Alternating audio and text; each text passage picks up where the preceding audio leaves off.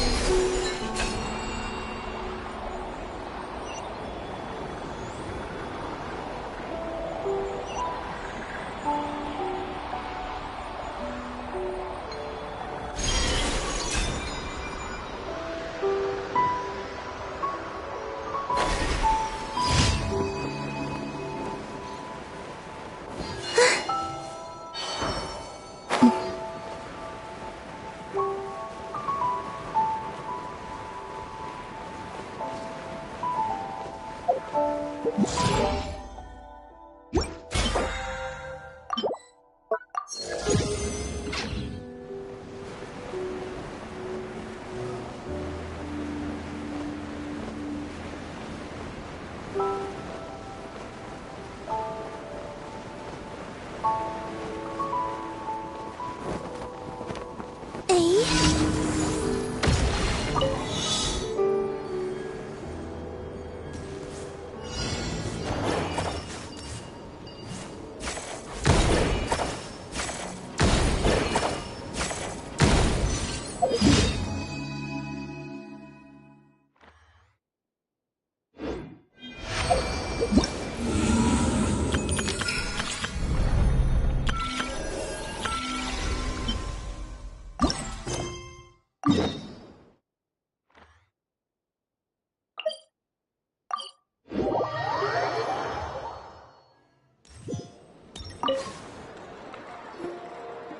Traveler, Paimon. It's been a while. As it happens, there is a letter here for you. One moment. Here. A letter? From who?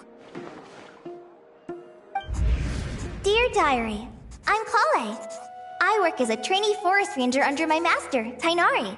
I'm also studying at the academia. I've been getting better and better at reading lately. Mr. Al-Haytham says that the written word is a crucial medium for exploring the world and understanding oneself. That's why I decided to start this diary. That said, what should I write about? Things are pretty quiet in Sumeru these days. Life is good. Every day is a fulfilling and happy one.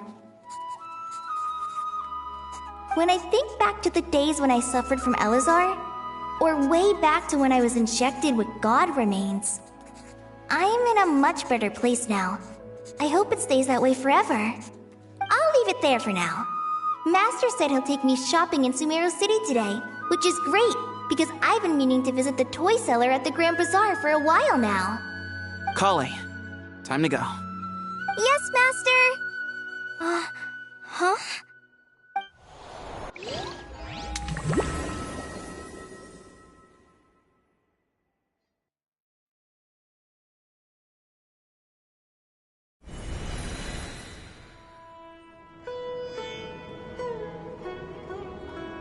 What's wrong, Kale? Is there something on my face? No, sorry. I didn't mean to stare. Did Master Tainari send you to pick me up? Master Tainari? What are you talking about? Tainari is the General Mahamatra. He's probably busy arresting criminals in Sumeru City. I mean, if that's what floats your boat, I can introduce you, but... Wait, Master Tainari is the General Mahamatra? But what about Mr. Sino? Sorry? Oh, you mean that guy who just joined the Vahumana Darshan? Rumor has it he's the leader of the Temple of Silence. If that's true, it's pretty impressive. Sounds like you've been getting to know more and more people since you joined the academia. That's great, but don't let your forest ranger duties fall by the wayside, okay? What's going on? Sethos is acting like he's my master, and Master Tainari has taken over Mr. Sino's job. Is this some kind of prank? If so, it's a weird choice of prank. But anyway, Sethos doesn't look like he's joking. What is this all about? Hey, you're zoning out again. I'm gonna buy some tools for the rangers. Why don't you stretch your legs a bit? It's been a while since you last visited the city, right? Wait! He's right. It has been a while since I last visited Sumeru City. Was it always like this? I mean, it feels familiar, yet somehow... something seems different. Is this really Sumeru City?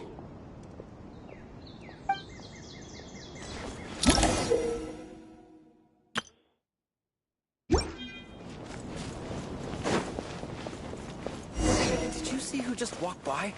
I think she's that famous merc. Hey, did you see who just walked by? I think she's that famous merc. Yeah, it's gotta be her. That red hair gives her away. The Flame Mane. They say she can take down a dozen tough guys with just one hand. Would you like some fruit? How will I ever ever save enough money to buy that custom-made axe with floral carvings from the blacksmith? How will I ever save enough money to buy that custom-made axe with to use as a weapon, of course? As Hussein's secretary, I must ensure his safety. Donut peace is precious. It takes courage to maintain a peaceful life.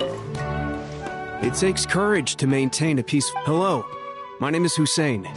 I'm responsible for managing administrative affairs in the Grand Bazaar and Treasure Street on behalf of the Academia. It's always one thing after another. If only everyone was as good-natured as the great merchant Kaveh Bey.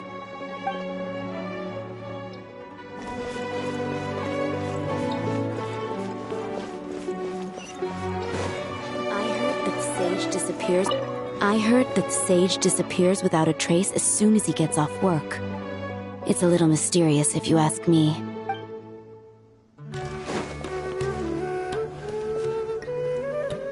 Lord Kaveh Bey, did you get a chance to review this month's accounts? Any feedback? You mean the version you sent over a few days ago? Yeah, I took a look when I received it.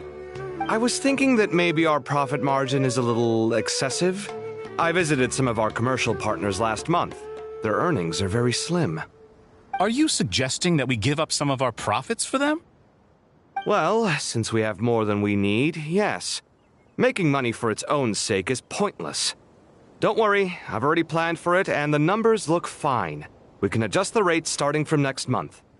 Also, about that designer you hired, I've had to revise his proposal 3 times now, but he just doesn't seem to... Let's cut our losses. Pay him his fee and send him on his way.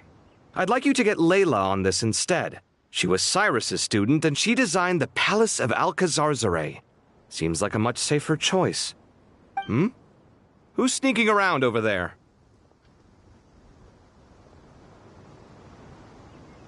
Mr. Kaveh? Do you recognize this person, sir? Yes, it's all right. We've met.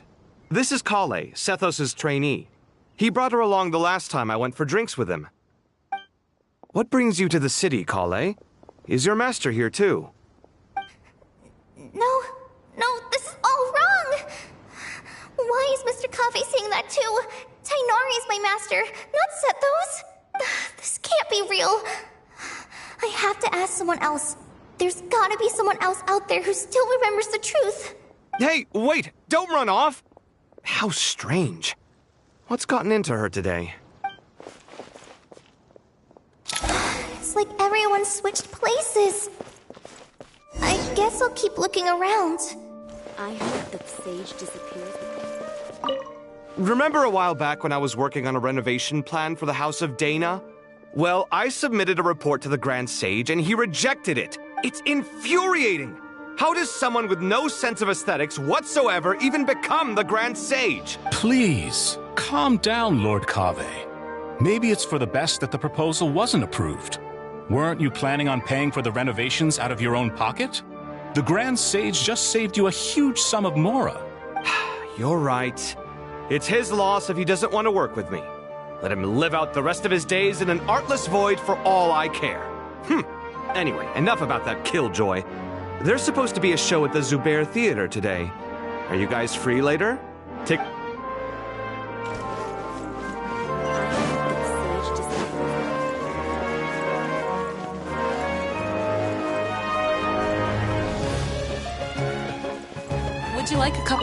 Would you like a cup of coffee?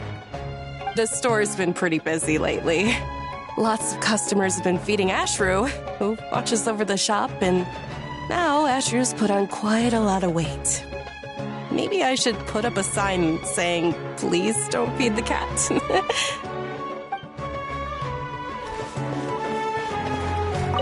Hey, bud, can I ask you a favor? Is it alright if I borrow your thesis?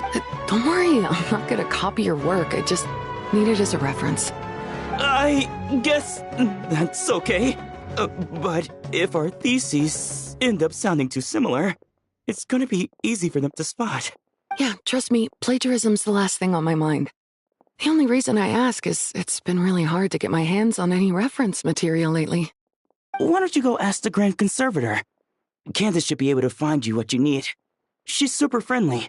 I'm sure she'll be happy to help. Really? I always assumed she'd be tough to negotiate with. Fair enough. I'll try my luck at the House of Dana later then.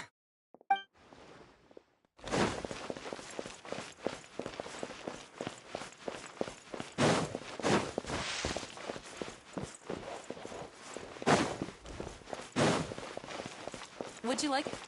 Students are under so much pressure these days. Sometimes I just want to write their papers for them.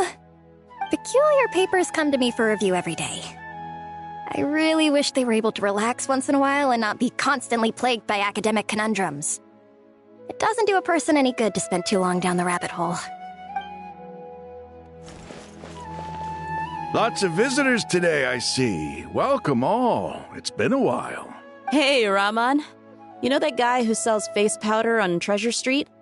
I haven't seen him around in a while. Any idea what happened to him? Oh, you mean a Hongar? Yeah, he got into a brawl with Shavirme on Treasure Street. He's been banned from setting up shop there for now. Seriously? Oh, well, that's a shame. I was planning to pick out some makeup for you. Oh, don't worry about it. The legendary Flame Mane discussing makeup with the Zubair Theater star dancer. Now there's something you don't see every day. Flame Mane? You know, I'm not actually sure when people started calling me that. Maybe the other Eremites thought I needed a fiercer title to scare people off? To be completely honest, I think the title would fit you better than me, Dia. You think?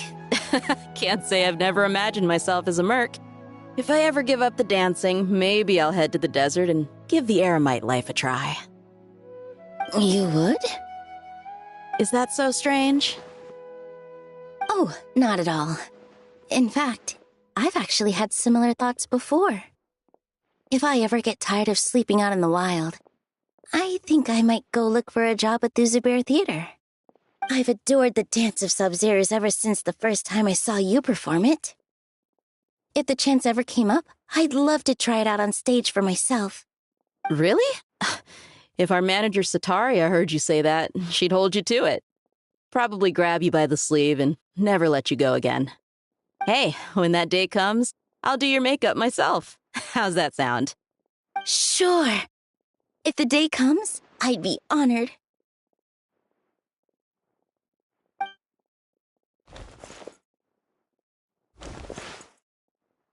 Everyone I know, everything I've ever known. Suddenly it's all a jumbled mess. The question is, who's right? Them or me? Oh, my head feels so heavy. I can't think straight. Hi, Mr. Sino. What are you thinking about? There's a chapter in King of Invocations where the spirit of someone who died long ago possesses a living man's body. To the outside world, it looks like he's developed a whole new personality. I was just thinking how terrifying that would be for his friends. Imagine waking up one day to find that a friend of yours has suddenly become a different person. Huh? So what got you thinking about that? I don't know, but something feels off. Everything looks fine on the surface, but can human perception really be trusted?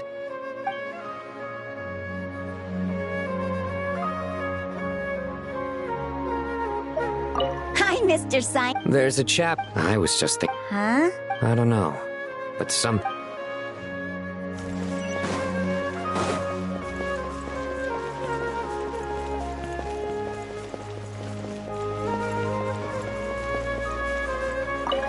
All right, not a single Mora short. That covers you for this month's rent. What a relief. I was worried the design fees I received this month wouldn't be enough. Well, next time, don't fret. Just let me know and I'll give you a few days' grace. We've known each other long enough for that. Anyway, how are you settling in? I couldn't help but notice that you're staying up late quite often. Yeah, I can't explain it. I just feel more inspired at night. Once I get in the zone, I can race through a whole bunch of drafts, no problem. But what about you? I keep hearing you sighing these days. Is everything okay? Well, it's just... Don't you think this house is a little small? I guess I should be used to it after living here for so many years. But for some reason, I've been feeling claustrophobic recently. I want to move somewhere bigger. Once I've made enough Mora, I'm gonna buy a huge new house. As big as... at least as big as the Palace of Alcazarzaray. That sounds really expensive. True. I'll never be able to afford it on a scribe's salary alone. I need to find another way.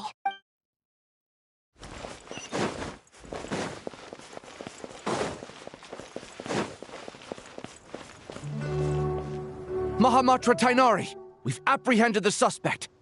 They say that the fool is prone to blind faith, but the wise man is not immune to it either. Suraj, do you have anything to say in your defense? Tainari, you were the one who turned the sages against me. Just a few words of caution from you was all it took to destroy my research. And now you're trying to stop me again? You should know that mechanical life is the future! We must cast aside our useless flesh and... That's enough. I'm not in the mood to listen to your lunacy. Anyone could tell you how amateur your work is. Karina, Ilias, put him somewhere safely out of the way. Yes, sir.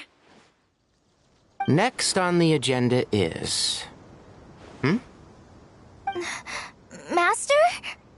What is it? Wait, did Professor Zahahati send you? She's been encouraging me to take on an apprentice. Might be getting a bit ahead of herself there, though. No, Master! It's me! Kale! Listen to me. Something really weird is going on in Sumeru City. It's like everyone's identities have switched around. You're not the General Mahamatra. You're a Forest Watcher. Just yesterday, we agreed to come to Sumeru City today to go shopping together and... All right, there's no rush. Let's back up a little. Your name is Kale, correct? Although this is our first meeting, you do seem strangely familiar somehow. Is there anything I can help you with? No.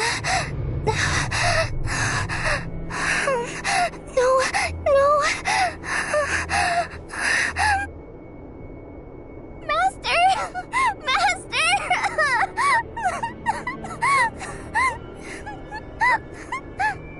What is it?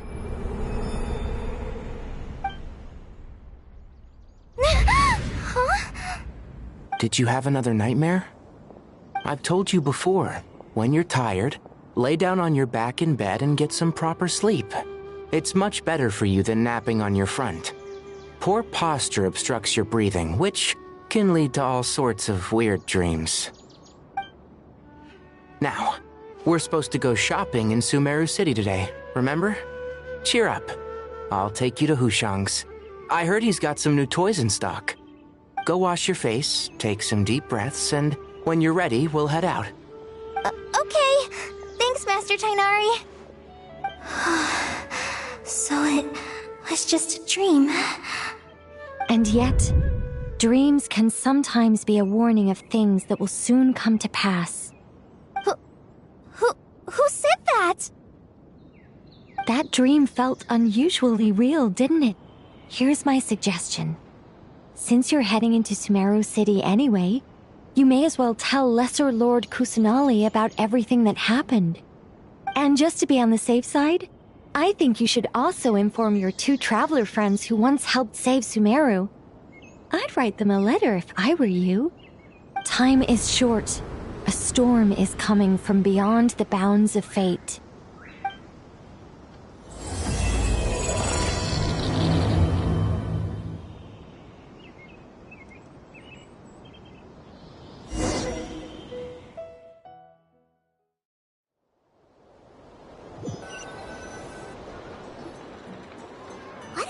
strange situation. No wonder Kale was in such a rush to write us a letter. Imagine waking up one day to find that everything around you has changed. You might not even recognize Paimon anymore. Oh, that's a scary thought. Let's get to Sumeru and find out what the heck is going on.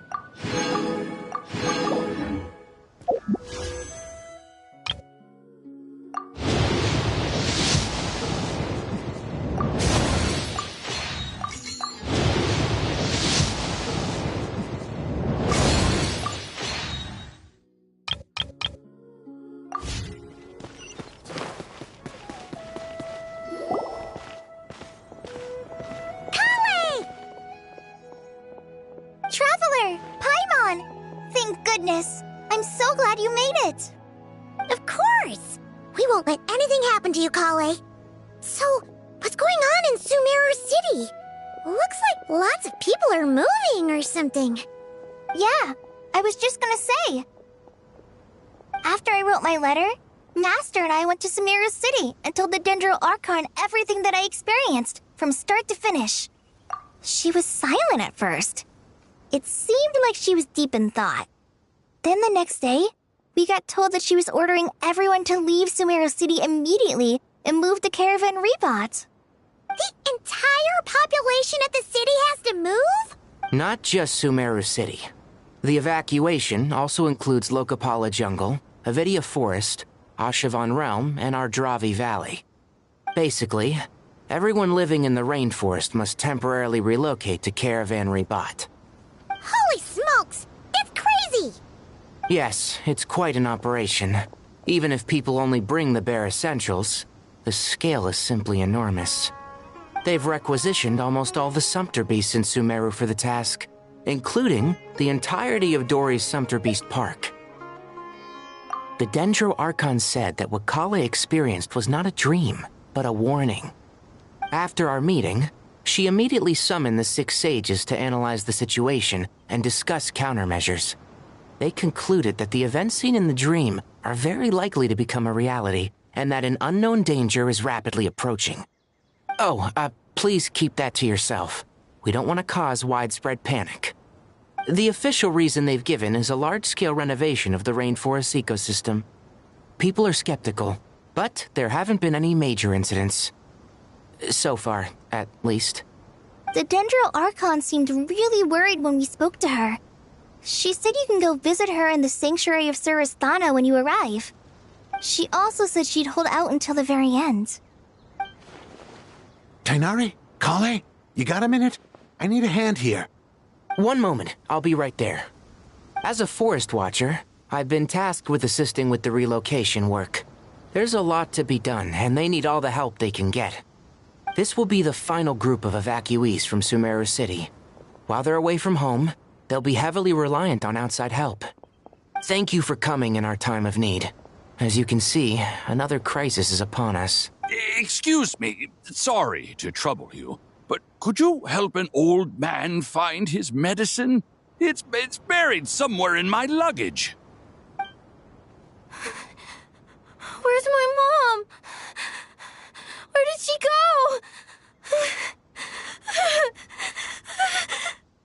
go? Don't worry, it'll be okay. Those items are worth a small fortune. Make sure you store them somewhere safe. You understand? I bet you thought you'd get away with this in the chaos, huh? Guess again. No petty thief gets past me.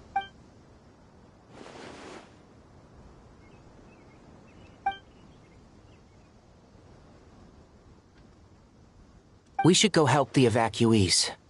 See you around. I'm so glad that you believed me and came all this way to help. It means a lot. Please stay safe. Don't worry. We may not know exactly what's going on yet, but as long as we stick together, we'll find a way through this. Goodbye! Look after yourselves! Will do. See ya!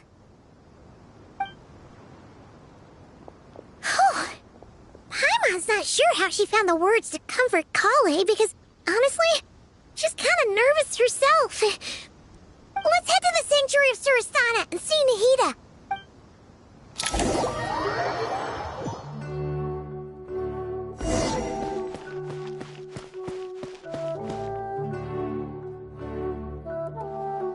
Who goes there? No unauthorized access to this place. By order of Mahamatra Sino. Are you blind? It's the Traveler and Paimon. Surely you've seen them before. Huh? Oh, so it is. I'm sorry, I haven't been sleeping well lately. My nerves are a little frayed. The Dendro Archon is in a very vulnerable state at the moment. Mahamatra Sino is concerned that our enemies might choose this moment to strike, so he's ordered us to strengthen our defenses. Just seeing you two again already puts our minds at ease. Please, enter. I'm sure everyone's expecting you.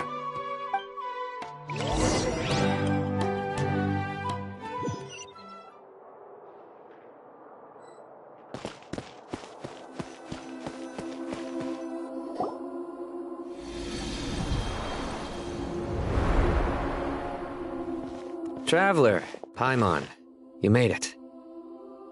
Aha! Perfect timing. Reliable helpers like you are just what we need right now. Oh, it's good to see everyone again. Kawaii gave us a rough idea of what's going on, but we still have a lot of questions. What kind of danger is Sumeru City in exactly? And how come everyone has to move to Caravan Rebot? At this stage, we can't be certain.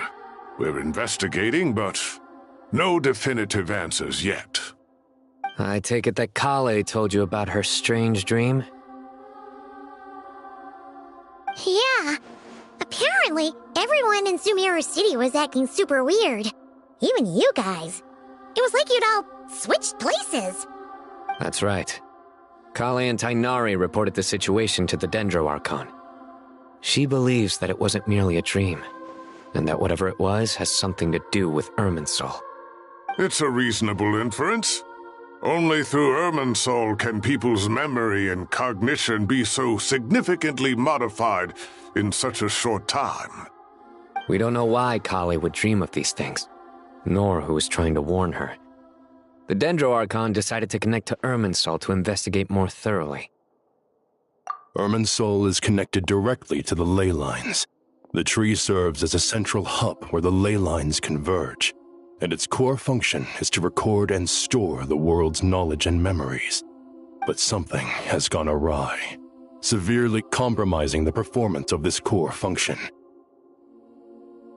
Information is bottlenecking inside Irminsul, hampering the ley line's flow. If this continues, new information will languish unrecorded, with existing records thrown into disarray. In short, the souls of the dead will be stranded, while the living have their sense of reality warped. In the long run, Kale's dream could well become a reality. And that's just the beginning. There's no telling what other nightmares could end up coming true.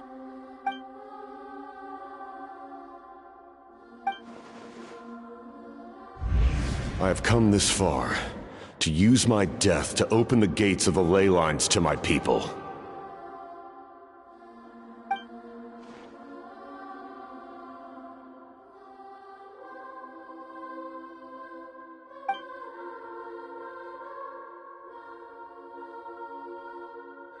Faced with a growing backlog of information, the Dendro Archon decided to connect herself directly to Irminsul and take over the recording and processing function herself. But it is an almost impossible task. Individual brains aren't equipped to deal with the sheer volume of knowledge and memories involved. All that information flooding in at once would instantly fry any human mind. And for a god, even for a god, the suffering must be unimaginable. The Dendro Archon's power originates from Irminsul. Any issue with the tree itself takes a toll on her to begin with. On top of that, she's subjecting herself to the grueling task of processing all that data. It must be torture for her. And despite all of this, she is somehow finding the strength to investigate the Irminsul situation from within and send us her findings. I finished analyzing the latest data. Looks like our working theory was wrong. There's no signs of Irminsul having been attacked from the outside. So it's internal then? Some sort of disease, perhaps? No. I've spent half my life studying the ley lines. If Irminsul malfunctioned this easily, the world would have met its end long ago.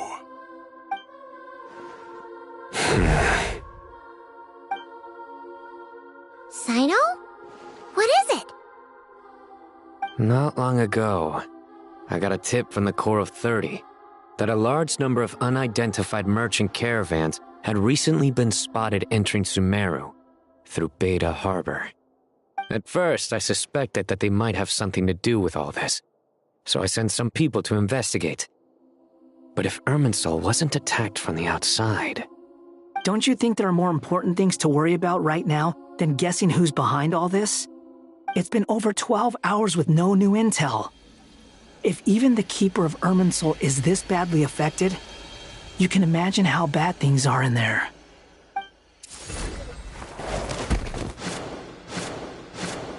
Dendro Archon.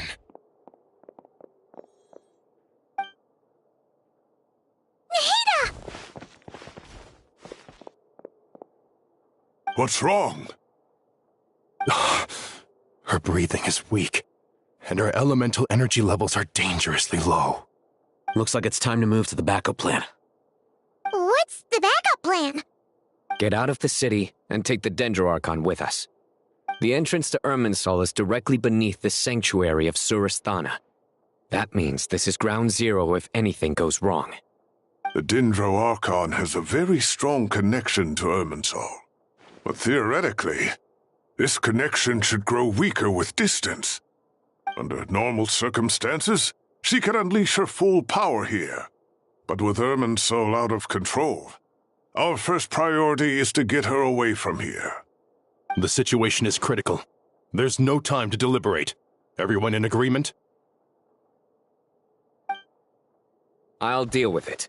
I'll also let the Matra and the Core of 30 know to start evacuating.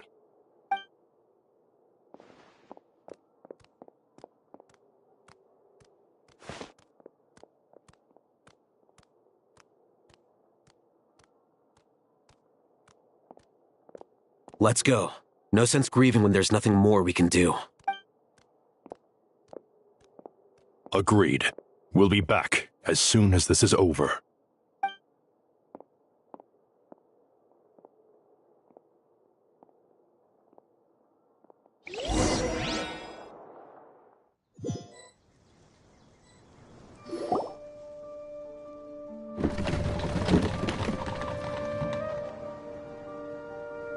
The last group of civilians has been safely evacuated. Dendro Archon's carriage will travel with them. Sino and Hat Guy will protect the convoy. With the Dendro Archon in a coma, we've lost our means of investigating the situation. And with Irminsul still deteriorating, we have no choice but to evacuate Sumeru City. Feels as though we're being pushed along by an invisible hand. Stop moaning, Cyrus. We're the teachers here. We should be showing a little more confidence, don't you think? A wise judgment. Let's move out. to Caravan Rebot.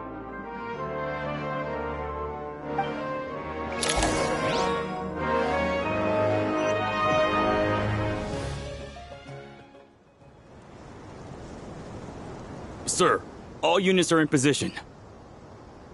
Good. Everything is going to plan. Interfering with Sumeru City is a necessary step, so do not hesitate. The Irminsul situation will not harm you. We need to speed things up here, too. We don't want to keep our client waiting, do we?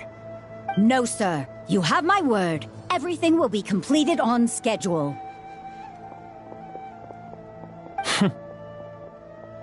They say that fervent ambition attracts the favor of the gods, and with it, a vision. But we appear to be the exception. So, is our ambition not strong enough? Or does it threaten the very foundations of this world?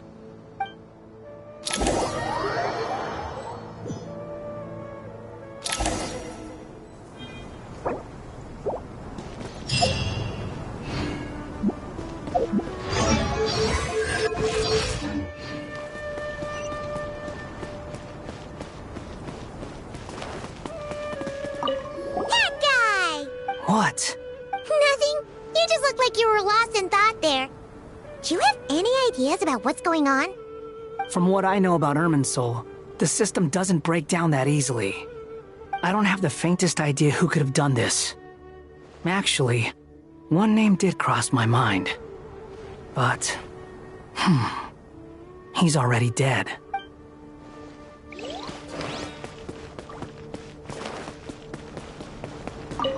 So, can I assume that this period of time away won't count as part of the rental period? Maybe we should deduct it from next month's payment. Sure. Great! Wait, why are you suddenly being so reasonable? What's the catch?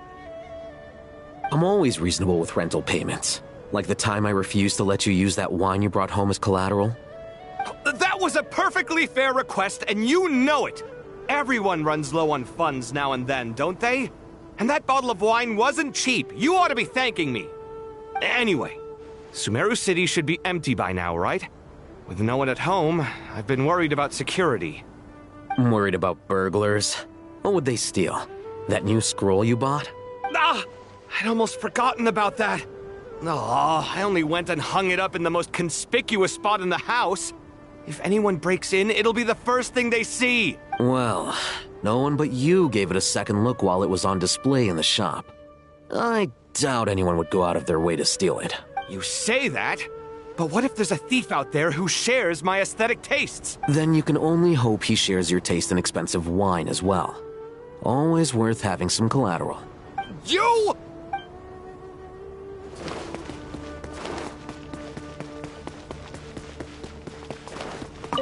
Keep your eyes peeled. It's down to us to maintain order at this time. This is a direct command from the Mahamata. Everyone stay vigilant. We cannot allow bad actors to take advantage of the chaos.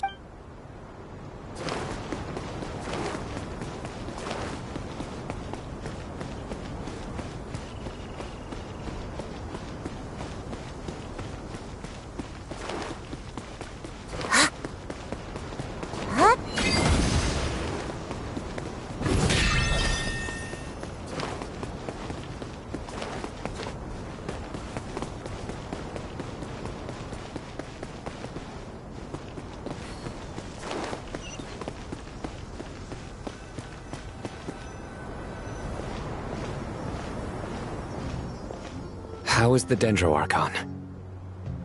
Her breathing is steady. I prepared some therapeutic incense for her, but it hasn't had much effect. Her vitals are still very weak. Based on the information you've provided, I have a working hypothesis. Her condition is partly due to Irminsul's influence, and partly due to a physiological imbalance caused by the rapid depletion of her power. Elemental energy usually flows through the body at a relatively constant rate. The body grows accustomed to this rhythm, so when it's thrown out of balance, physical symptoms will appear. Is this similar to the ley lines? Overloading and withering both directly affect their vitality, potentially causing irreversible damage. Correct. From a biological perspective, If you overexert yourself, you pay the price with your life. The Dendro Archon is not only drained of power, but her life force is at a critically low level. Is there any way to restore her health? I know the ley lines have strong self-healing abilities. As long as any blockages or pollutions are dealt with, they can quickly regain their vitality. But what about people? Well, gods. What's their capacity for self-healing? Before we think about that, there's a bigger predicament to resolve. Restoring the Dendro Archon's power requires us to heal Irminsul first. But that will be extremely difficult without the Dendro Archon's power. Paimon's already getting lost here.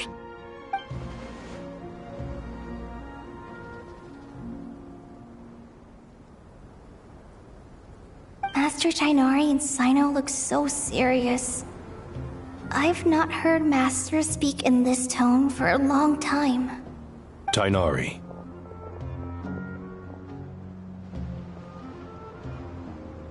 Master Nephis, sages. Tighnari, haven't seen you in ages. Have you gotten taller? Or did your ears get longer? Hopefully the former, Uncle Baladuri. Sino, where's Professor Cyrus? I thought he'd be with you. He went out into the wild to investigate the situation. He said that the Irminsul anomaly will likely start to affect the real world soon. He shouldn't be trotting around alone at his age. Which way did he go? I'll look for him later. Would someone mind introducing us? Ah yes, of course. Allow me to do the honors. I'm sure we're all familiar with the Traveler and Paimon. They're the heroes who helped foil Azar's conspiracy and save Sumeru. These gentlemen and I are the 6 current sages of the Academia. Balduri and I are part of the Old Guard, while the other 4 took office after Azar and his clique fell from power. We have Sage Alkindi of the Spantamad Darshan, Sage Fernas of Kasharawar, Rataoist Sage Shakir, and finally Harabatot Sage Rusht. Nice to meet you all! I've heard much about you. Delighted to finally meet you in person. You're younger than I imagined for someone with the power to stand up to fate itself. Thank you for lending your aid to Sumeru once more. Once we're on the other side of this, could we get a photo together?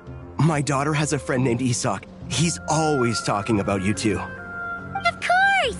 No true hero would deny a child their wish. Back to business. So with the Dendro Archon currently in a coma, the people have taken temporary refuge at Caravan Rebat. But they cannot stay here forever. We need to come up with a plan as soon as possible. Fernas, any thoughts? Well, firstly, having reviewed the data, I'm inclined to agree with your assessment. This doesn't look like an attack on Irminsul from the outside. Rather, it resembles a malfunctioning machine. Calculations going haywire and sparks flying.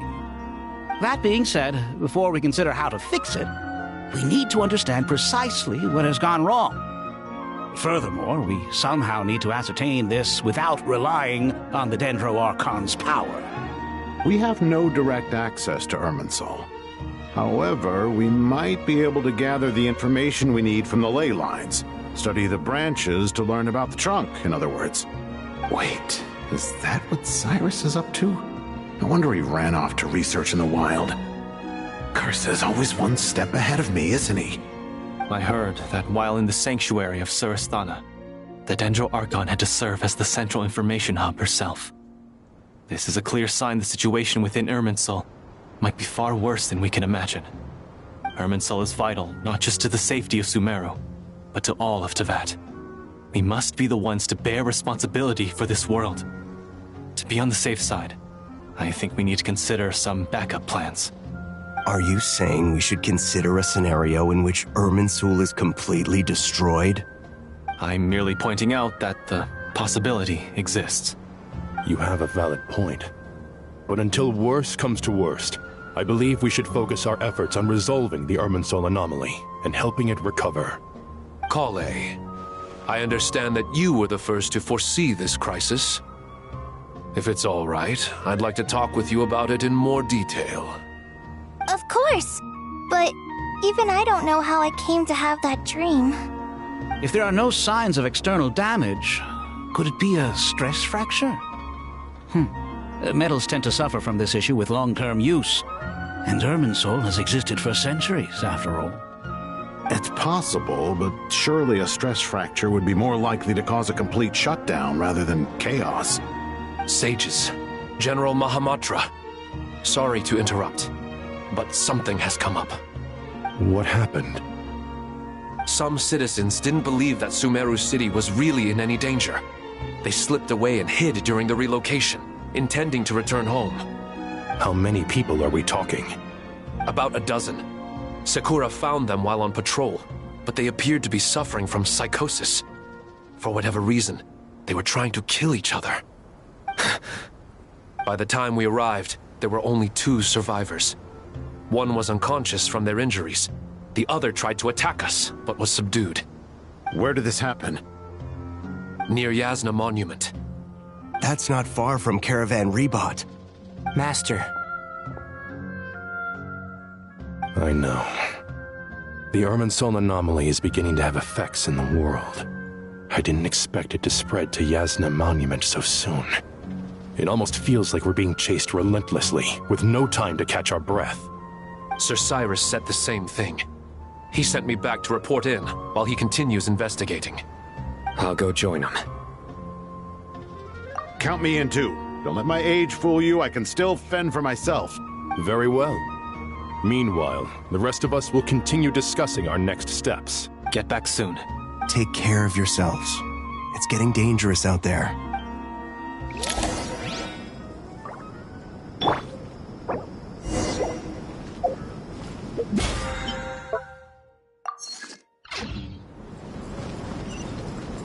I thought we'd be safer once we got to Caravan Rebot.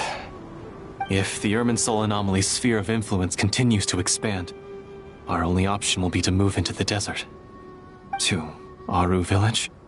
We should check if they can accommodate so many people. Essential supplies will also become an issue. We were only able to relocate here so quickly because Caravan Rebot is well stocked. If we move to the desert, we'll need to carefully calculate how much food and water to bring.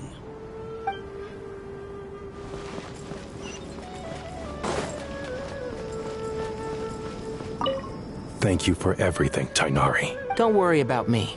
I'm fine. But if you don't mind me saying so, Master, you're looking a little nervous yourself. I only just got appointed as Grand Sage, and now this happens. It's quite overwhelming. Looking back now, I don't think I handled the situation with Azar very well at all. Yes, I protested, but I went about it the wrong way. Instead of helping, I just ended up getting locked away. Now that I'm the Grand Sage, I have to be responsible for everyone's lives, including the dozen or so who fled to Yasna Monument. I can't help but blame myself for their deaths. It's only natural that you want to do the best job you can, but Master, we both know perfection is impossible. You're right. We may well be heading into the desert before long. Feeling up to it? We left in such a hurry that I didn't bring any sun lotion, but I'm sure I can make some from local ingredients here. That was a big part of my graduation thesis, after all. Still remember? Of course, like it was yesterday. I remember asking you if you'd like to stay and teach, but you turned me down without a moment's consideration. Anyone else would fight tooth and nail for the chance to research by my side, but you couldn't get out the door fast enough. Weren't you afraid I'd hold up your thesis and stop you from graduating? If you'd pulled a move like that, I would have reported you to the Matra right away. You wouldn't give me a second chance? What about the bond between mentor and student? No, Master. I would not sit by and watch you go astray. Very good. Then I taught you well.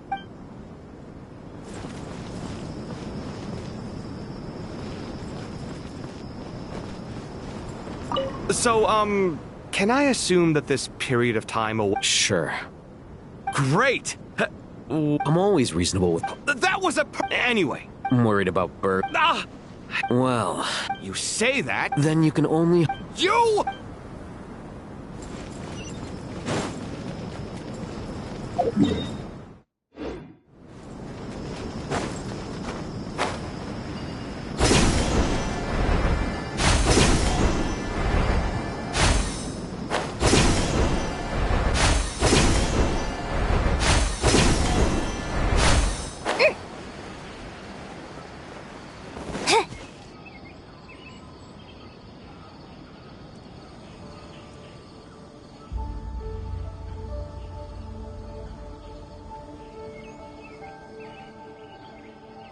Please don't go any further. As you get closer to Sumeru City, there's no knowing what dangers you might encounter. So this is our mentally disturbed man? I'm going to gut you all!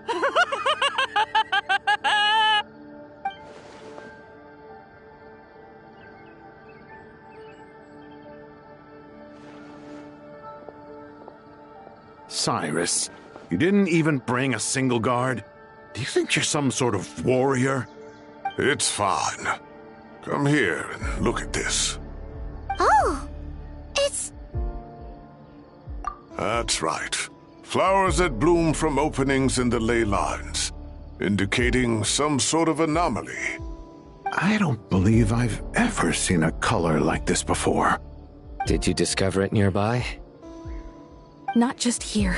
Way over there, too. They're everywhere. There's even more in that direction. How did you ascertain the situation further ahead? Didn't you just say that we can't go beyond this point? Yes. This area is relatively safe so far. But if you continue forward, delusions will start afflicting your mind. However, some vision-bearing mercenaries were able to maintain their sanity a little better. They're the ones who brought back news from further afield.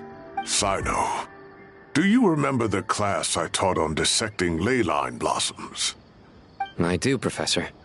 I received full marks in that course. Good. After all these years, it's time to put that knowledge into practice. There must be anomalous information hidden within these blossoms. Alkindi, I'll need your help as well. Been a while since we worked on a project together, hasn't it? Sure has. Well, what are we waiting for? Let's get to work. Anything we can do to help?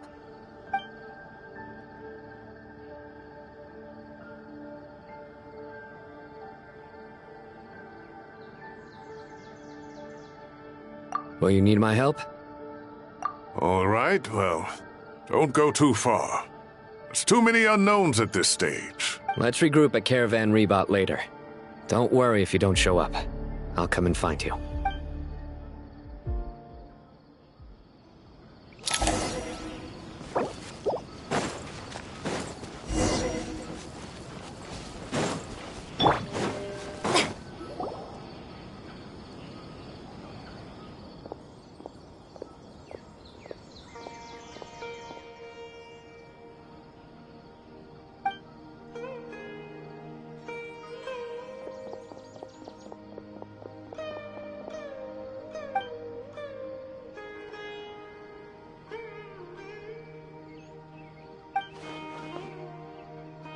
That should be the heart of Oasis.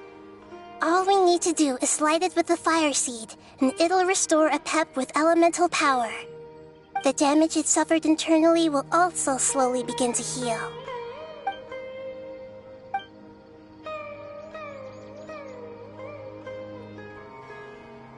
What is it? You thought of something? Really? Then let's get back and tell the others!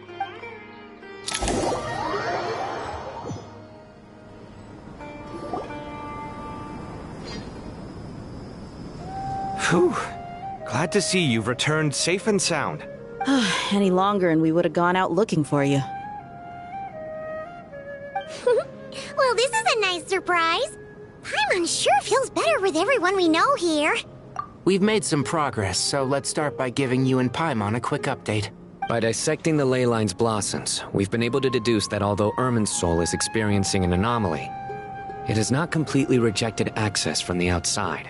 The Dendro Archon has the power to connect to Irminsul, but there's also another way. I assume you recall the devices everyone was wearing when you first arrived in Sumeru?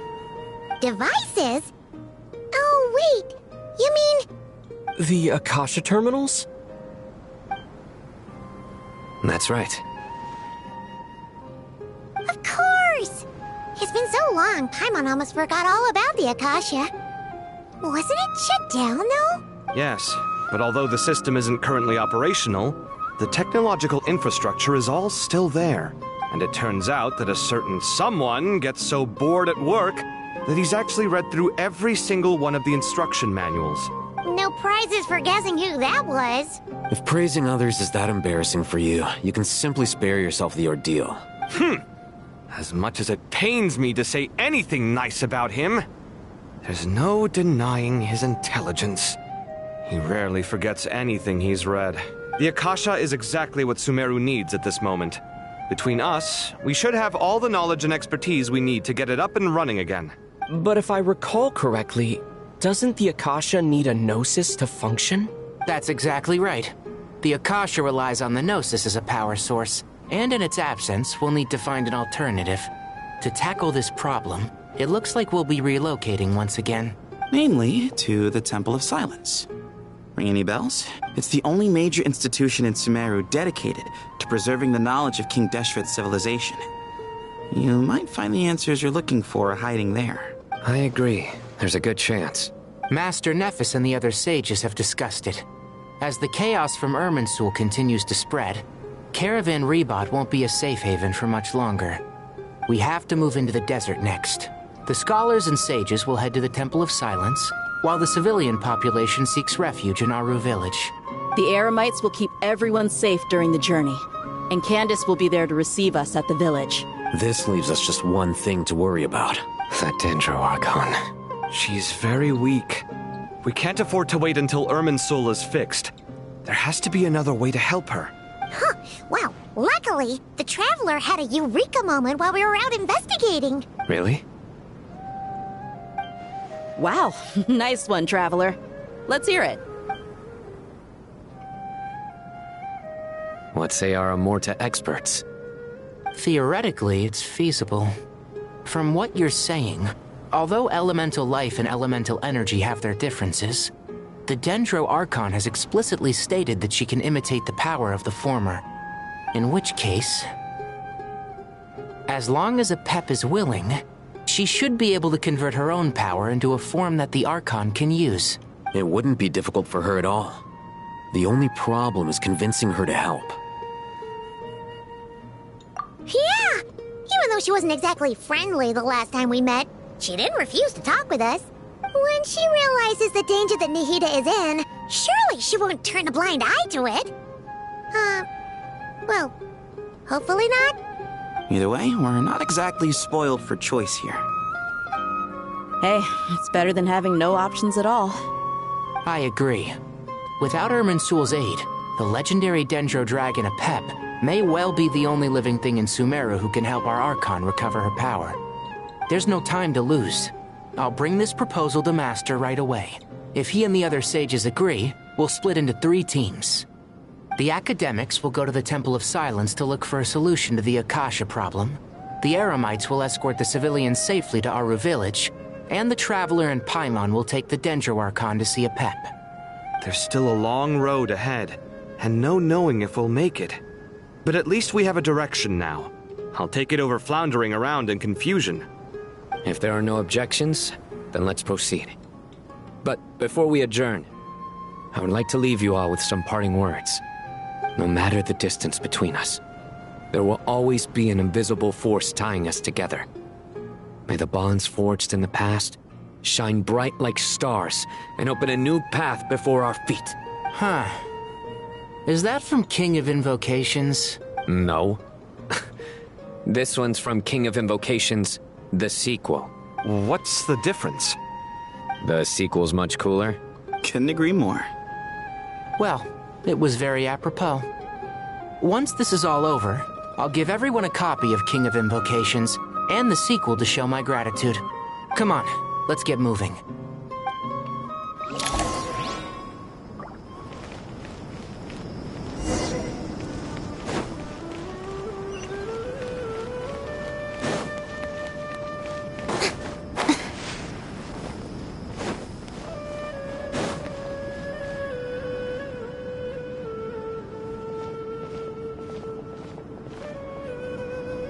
Tighnari has brought me up to speed. I approve of your plan of action. But we can't proceed with everything right away. The people need to rest. For many of them, this will be their first time in the desert, so we'll need to find additional personnel to help escort them. You two, please go on ahead with the Dendro Archon. Let's rendezvous at the Temple of Silence later. this? Words can't express my gratitude. So let me just say, I hope everything goes smoothly for all of us. Goodbye for now. Alright, let's get going. If Paimon remembers correctly, the last time we saw a Pep was in... Traveler, Paimon. Could I borrow you guys for a moment? It'll only take a second. Kale, what's the matter? Well, the thing is, Master Tighnari once told me, after you raise a problem, you should think about how to resolve it. But ever since I had that dream, I feel like I haven't been of any help at all. I tried my best to keep up with the conversation, but there was so much new information, I couldn't take it all in. So, I just wanted to ask, do you have any tips for me there? Paimon knows exactly how you feel. But fear not, everything you need to know is right here in Paimon's notes. Sumeru chapter. It's got tons of info about all the things we've seen and heard on our adventures. Some parts are a little simplified, but hopefully it all makes sense. You see? Being the greatest guide in Tibet isn't just a fancy title. It takes a lot of hard work. Paimon doesn't always understand the things you're talking about with other people. Whenever that happens, she notes down the confusing parts and goes over them in her own time. This is perfect. Could I borrow it? Sure. Matter of fact, you can keep it if you want. Paimon has another copy. The spare copy was originally meant for the Traveler. Paimon used to worry that one day he might not need a guide anymore, so she wanted to have a gift for him, in case we ever parted ways. But it doesn't seem so necessary nowadays. We have so many more places to see together. One copy will be enough for both of us. Thank you so much. But still, these are your treasured memories. I think I'll make my own copy and then return the original to you. Anyway, that was all. I won't keep you any longer. Have a safe trip. See you again soon. See ya! Alright, time to bring Nahida to see a Pep. Let's hope that old grouch is in a negotiating mood.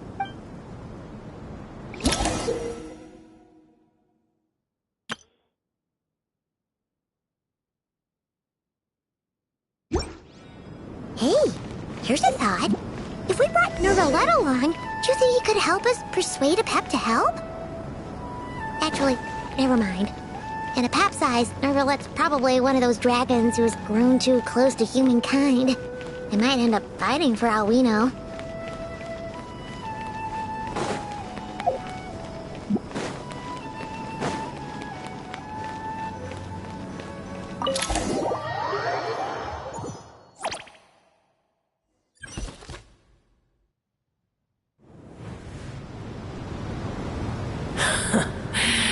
I had a feeling your kind might come calling. The ley lines are in disarray. Something has gone wrong with Irminsul, yes. Even from a great distance away, I can sense that Sumeru is headed for destruction. You who took our home from us, prepare to watch as your own world is plunged into oblivion. Oh, how the cycle of history comes to a poetic conclusion. This isn't a joke, Pep! Nahida's in grave danger! Can you please help her? Is she now? Then do explain. For what reason should I lend Boor my assistance?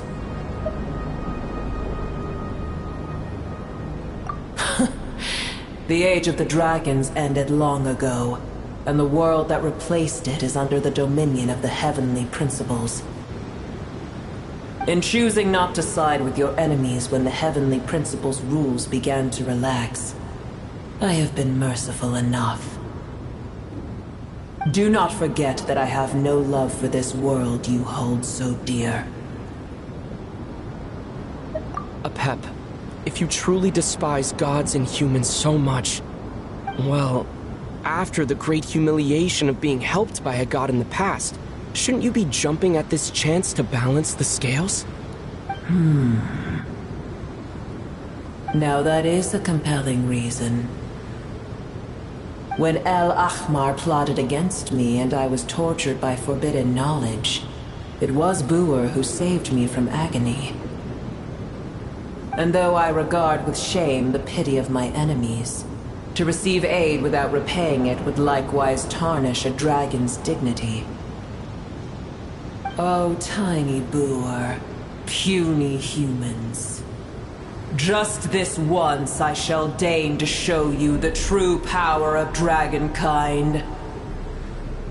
Whoa! It's happening again! We're gonna get sucked in!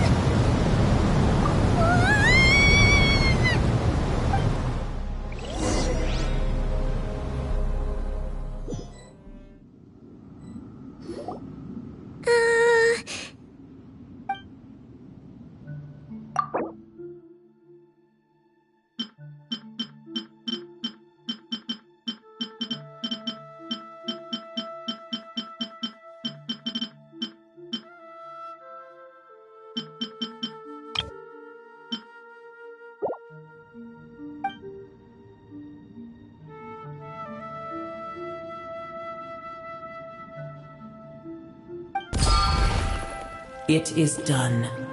The heart of Oasis is supplying her with life force as we speak.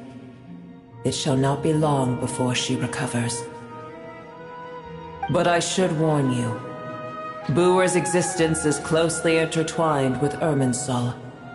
Unless the issues plaguing it are resolved, she will never completely recover her former strength. Thank you. Spare me your words of gratitude. You may also spare me your feigned concern.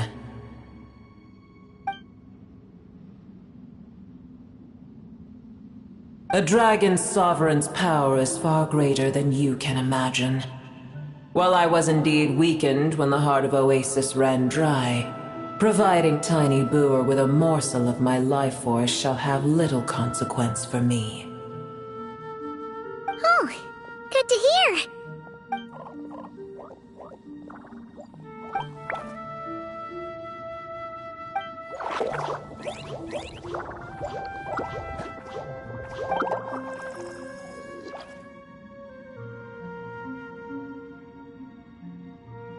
Ever held in high favor, I see.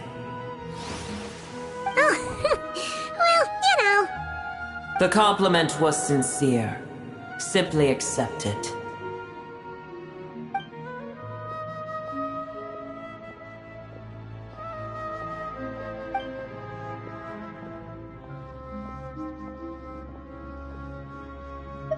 I did once. That tree was not planted by the heavenly principles. Irminsul existed before they ever arrived in Tevat. What? There was a time when it belonged to Tevat, to dragonkind. Its appearance and function then differed greatly from today. The ley lines flowed with an abundance of a familiar, primitive form of elemental energy. You may know it as the power of the Light Realm. The heavenly principles usurped and refashioned Irminsul, made it serve humanity, and used it to anchor the fate of the world. Yet in the end, humanity has failed to protect it. Heavenly principles, God of gods. It makes me sick. The enmity between your kind and mine can never be bridged. As things stand today, holding a grudge against you would serve no purpose. But there will come a day when we reclaim this world for ourselves. The opportunity will arise no matter how long we must wait. I can already sense that far away from here, the Hydro Dragon has wrested his authority from the hands of the usurpers.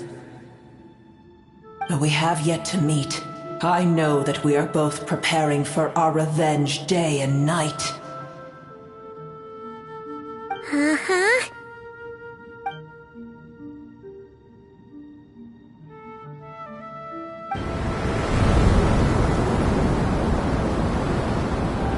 I hear a great disturbance out there.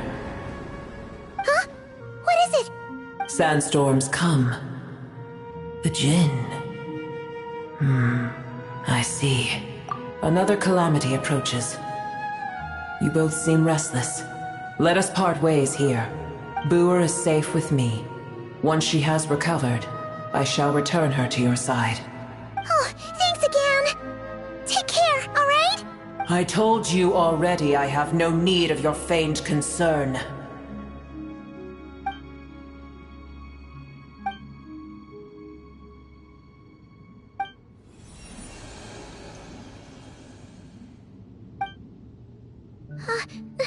Nahida? You're awake! Are you okay? Cease your interrogation.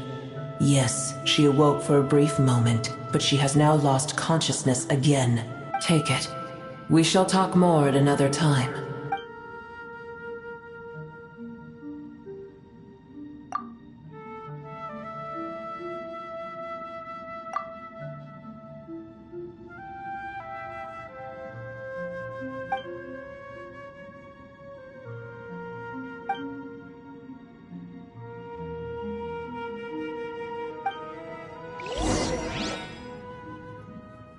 Where the heck are we? Did you just dump us in the middle of nowhere? Wait. No. Paimon remembers now. The Temple of Silence is over that way. Come on, let's go find the others.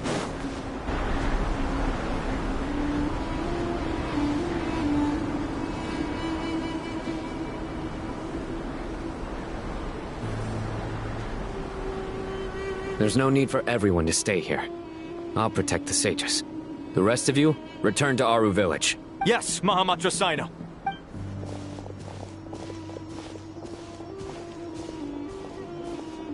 Sino! What's going on? You're back. How's the Dendro Archon?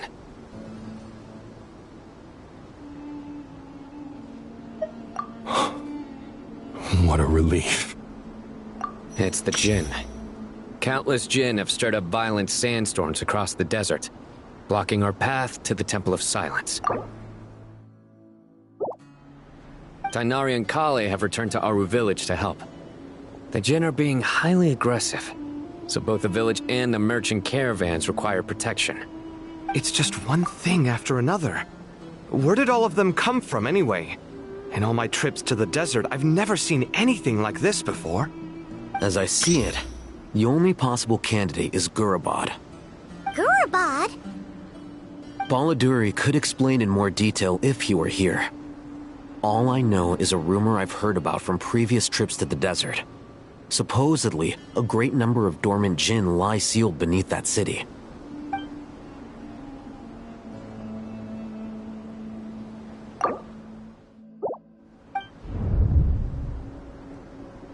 Gurabad is, for me, a fated land.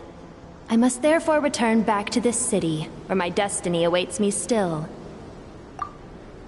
My master, I am sorry that I couldn't stay by your side for long, and that I could not have more time to get familiar with you. Lailapar. Yeah, we once said goodbye to a friend there.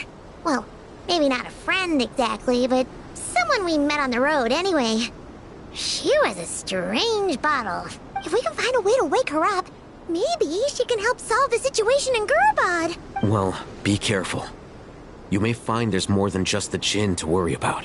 You mean, there are other dangers in Gurabad? It's a sensible assumption to make. The moment we arrived in Caravan Rebad, the Irminsul anomaly started spreading in that direction. Now we've moved to the desert, and suddenly we're plagued by Jinn and sandstorms. To call it a coincidence would be a stretch. Don't worry, we've gotten a lot stronger since our last stint in Sumeru.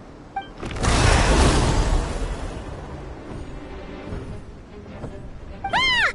When did they show up? It appears the monsters native to the desert have been stirred by the Jinn's activity.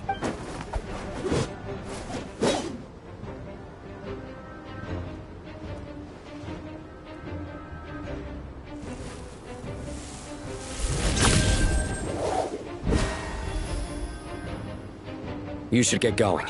We'll take care of things here.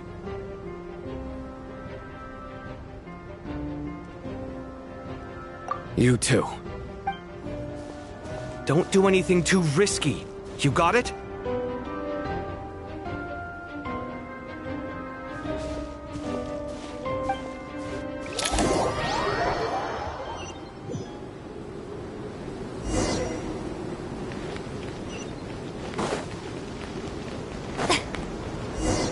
The Jinn are swarming out of Gorobod!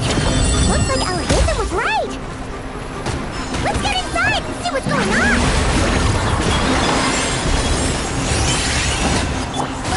Take heart for breath.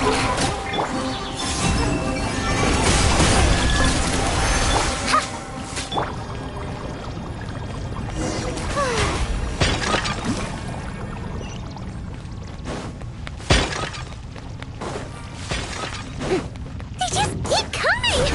How many of these things are there? We'll never take them all round! Let's just head further inside for now!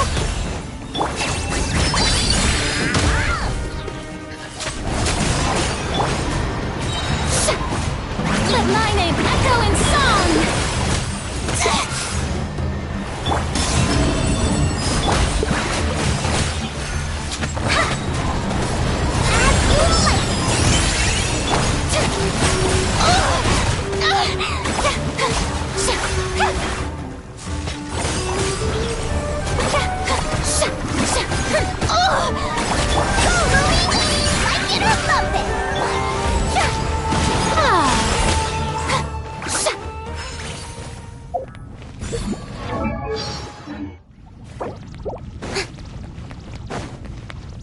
Target spotted!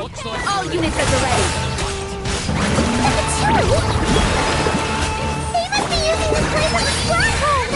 Are they the ones behind all this?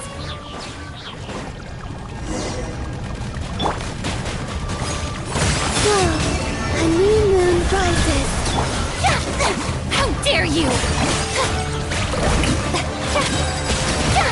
Let the world collide! A gift from the land beyond!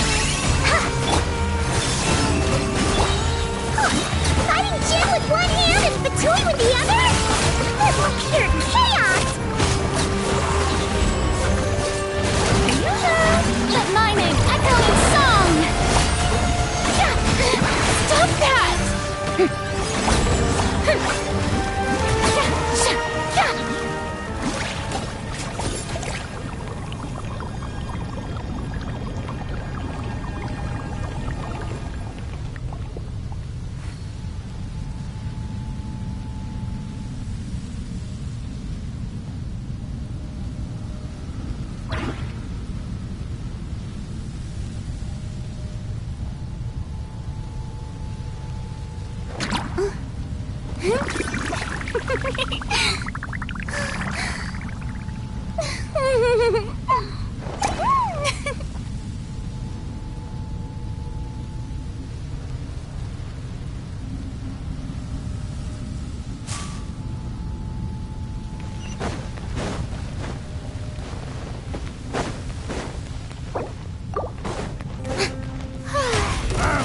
It's yours, go! Three moons converge. Wane. Time to shine!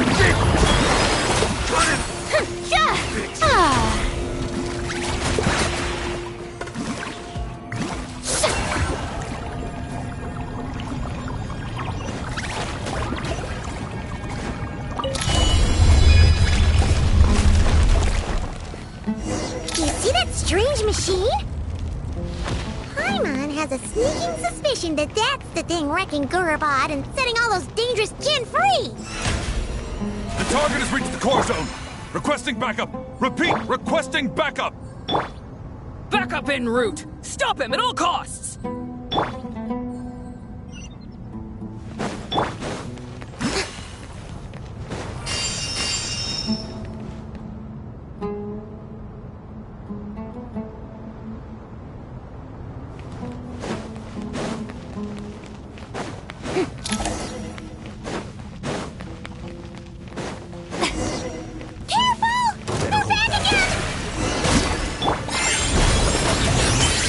Go, homie!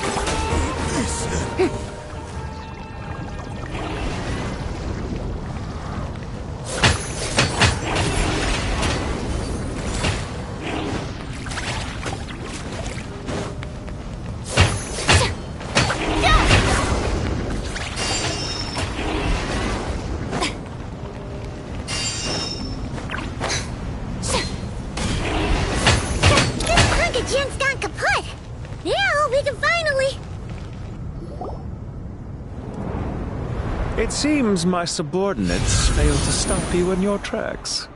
Apologies, sir. There is no need to apologize. You did well to hold your ground against such a powerful adversary for as long as you did. I must commend your courage and perseverance. So, you're in charge here, huh?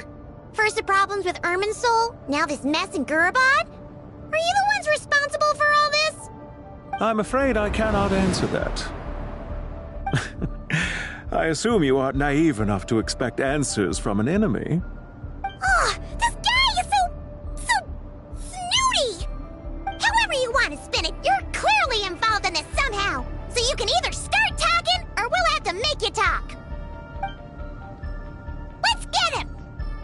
Traveler, what's wrong?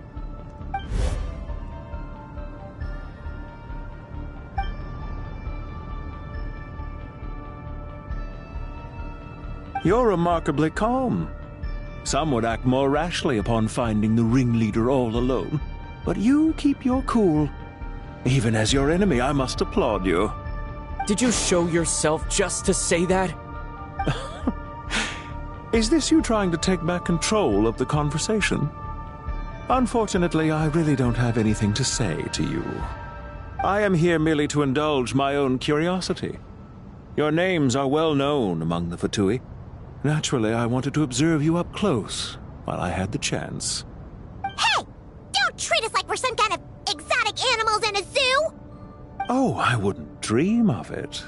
You seem rather predisposed to misunderstand me. I'm quite aware that you are both heroes of great renown. You have resolved crises in many nations and won countless allies along the way. I've been following your adventures with great admiration. My only regret is that the trajectory of your journey conflicts with our goals. What do you mean, admiration? Sorry, but that sounds pretty weird coming from you. I don't see why. We may happen to occupy opposing sides, but there is no cause for deep-seated enmity between us. To respect one's enemy is to respect oneself. Well, now that you're observing us up close, what do you see? I've observed as keenly as I can. Yet, while I endeavor to understand, your true strength remains a mystery to me. Violence is not my area of expertise either, so, you see, I would much rather converse with you like this than determine a victor with the edge of a blade. Besides, I've heard that even 3 moons in the sky fail to eclipse your brilliance. I know better than to bite off more than I can chew. 3 moons? So you have a connection with the Harbinger, the Doctor. Well deduced. Our commander, Dottore, died in Nodcry, but there are things that do not end with his departure. We must... Look at me. I almost divulged more than I should have. What are you after?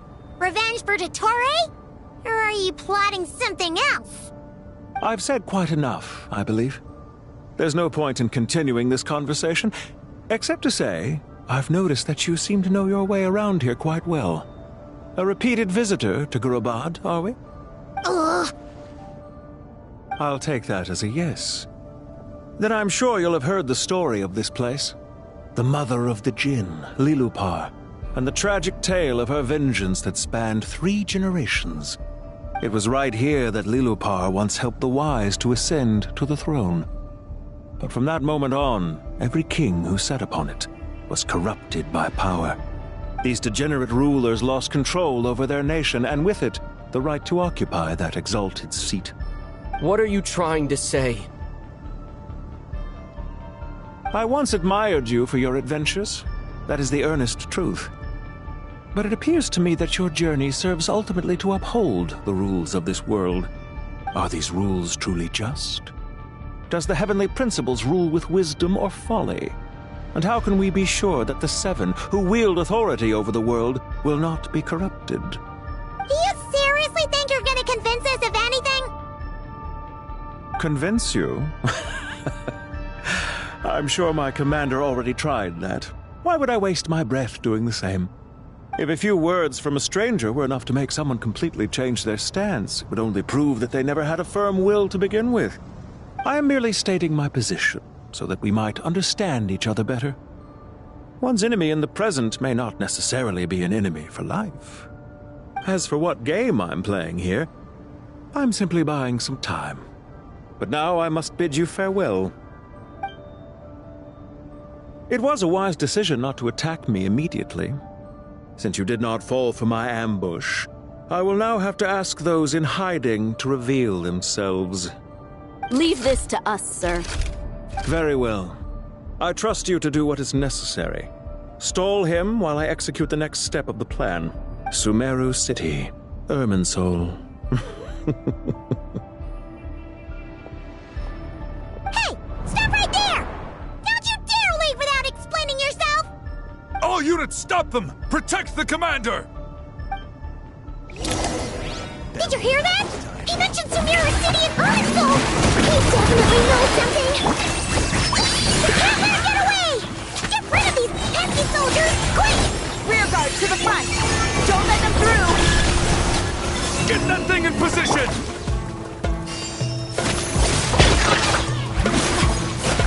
Hold on! Just a little longer!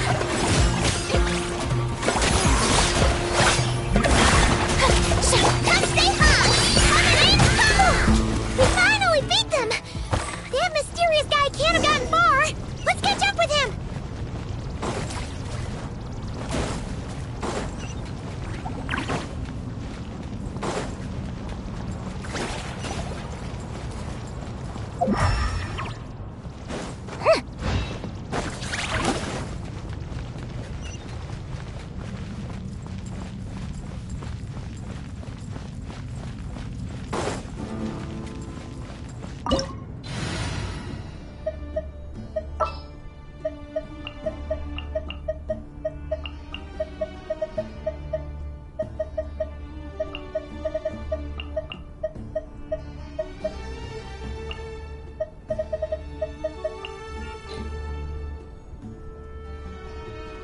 Commencing task. Found him! Over here! You're very persistent. Hey, you! Stop running and explain yourself! What are you trying to...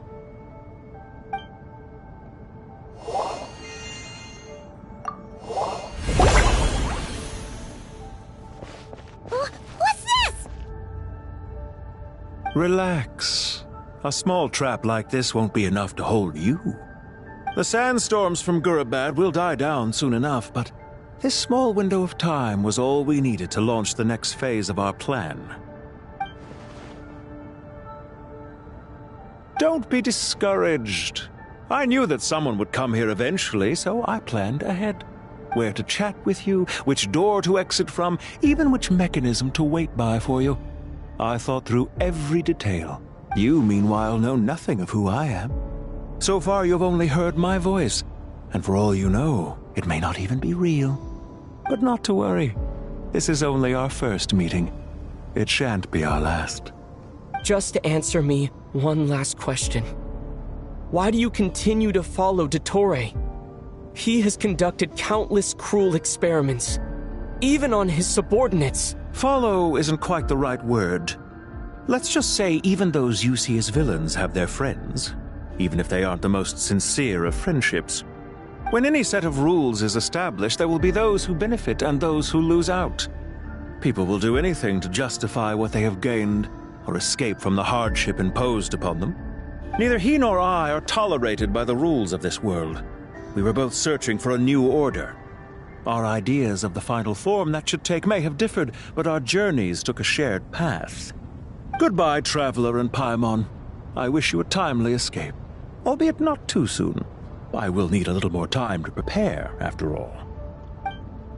Hey! Come back! Wait, this dark wall. We've seen these on our adventures before. It swallows people up! Oh, I'm sorry. She shouldn't have jumped the gun! Oh, okay. He may have fooled us this time, but we'll get him back!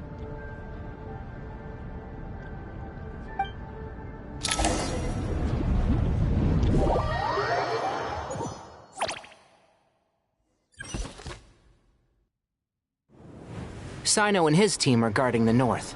We'll take this side. There's so many Jin! We can't let them get into Aru Village! Don't fret. I am well prepared for this situation. Huh. So you have a solution? Perhaps you're unaware that I have a trusty genie partner of my own, Plumpy. If I send her to negotiate with the others, this whole thing will be resolved before you can say Mora. Off you go, Plumpy!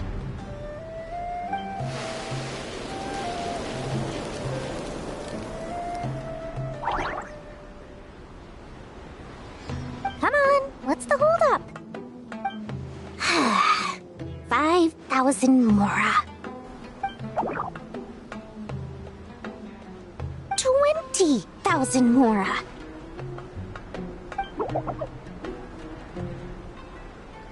100,000 Mora. Final offer.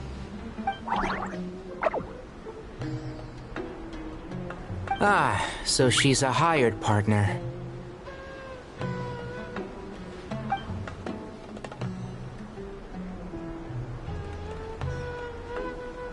Hired partners are reliable too. Plumpy here is a totally skilled negotiator. You'll see. Just a few words from her and...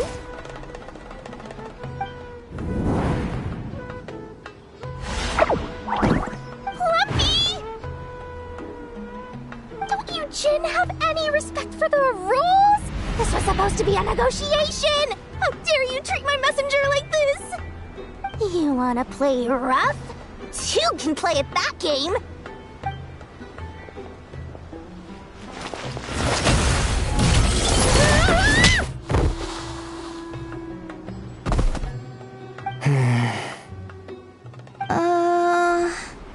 Looks like it's up to us now. Be careful, Kale. Yes, Master.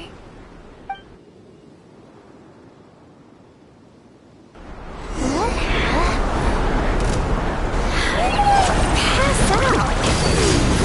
Never mind. Maybe it's time for revenge. No. This reminds me of when you first arrived in Avidia Forest. You were trying to help a child retrieve a lost toy when you stumbled upon Spino Crocodile territory by mistake. Yeah, I remember. Our first time fighting side by side. Fighting side by side? I seem to recall swooping in to rescue you with a team of forest rangers. Please stop.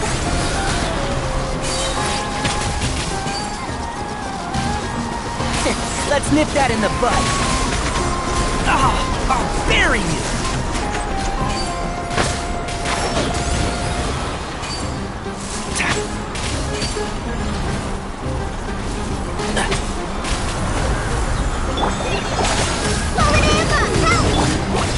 I'll uproot you! There's too many of them! I can't believe I used 12 rare items in one battle. Ugh. I shudder to think how this is going to affect this month's accounts. The sight of that glaring deficit might be more than my poor heart can take. Tainari, how's the situation on your end? We held the line, though it was a close call. But it looks like they're preparing for another attack. Has something happened? They've breached our defenses in the south. The Jin are pouring in. We're moving the villages to the north as we speak. We're hemmed in. This is getting precarious. Our margin for error just got a lot smaller. That's why we wanted to confirm your status. We need to consider our next move carefully.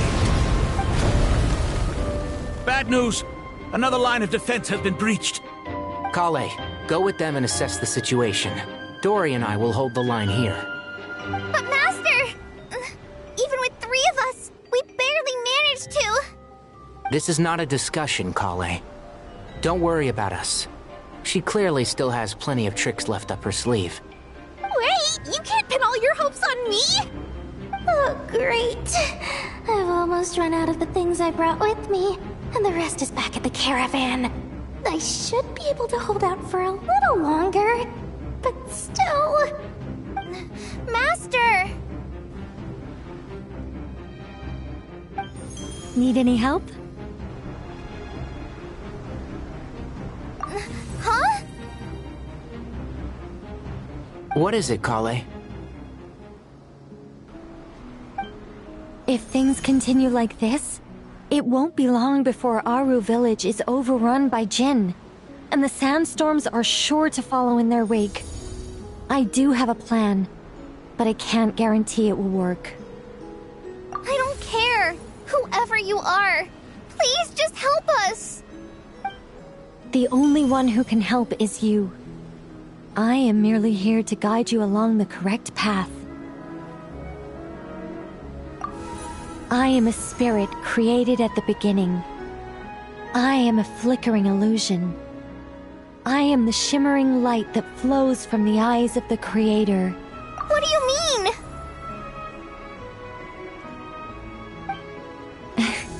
It doesn't matter. You don't need to understand it. Just repeat after me, one line at a time. Watch out! Jinn incoming! I am a spirit created at the beginning.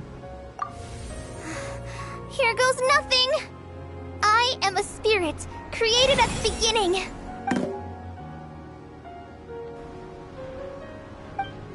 I am a flickering illusion. I am a flickering illusion.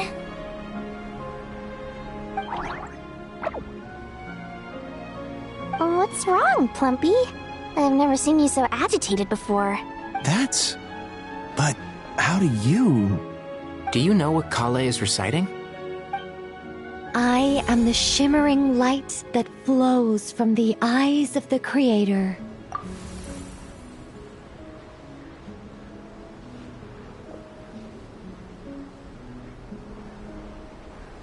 I am the shimmering light that flows from the eyes of the Creator.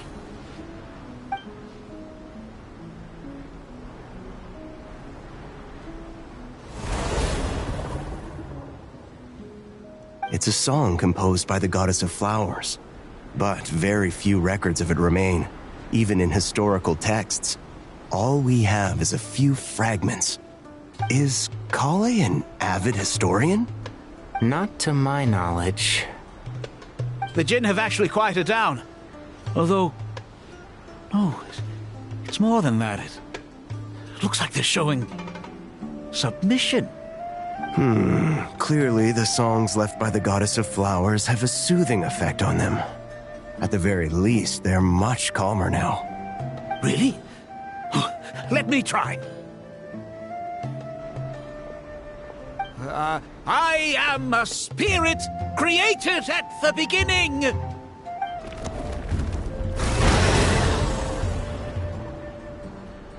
Don't stay away. I'll stop. It seems like the song only works when Kale recites it.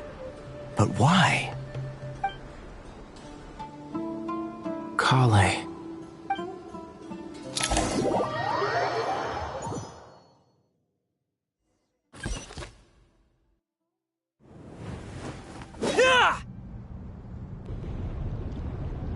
Any luck?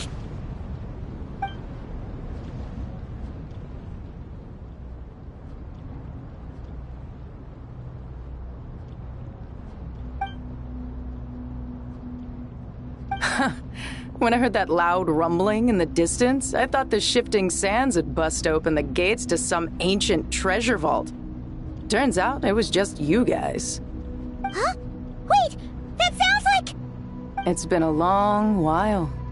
Did you miss me?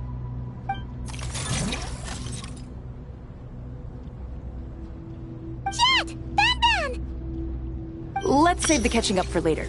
First, I gotta get you guys out of there. This should be the right mechanism. Ben, can you handle it? There we go. Come on, let's leave this place.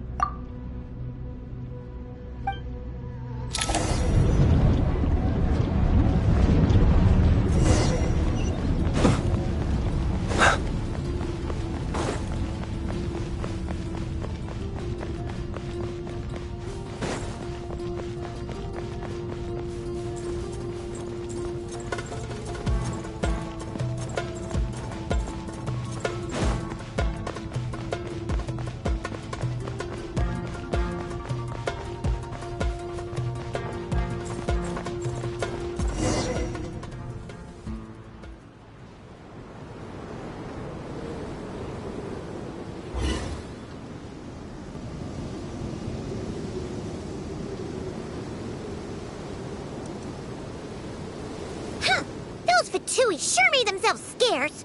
It's like they were never here. The Fatui? They came to the desert again? Yep. No idea what they're planning this time. They were being very coy about it. How have you been, Jet? Well, since we last met, I've started my own band of mercs. We've actually made quite a name for ourselves. Oh, yeah.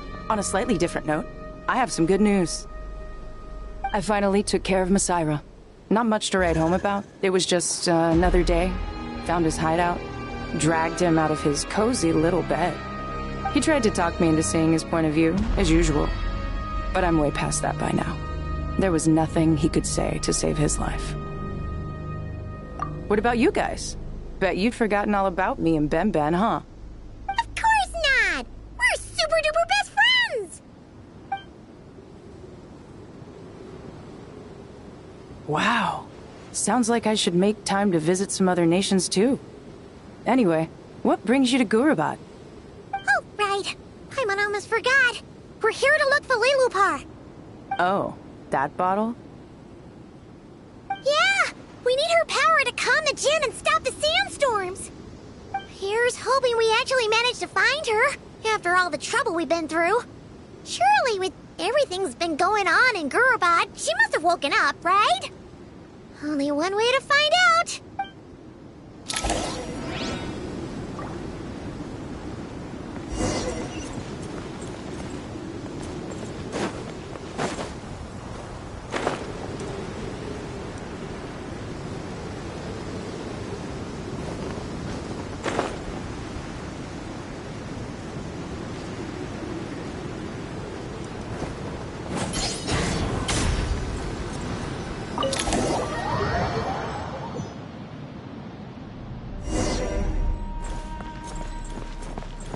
Let's see.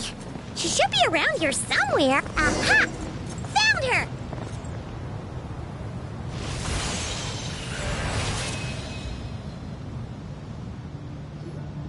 Lilupar!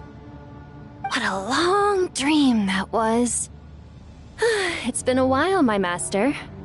Oh, and you're here too, little wildcat. The four of us back together again. Imagine that. In truth, it was at first.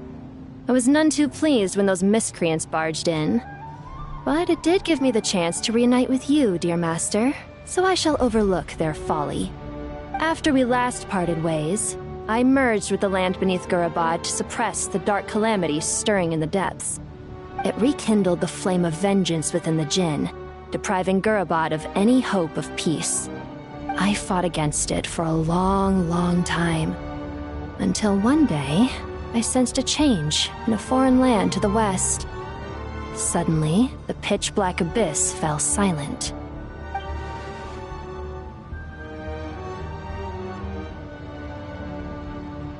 Once satisfied that that dark power could no longer bewitch the Jinn, I too fell into a deep slumber, from which I have only now awoken.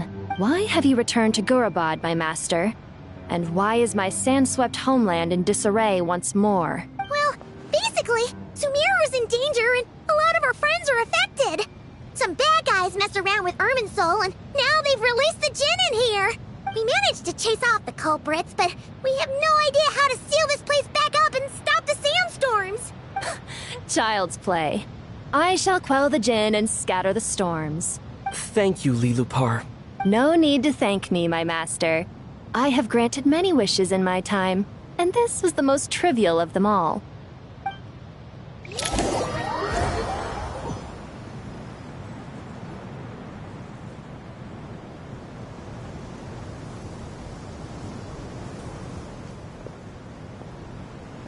The sandstorm's gone. The sun shines bright again. When I said that we'd meet again under a lovelier sun, this was exactly how I imagined it. Yay! Although, honestly, Paimon would love to hang out with you more, even if the weather sucked. Well, there shouldn't be any more Jinn breaking out, right? Are we okay to head back? Sounds good. You can introduce us to your other friends.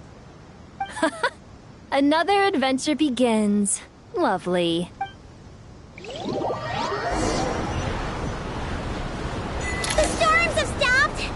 should be able to get to the Temple of Silence without any problems now. Time to regroup!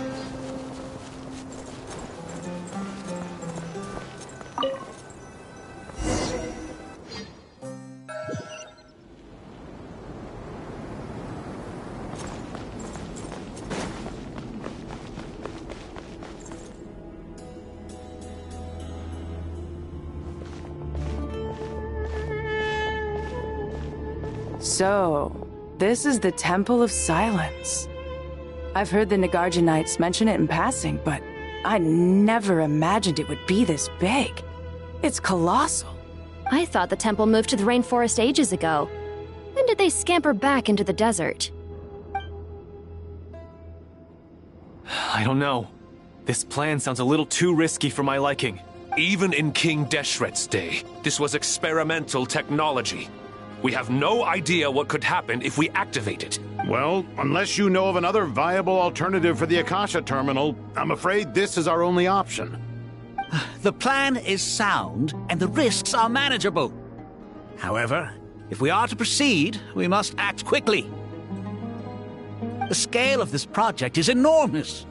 Even with Kave, Faruzan, and every other scholar of mechanics working on it full-time, the proposed modifications won't happen overnight.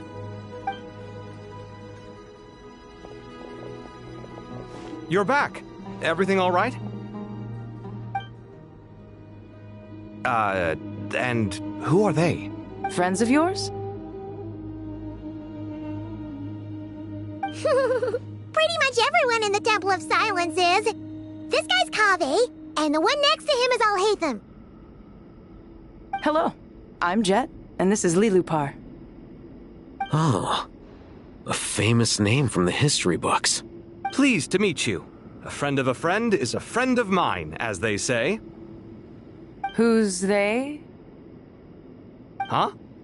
Do people not say that? Not in the desert. Friends you can trust, but friends of friends? Gotta keep an eye on them. Still, I do trust the Traveler's judgment. I'm sure you're good people. The sandstorms have calmed down. I take it the Gurabad problem is resolved? What did you find? And after getting all smarmy with us, he trapped us there.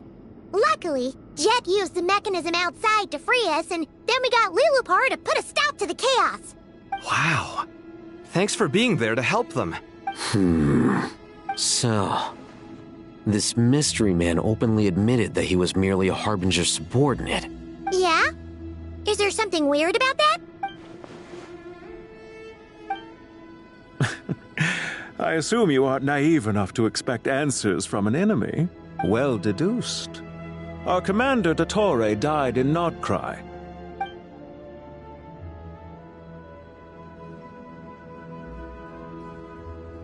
Are you wondering about his true identity? Or do you think there's a big conspiracy behind all this? I wouldn't go as far as to call it a conspiracy. Just the simple fact that having someone to shift the blame on tends to prove useful should trouble come knocking later. The most important thing for now is to solve the immediate problem. Perhaps that man knew you wouldn't have the resources to investigate his background and so didn't put much effort into disguising himself. This is all getting a little cryptic for me. I'll let you guys talk while I take a walk with Lilupar. Jet?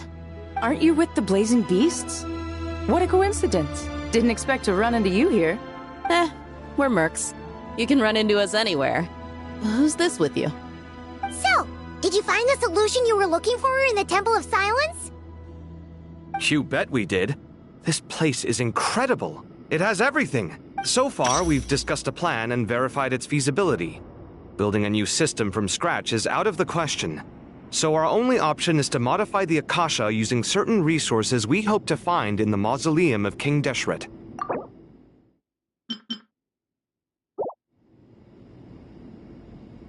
According to certain sources in the Temple of Silence, there is a core device in King Deshret's mausoleum known as Aru. Little is known about this device in academic circles, which suggests it was hidden quite effectively.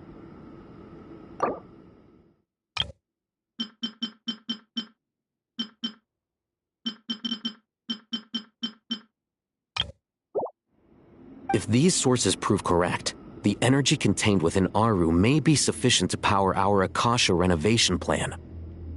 However, this raises difficult questions regarding technological integration. The sages are still debating it.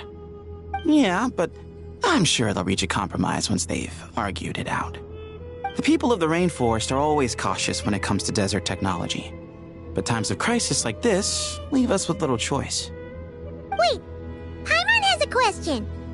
Is this the same Aru we've heard of before? It's sealed off, right? Some sort of prison where the Goat King, Ibis King, and Crocodile King are locked up. Well remembered. Yes, that's exactly right. According to our records, Aru was the most brilliant creation King Deshret ever conceived of. Built by divine and mortal artisans working together. It was a miraculous accomplishment, and it lies hidden deep within the king's mausoleum to this day. That being said, what Aru actually does and why it was built, those are deep secrets we are not privy to. Until recently, I wouldn't have been optimistic that the place even exists. The only reason I'm inclined to believe it now is because we heard it from the Ibis King Thoth himself at his temple. The tale of how the 3 retainers of Al-Akhmar were imprisoned in Aru. Paimon totally gets that. When Paimon first heard about it, she thought it sounded pretty unbelievable too. Do you guys still remember that? The Ibis King told us they were trapped in Aru and that they had to answer 3 questions to get out. I think I remember. What causes our rise and fall? What obliterates love and hate?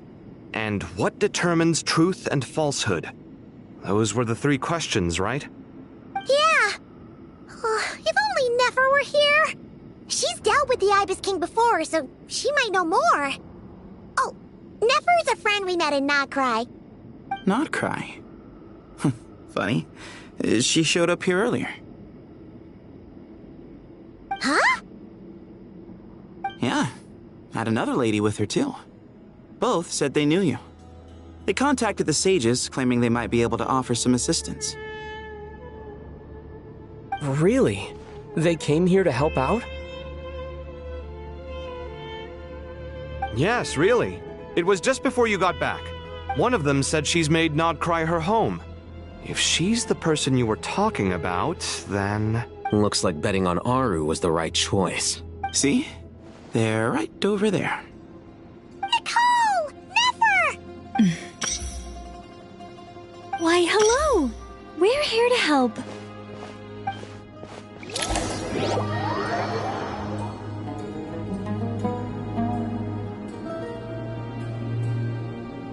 It's a good thing we left early.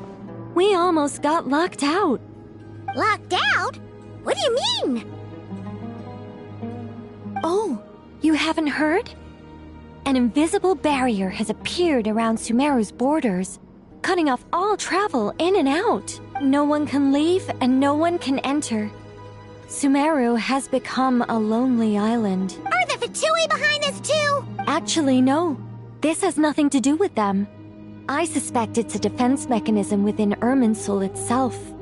Irminsul is the source of Tevat's ley lines, after all, and Sumeru is the nation closest to it. I imagine this function was put in place to seal the entire region off in the event of serious damage, preventing the disaster from spreading to the rest of Tevat. It may have been implemented long ago. But doesn't that mean that the people here won't be able to escape to other nations if the anomaly keeps spreading? Currently, that does appear to be the case, which is precisely why I am here. This is a critical moment for the world, and Sumeru is the eye of the storm. Paimon's surprised you managed to convince her to come back to Sumeru. Indeed. Even for someone of my wisdom and eloquence, this tested my skills to the limit. And why should it concern me that Sumeru's in trouble? Surely you don't think I still have feelings for that place? Judging by your tone, I suppose you don't. Sounds like you don't know much about my past. And here I thought you knew everything. All I know is that the Ibis King is the source of your power. He was quite a prominent moon envoy once upon a time, so I do know a thing or two about him. As for your past, I have ways to learn the full story if I wish to.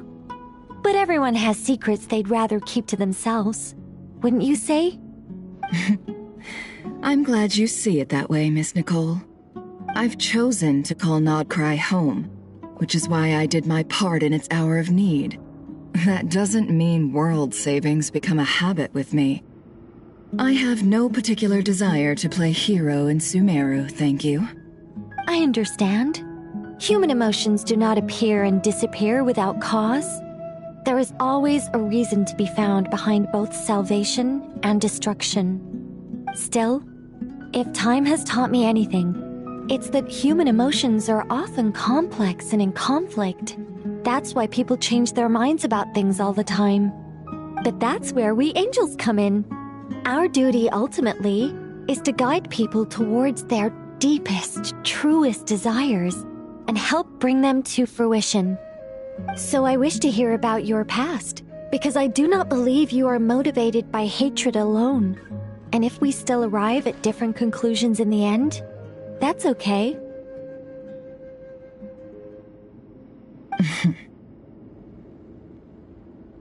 I refuse. Wait, what? But I set the atmosphere and everything. Isn't this supposed to be the moment when we finally open up to one another? Is it? Maybe I'm not so good at reading the atmosphere. You're right, Nicole. There's more to me than just hatred. Had it consumed me, I'd be left stuck in the past forever, never living in the present. But I don't think that your guidance can change my mind. The all-consuming sands, the bloodshed, both deserved and undeserved. Those old emotions cling to me like a shadow. Do you wish to shake them off? No. I hope to remember them forever. Those emotions and memories shaped me into the person I am today. They'll always be a part of me. In that case, would you like to hear my perspective, at least? Sure. It's not every day you get to hear an angel's opinion. A long, long time ago, when the angels still walked freely upon the earth, I found life tedious. Monotonous work, lukewarm relationships. Things weren't nearly as interesting as they are now. And yet, since the angels' demise, I have found myself missing those days on more than one occasion. Human emotions are often attached to a person, a place, or an object. When those things are gone, the memories quickly fade, and the emotions slip away along with them. If Sumeru were destroyed, both rainforest and desert would be no more.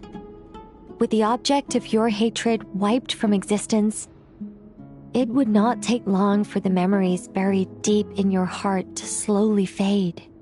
Both love and hate are intense emotions, but they are nothing compared to the void left behind when they disappear.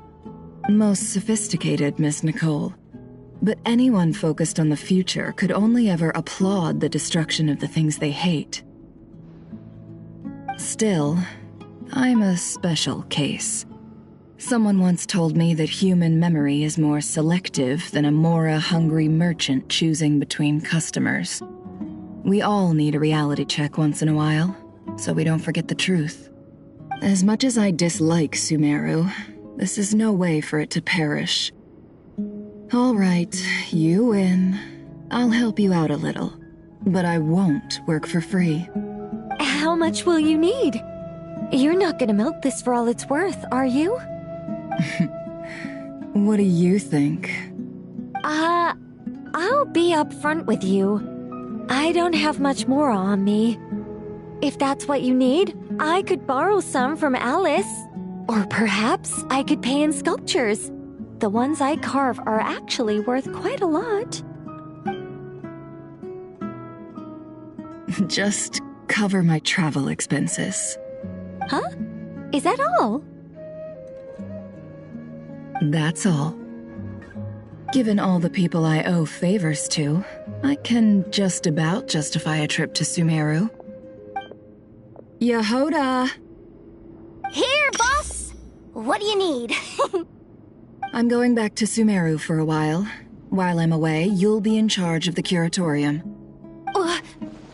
Me? I'm in charge? Whoa! Don't worry, boss. You can count on me! And that was how the ingenious Angel Nicole brought you the perfect person for the job in your hour of need. Hip hip hooray! That was far more detailed than necessary. Not lacking in embellishment either. I never thought I'd return. Especially not the desert. But life doesn't always go as planned, I suppose. What's Candace up to? I don't think I've seen her yet. She is still taking care of things in our village. Should be joining us before too long.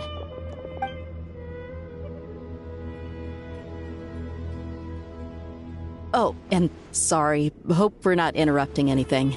We have some good news, though. We're planning to go to the mausoleum of King Deshret to look for the legendary Aru, then use it to try and restore the Akasha system. According to records in the Temple of Silence, the mausoleum houses something called Aru's Chute, which can be used to establish connection with Aru. We still have some time before we leave, so there's no rush. By the way, who are these two new faces? Just call me Nefer. I'm based in Nobcry. Did I hear you mention Aru? Correct. Well, I happen to have a connection with one of the 3 retainers imprisoned inside, the Ibis King. I'm here to get things done, so if you don't mind, I think I should come with you. That sounds perfect. Miss Nefer, are you from the desert by any chance? Why do you ask? I don't know. There's a familiar air about you. Plus, you mentioned Candace. Sorry, I don't mean to pry. It was just a random thought. I'm Dia, an eremite mercenary. My work usually keeps me out in the desert. I'm on good terms with Dory, and she's mentioned you all before. It's nice to finally put faces to the names. However, my associate here is probably less well acquainted with you. Why don't you all introduce yourselves? Actually, I'm a little better acquainted than you might think.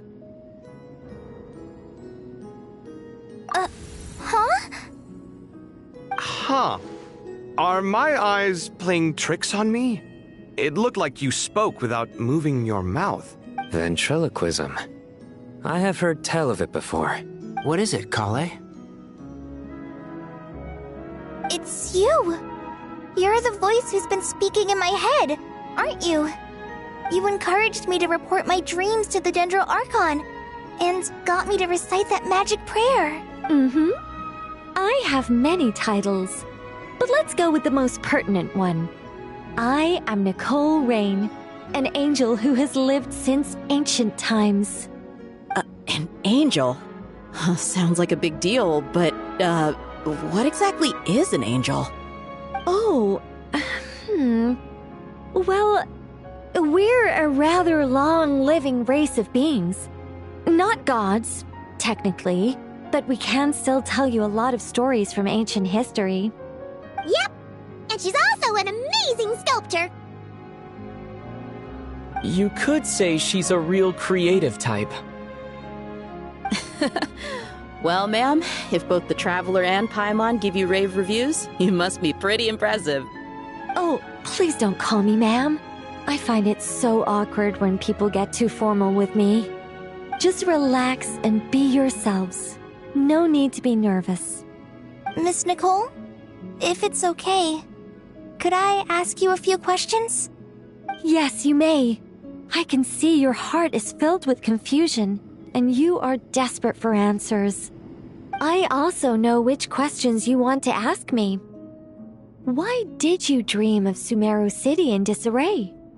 Why did those verses soothe the Jinn only when recited by you?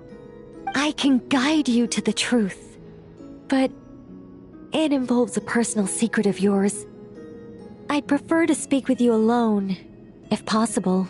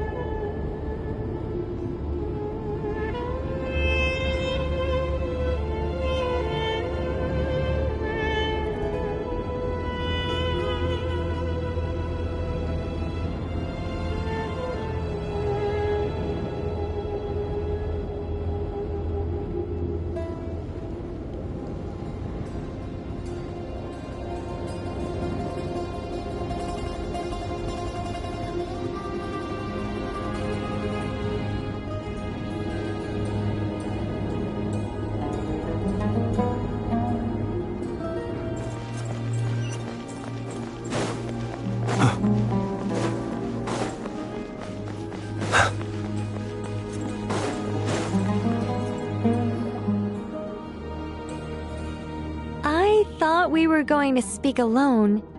This is a lot more people than I was expecting. What's wrong with it?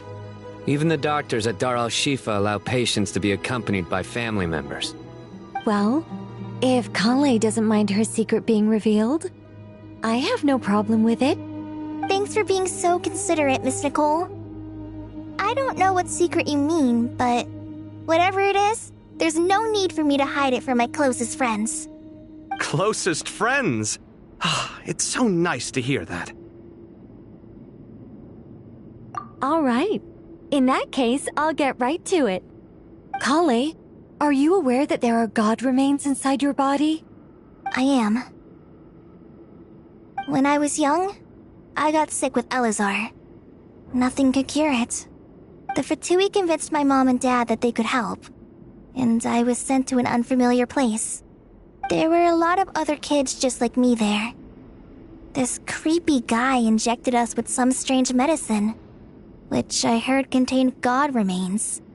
I can still remember the pain like it was yesterday. But thanks to the friends who've stuck by me all this time, I've gradually been able to overcome those memories. Anyway, so you're saying that what happened to me has something to do with the god remains they injected me with? Yes. Those were the remains of Nabu Malikata, the goddess of flowers. What? Huh. Fascinating. You don't seem surprised like the rest of us. Why? The possibility crossed my mind when Kale recited the Goddess of Flowers song and calmed the Jinn. Ah! You made Paimon jump! What are you doing here, Lilupar? I was merely passing through when I heard the name of the Goddess of Flowers. Be assured that I share your surprise. You, with the hat. Are you certain? I sense no trace of the Lord of Flowers within her. Well, it is a very small fragment. Unless special methods are used to manifest its power, even her closest acquaintances would find it near impossible to detect. After the goddess passed away, her remains were scattered across the desert. King Deshret gathered all the pieces he could find and buried them in the Eternal Oasis. But some fragments remained unaccounted for. Eventually, the Fatui must have found a way to track some of them down. Presumably for use in some experiment. It's not an uncommon occurrence. You're more shaken than I thought. In one sense, you've been extraordinarily lucky. So many people who yearn for this kind of power never attain it, yet you have coexisted with her all this time without even realizing it. I don't know what to say. I'm glad that I could help everyone with this power, really. But knowing that a fragment of the Goddess of Flowers is inside my body is... it's a strange feeling. Well, people value their autonomy very highly. Even a well-intentioned intruder can shake one's sense of self. I understand how you feel, Kale. But once you get used to it, you'll find it's nothing to be concerned about. Huh. I guess you, of all people, have a good reason to speak on this. 2 good reasons, in fact. Incidentally, 3 is the maximum number of Hermanubis' Ba fragments that I could bear. Let me guess. Because 2's company, but 3's a crowd? Thanks for helping to explain the joke, Tainari. Not my intention. Goddess preserve me. I should take my leave. This boy in his wolf's head hat speaks much too differently from the Hermanubis I remember.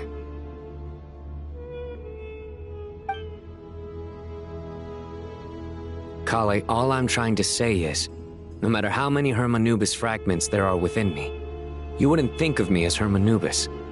In the same way, you are simply you. Yeah, I know what you mean. So about that dream I had, was it a warning from the Goddess of Flowers? Yes. Just like me, she was an angel created by the primordial humans, born with the instinct to guide living beings. Though her body and soul have perished, her essence retains its natural instincts. Even her smallest remaining fragments would do their utmost to send you that warning. The Mother of Dreams? Lord of Flowers and Oases? She must have had a premonition. That is why she gave that dream to you. We won't let our efforts go to waste, but I still don't understand. Why me? Yes. Why indeed? You weren't the only one injected with God remains, but only in you have her fragments persisted. I suspect it may be because of the firm will you showed in the face of suffering. She was likely assimilated by that will. Of course, this doesn't mean you have to shoulder any extra responsibility. As this young man said, you are who you are, and that will not change. All right. Any further questions from the family members of the patient? If not, we should head to the mausoleum of King Deshret. Let's move out. Time to put our plan into action. We all hope it'll work. But will we really be able to open Aru?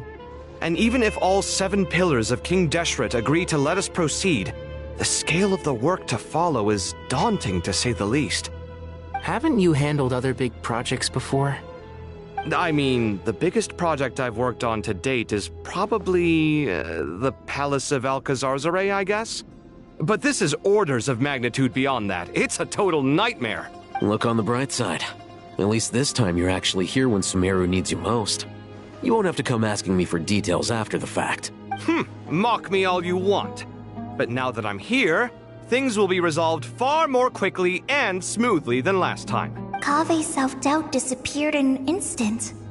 Like magic. Well, this confidence is most gladdening. Now, go and pack your things. We'll head to the mausoleum as soon as you're ready.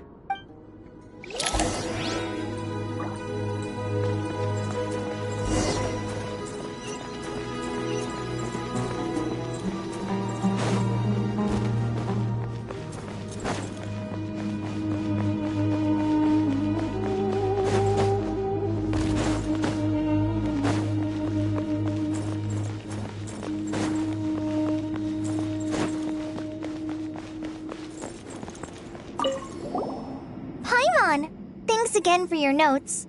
I'm done copying them, so here you go. You're welcome. Just let Paimon know if you ever need help again.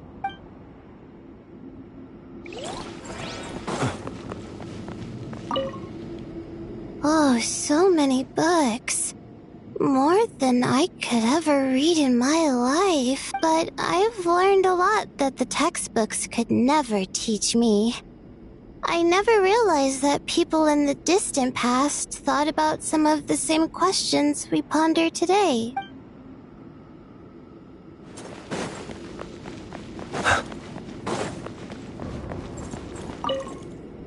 What's wrong? You look a little depressed. Kale got a fragment of the Goddess of Flowers, and all I got was one of the 7 pillars who served under King Deshret. I lost out, didn't I? That's what you're upset about? You're such a child.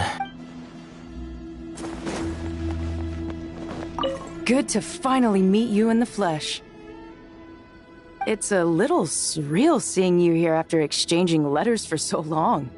In my head, the boss of the Curatorium of Secrets didn't look so young. Sounds like you have some history then? Any budding mercenary group needs a steady supply of intel. They, in turn, can prove an exceptional source of the same. The Curatorium of Secrets is happy to cooperate with friends from all over the world. If you're interested, you'd be very welcome to join our network too, Miss Dia. Can't say no to a solid partnership, especially out here in the desert. Having intel can mean the difference between life and death. But cooperation's built on mutual trust, and there isn't much contact between the desert and Nodcry. So, I'm guessing you reached out to Jet first, Miss Nefer? What's behind your interest in the desert? Nostalgia? Or is there someone you're looking to take care of? Let's put all our cards on the table first. Things will go more smoothly that way. I like your style, Flame Mane. Actually, I had this same discussion with Jet before we started working together. To be clear, I have no intention of using you for any ulterior motives. And I have no enemies in the desert as things stand now. Were that to change, I wouldn't drag outsiders into a conflict that doesn't concern them. There's no point in doing certain things if you don't do them yourself. Wouldn't you agree? Well said. Taking responsibility for one's own affairs is the way of the desert folk. Huh. It's like you're one of us. You sure that's a compliment? Absolutely. I'll take it. Perhaps we can discuss our cooperation in more detail now? Sure. I love working with no-nonsense people. And you certainly fit that description. I look forward to a fruitful partnership. As do I, my friends.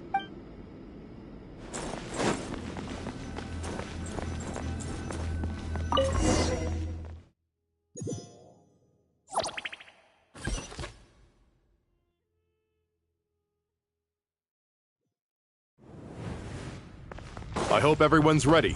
We'll be arriving at our destination very shortly.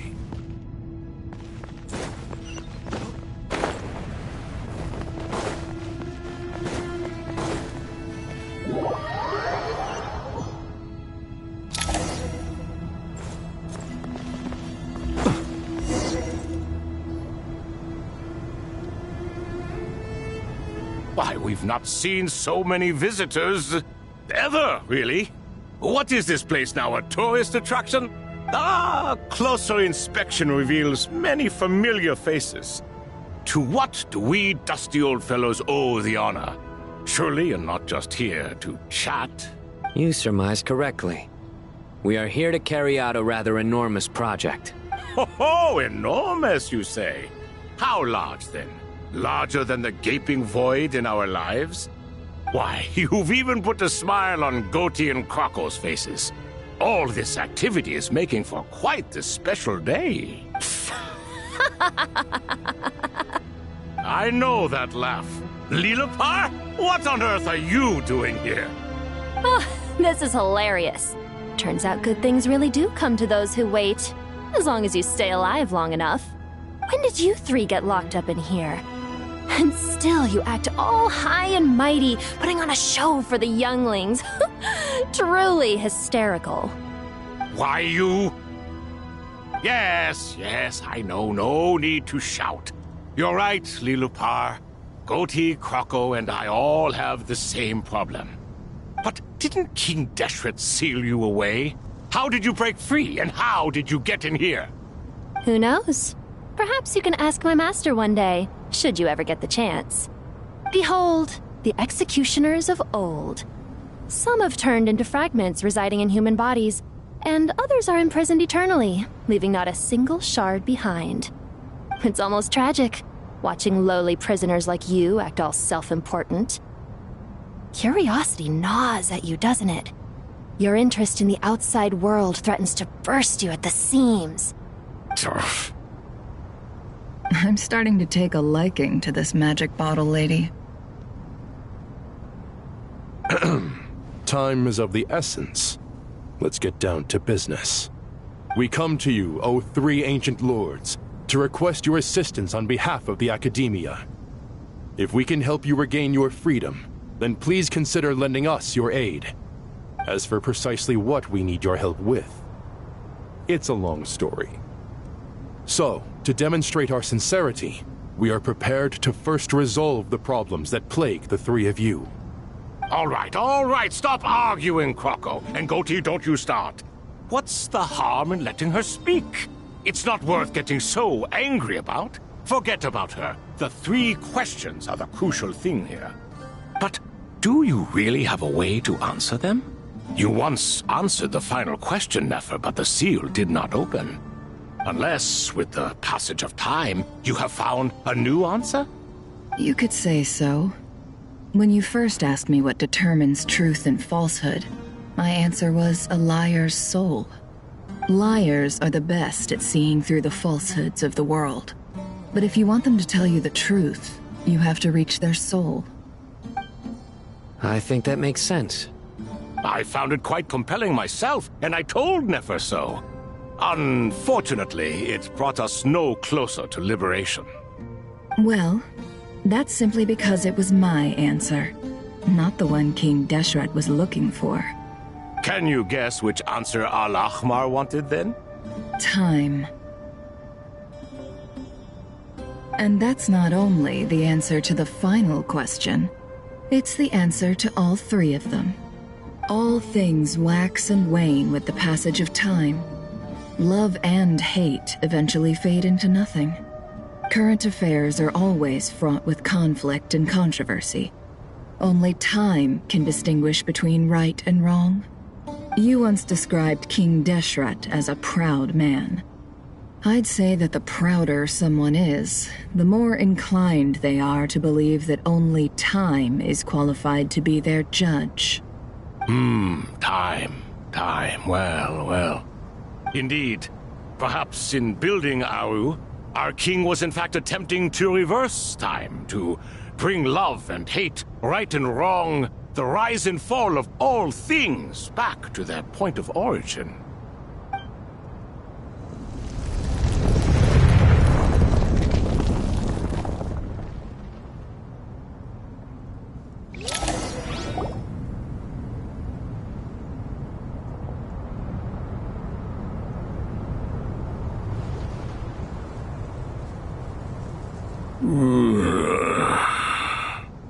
This is the most eventful day I have experienced in a long time. You have my sincere gratitude. Are those 3 of the 7 pillars? Turns out the statues were quite faithful to the source. You 3 seem to be in good spirits.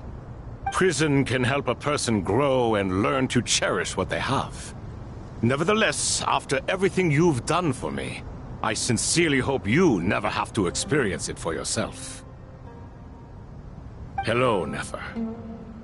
It's good to see you, Thoth the Ibis King. Nice. Definitely puts my mind at ease, seeing you 2 getting along so well. Should we maybe introduce ourselves, or... Sure. I'm Sethos, the current leader of the Temple of Silence. This is General Mahamatra Sino, and this is the former Spantamat sage, Cyrus. But I'm guessing none of that means a whole lot to you.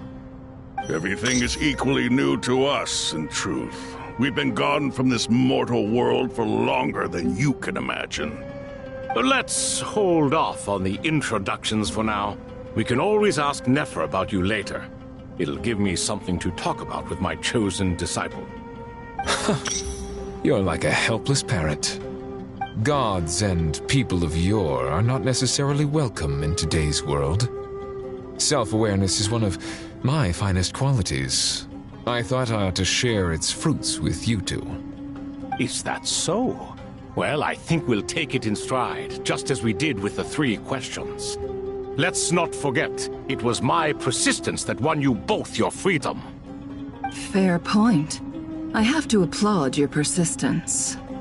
And I must praise you for your wisdom. Now, state your wishes, young ones. I'm sorry?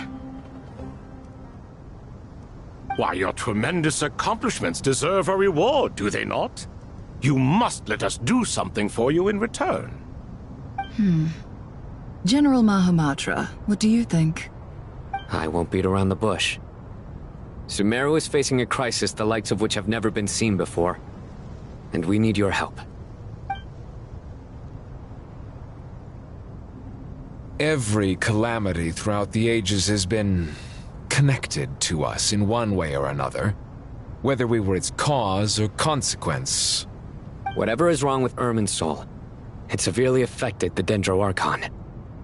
She fell into a coma, and is currently receiving treatment from the Dendro Dragon. The Dendro Dragon? I'm sorry, the Dendro Dragon is helping to heal the Dendro Archon? Not a pep, surely. Not vicious, cruel a pep who possesses no virtues aside from her basic instincts. Ah, good heavens. Oh, I shudder to think what could have caused Lesser Lord Kusanali to suffer such a plight. Still, why would the Dendro Dragon lend you her aid? She has always held nothing but contempt for the Archons. I suppose she and Kusanali must have some history. You can help us make history, too. A smooth talker. Well said, lad. Currently, no one can connect to Irminsul. We hope that by opening up Aru and making some modifications to it, we can use its technology to our advantage. Unfortunately, Aru is an imperfect creation. King Deshret never managed to realize his full vision before his death. Much remains to be done if it is to be pitted against Irminsul itself. Besides, I hear your reasons, but to give Aru up over such would be... The archaeological records clearly indicate that although Aru's construction took a long time, it was not beyond human means to achieve. Modern technology should solve the efficiency issues. We have no choice but to go all in on this. This is by no means a threat. But the only reason we helped you escape from Aru was to gain the necessary leverage to negotiate with you. You asked us to state our wishes, and we have. Each one of us here needs your help, as do all the thousands of people living in Sumeru. They need you, and they need Aru. What do we think, my fellow old fogies? Shall we lend our support or not? Since you ask so nicely, naturally. Naturally what? Are you for or against? I simply mean we shall do what comes naturally. You claim that you wish to open Aru. Know you then that the golden slumber created by King Deshret is preserved within? We do. We understand the risks involved. In all likelihood, the mortal world will never again be able to replicate King Deshret's work. Never will there be another chance to come so close to creating a utopia. Knowing this, are you sure of your decision? We are sure. Before people can dream, they must first live. If your minds are made up, very well. We shall summon our erstwhile colleagues to discuss this further. Saint Shezepank, Saint Bennu, once you surrendered to silence and were buried with King Deshret. But now, we invoke the right to awaken you with our voices.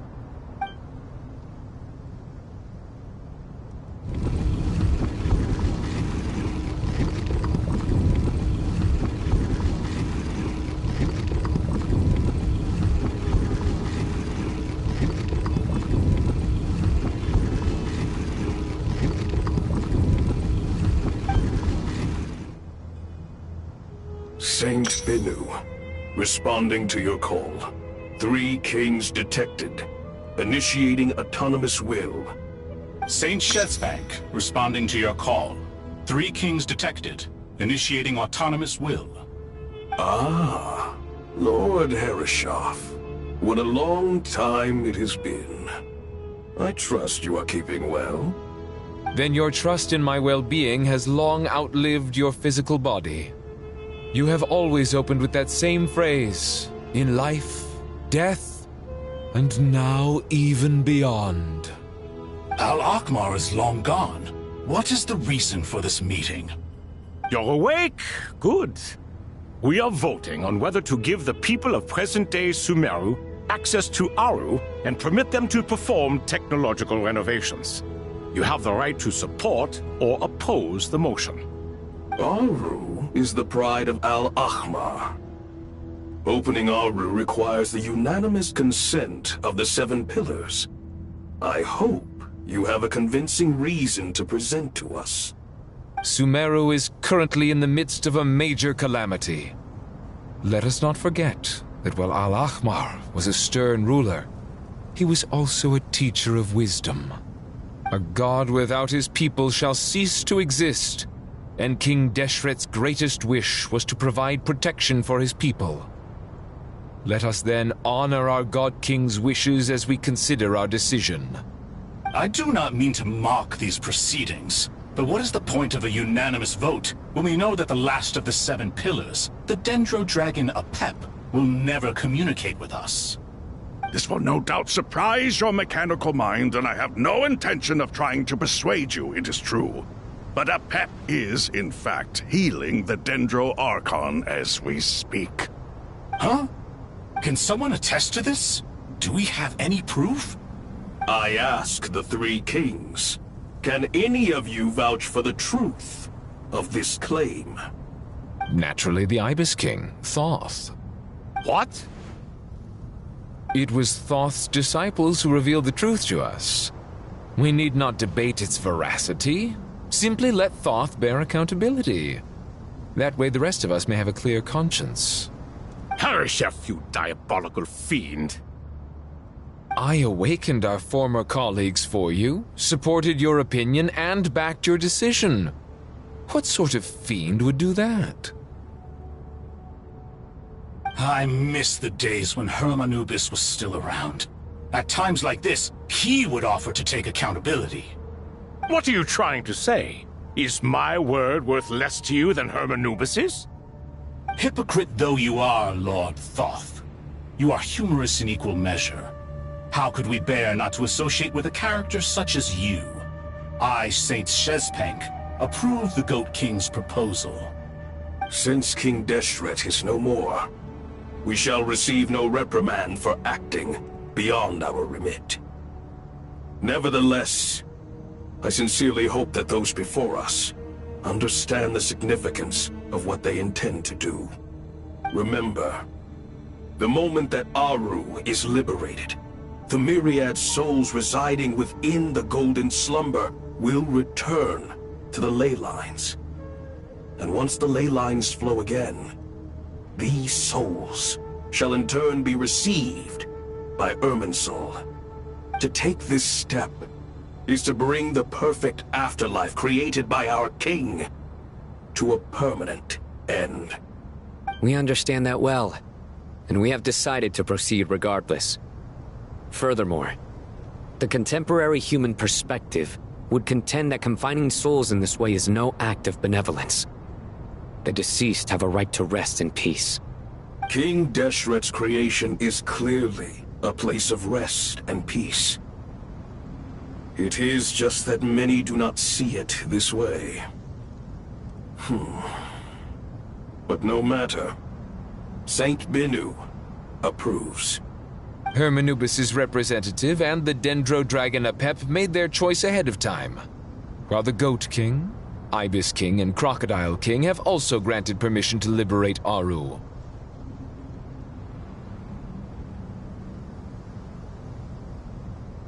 By the grace of His Majesty, guided by his wisdom and will, let the gates of Aru be reopened.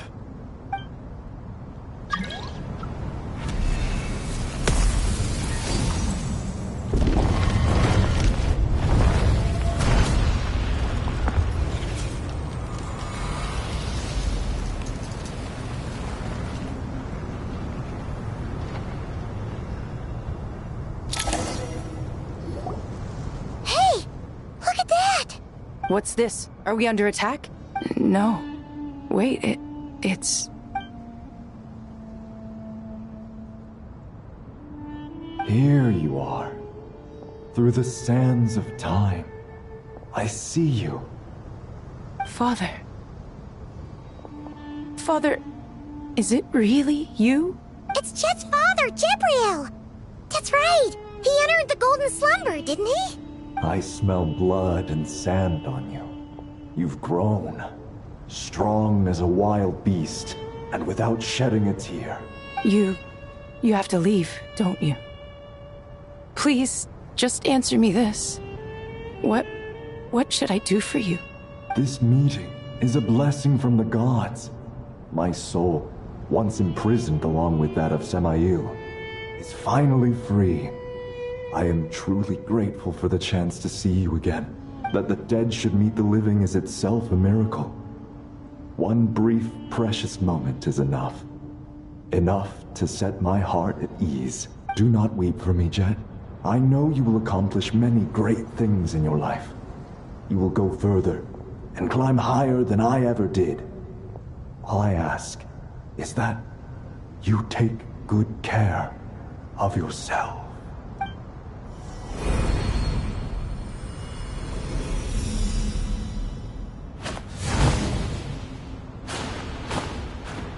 Father! Father! Father. Hey, Jet. Do you want something to eat? Maybe it'll help you feel better. I'm fine. Thanks, Paimon. It was just a little sudden. The chance to see my father again meant the world to me. He was trapped in the golden slumber for our sake. And now, after all this time, he can finally rest in peace. I'm glad. It's a huge relief. You've grown strong, Jet. More than enough to fend for yourself. Yeah. I'll leave the past in my memory where it belongs. My family, the good times and the bad. Goodbye, Father.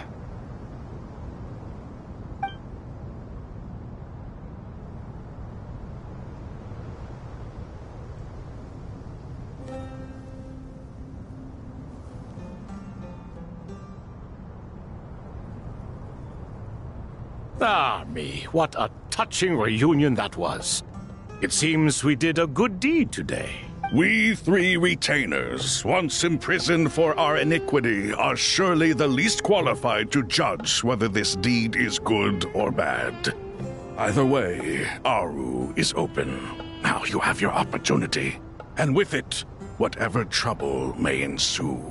Although Aru was created by a god, human craftsmanship was nevertheless required to build the gate that connects it to this world. Perhaps the relationship between gods and humanity follows a similar principle. As for your proposed renovations, we cannot determine which functions to keep or discard. Proceed as you see fit, but please entrust the task to your most accomplished scholars, or Bennu will be most displeased. It matters not.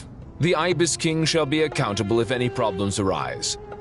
Ibis, you chose to take on disciples, and so it follows that you must accept the risks of associating with humans. If I'd known you'd be like this, I would have locked all of you away in Aru, never to leave again for all eternity.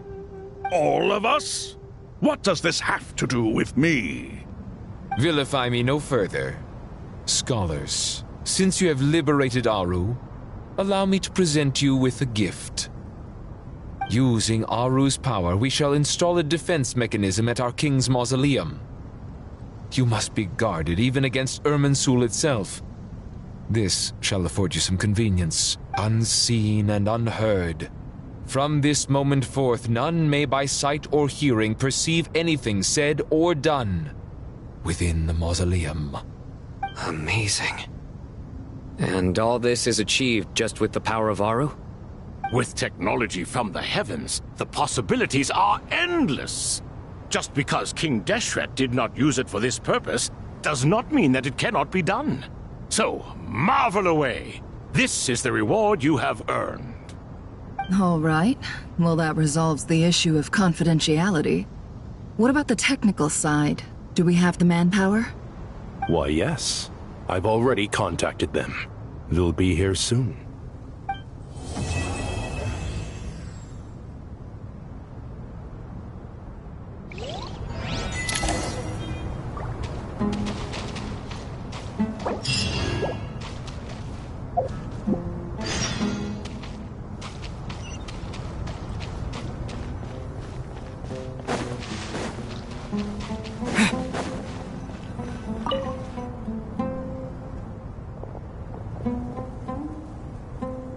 You must be the ones tasked by the Academia with renovating Aru?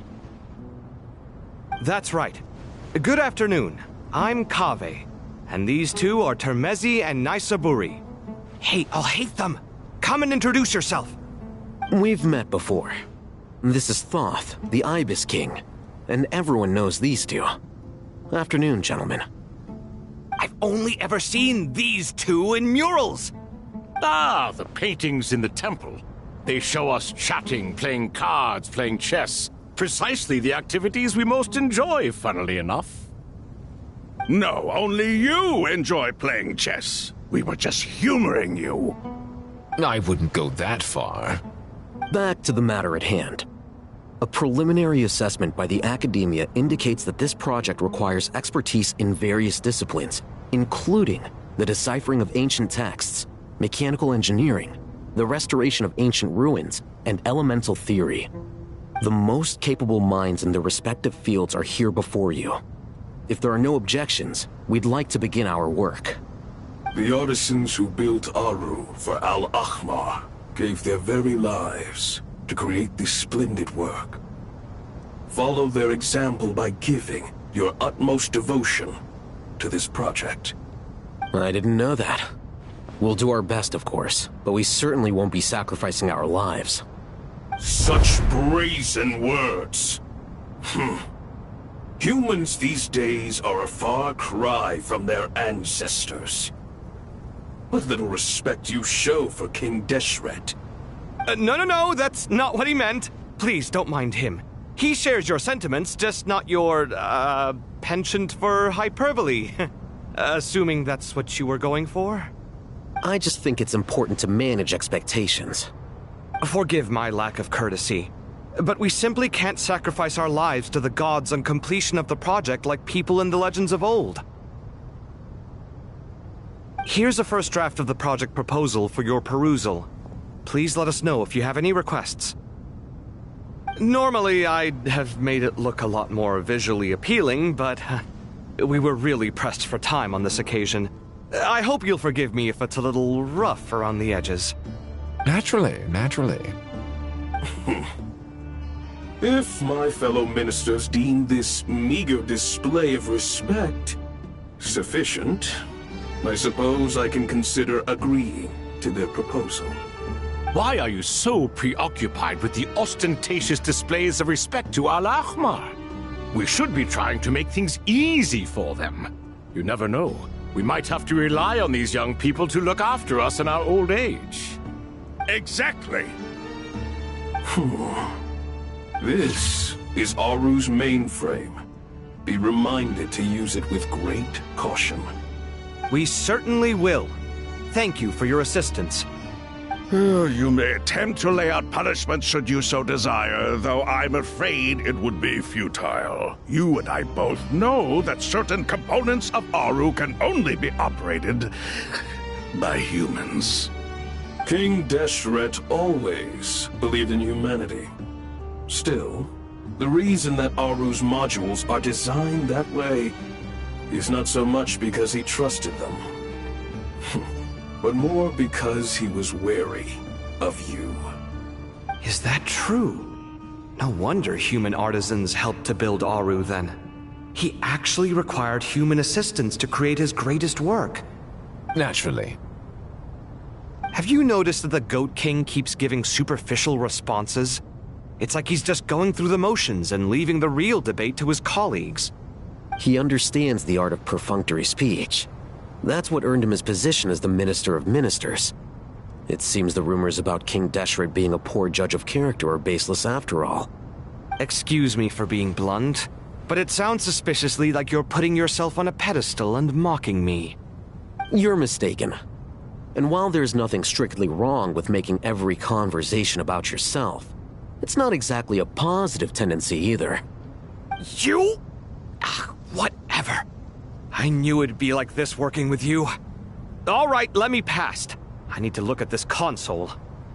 It's your job to activate it after all. Let's begin. Everyone, Please proceed with the external checks and preparations as per the procedures outlined in the engineering plan.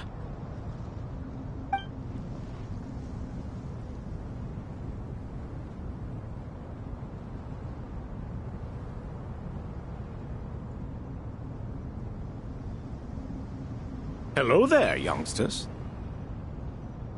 Whoa, the Ibis King came to life!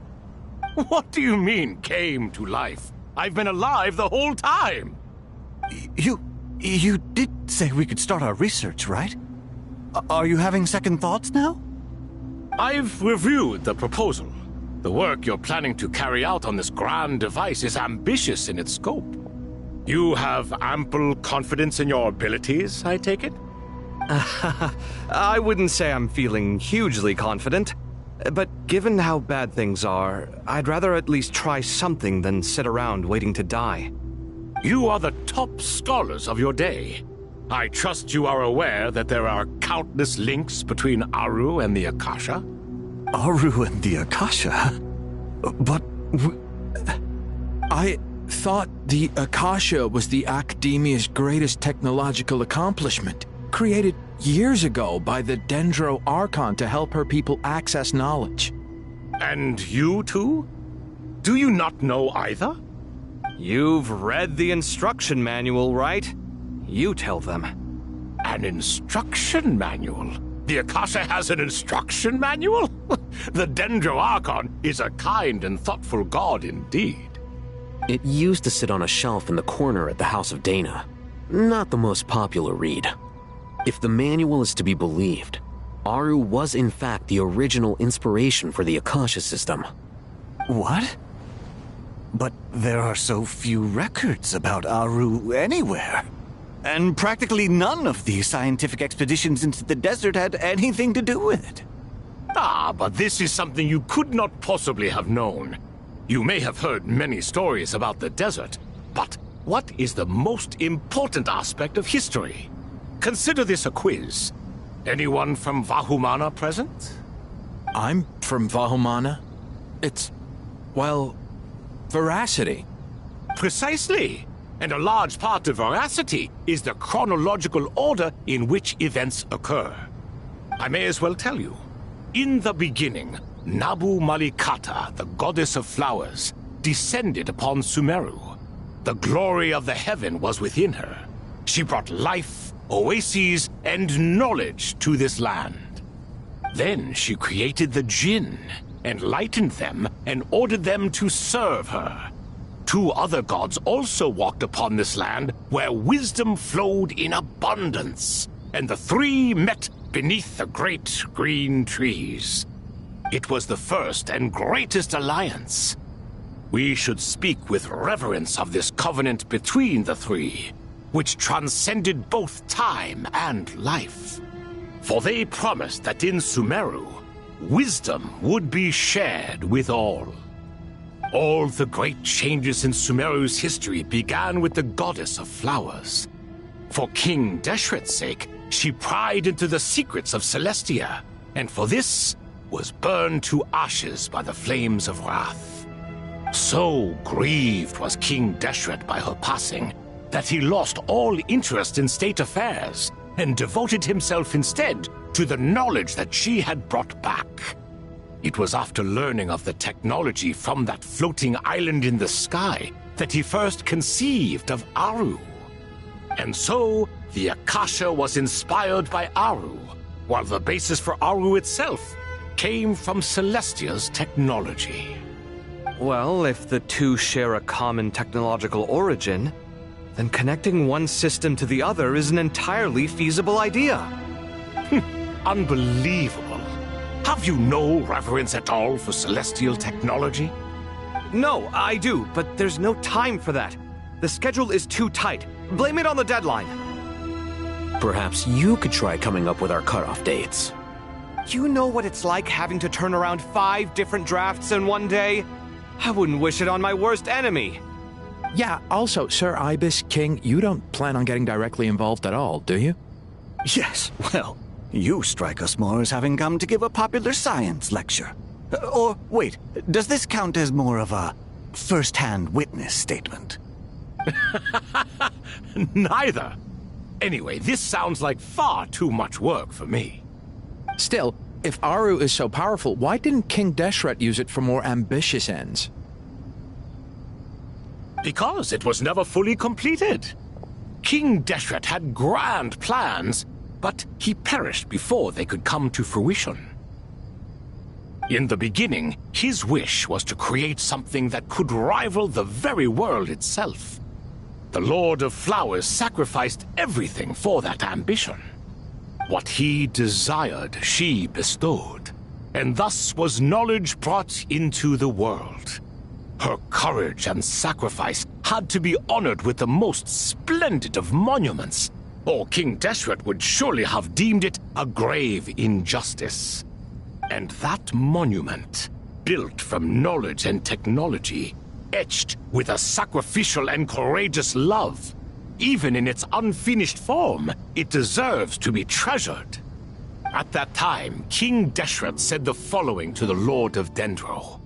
Since we share an eternal covenant, I shall never be your enemy.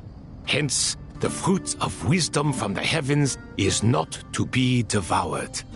Remember, it is not that I lack the power to become the enemy of wisdom. Yet you and she have taught me much and shown me kindness. For this, I cherish you both. In the end, Aru was only used to store a portion of the souls. It was but a primitive form of the masterwork the king had envisaged. His final hope for Aru was to return to the past, when she yet lived. So the point you're making is, King Deshret was both powerful and ambitious, and he only ceased his imperious ways out of affection for the Goddess of Flowers and the Dendro Archon. You could see this as an act of mercy, but you could also see it as the sentiments that lay between these three gods placing constraints on him. This was, after all, the foundation of the alliance between them. This explains why Aru was both a prison and a monument, and why the answer to the three questions was time. You have to be careful who you get involved with, or you invite all manner of misfortune. This is as true for gods as it is for humans. Love is the same. It is both a prison and a monument. All right, let us pause the story here for now. Seeing as you've been so diligent, I'll offer a little help. Who's in charge again? Is it you two? Ah, yes, me and him. Now then, close your eyes. Wisdom hides in the space between the tangible and the intangible. It is to convey the incommunicable through the simplest of mediums. By the power of King Deshret, I shall grant you a glimpse into the unseen secrets that lie at the threshold of existence.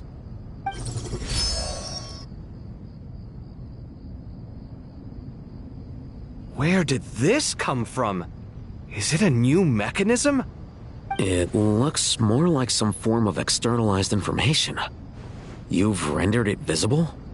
Just as the Akasha allows you to access a greater range of knowledge, the power of our king permits one to perceive ingenuities that do not belong to this world. This is no ordinary mechanism. It reflects the internal structure of Aru. Whether you choose to increase or decrease, keep or discard. Come, use these to achieve the outcome you desire. Looks mechanical to me. Better let me handle it, just in case. But wait, how do I get up there? Turn around. So that's where the elevator is!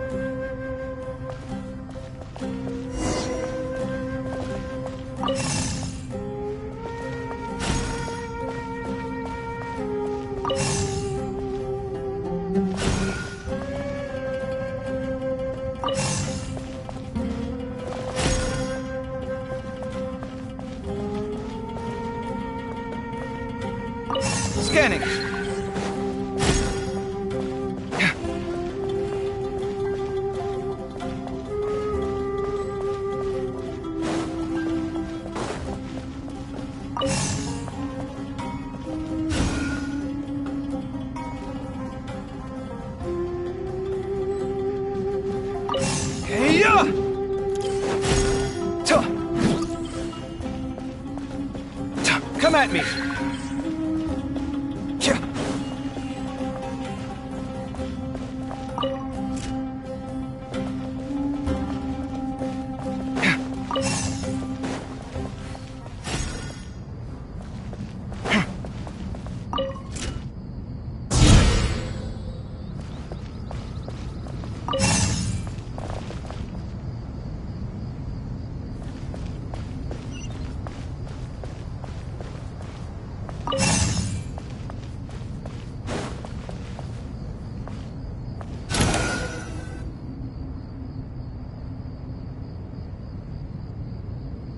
Obelisks were used to record important information in the ancient desert civilization.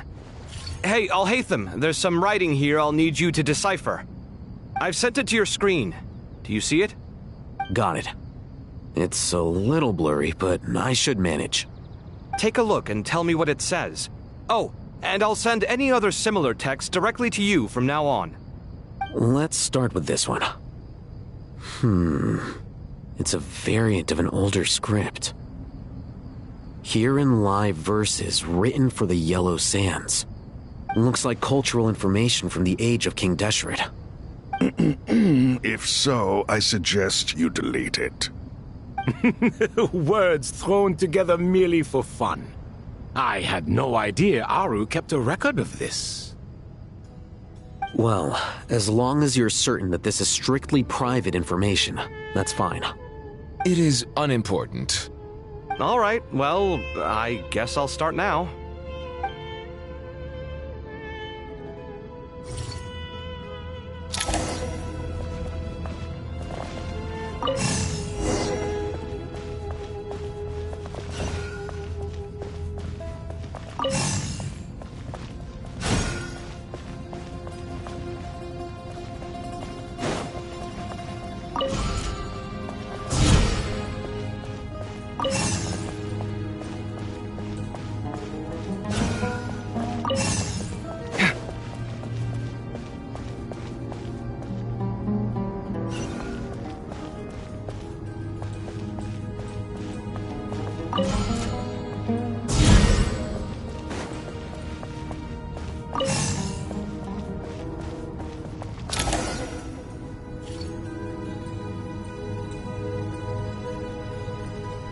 Found some more. Sending them over to you now. These are all reports about the Gurubad conflict. Can we delete them? I'd say so. Most of this information has already been archived anyway. What if there are details in there that Vahumana missed? What are we supposed to do if they come after us in the future? They'll just have to live with it. If we don't resolve these issues now, there won't even be an academia in the future, let alone a Vahumana Darshan. Yeah, you're right. Okay, done. There's some other similar monuments nearby. I'll check them out.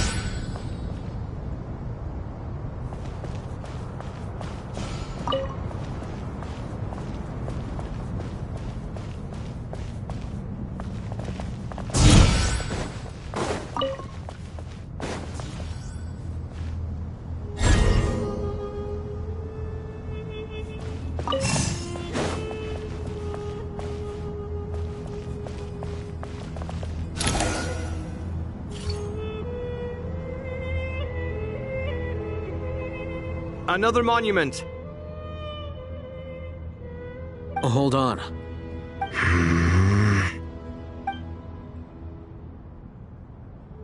You're still reading it? How long is it? It records the development and governance of the Oasis civilization. Most of it concerns the Jinn, but it also contains records left by the artisans who built Aru. Is it important? Some of it.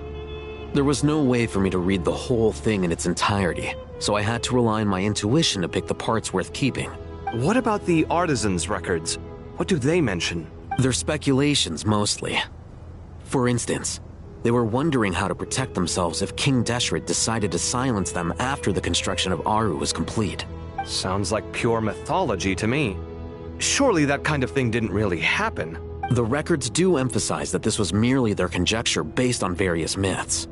Still, the artisans did leave details of their plans to survive, including blueprints for their escape route. Even that got recorded? Okay, well, I'll make a copy of this first before I delete it. Is that truly necessary? You won't be needing those. No, the blueprints are important. I want to keep them as a memento.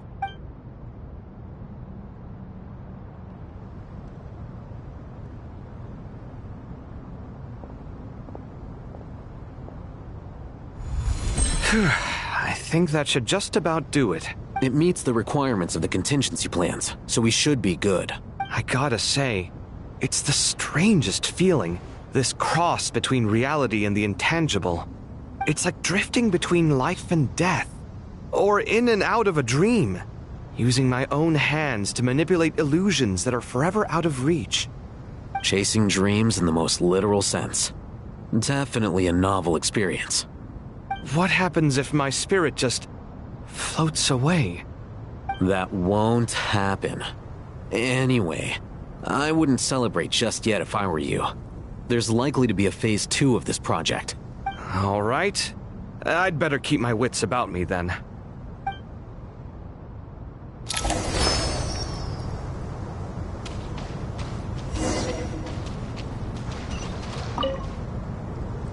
I expected that the outside world no longer respected the ancient gods, but even so, I do find the tone of these youngsters to be dreadfully impolite. It should hardly come as a surprise to you. I remember you saying the same thing last time. I assumed that was just a one-off. I did not realize it was the norm. Don't you think that young lad's matter-of-fact tone sounds familiar? It bears a rather uncanny resemblance to you, Goatee. Surely a sign that he is a man of rare intelligence. Oh. The rest of them, though, much better. The blonde-haired one, for instance. So sincere. That's the kind of kid I can respect. Oh, really? Well, what about your disciple, Nefer? She's about the furthest from sincerity that a person can get. And now you hit the crux of the issue. Thoth is spouting lies again. He cares nothing for sincerity. He likes Nefer simply because her personality is just like his. Thus, in giving his approval to Nefer, Thoth is simply validating himself. The rest is but smoke and mirrors. You have some nerve saying that. There really is no helping you two. Shut up, chess rookie. What nonsense is this? How dare you tell me to shut up? How can you engage in such banal chitter-chatter at a time like this? Aru has been opened. The glory and splendor of a bygone age is about to sweep over the earth like a flood. And you're here squabbling like petulant children.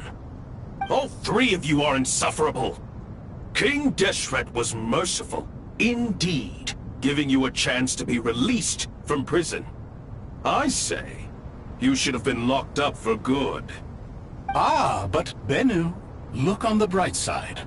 Had they not been released, we would not have been awoken. Oh. You've been here this whole time. You should be scolding them along with me. I miss Hermanubis. It's not a real reunion without him here. And now you're avoiding the topic and talking to yourself. Why King Deshret designed your personality like this, I will never understand. Isn't this simply proof that our king supports my free will? Oh, look at those two rust buckets. Suddenly, you two do not seem so bad after all. Here. If being stuck together for thousands of years fosters no friendship, I cannot say what would. Naturally.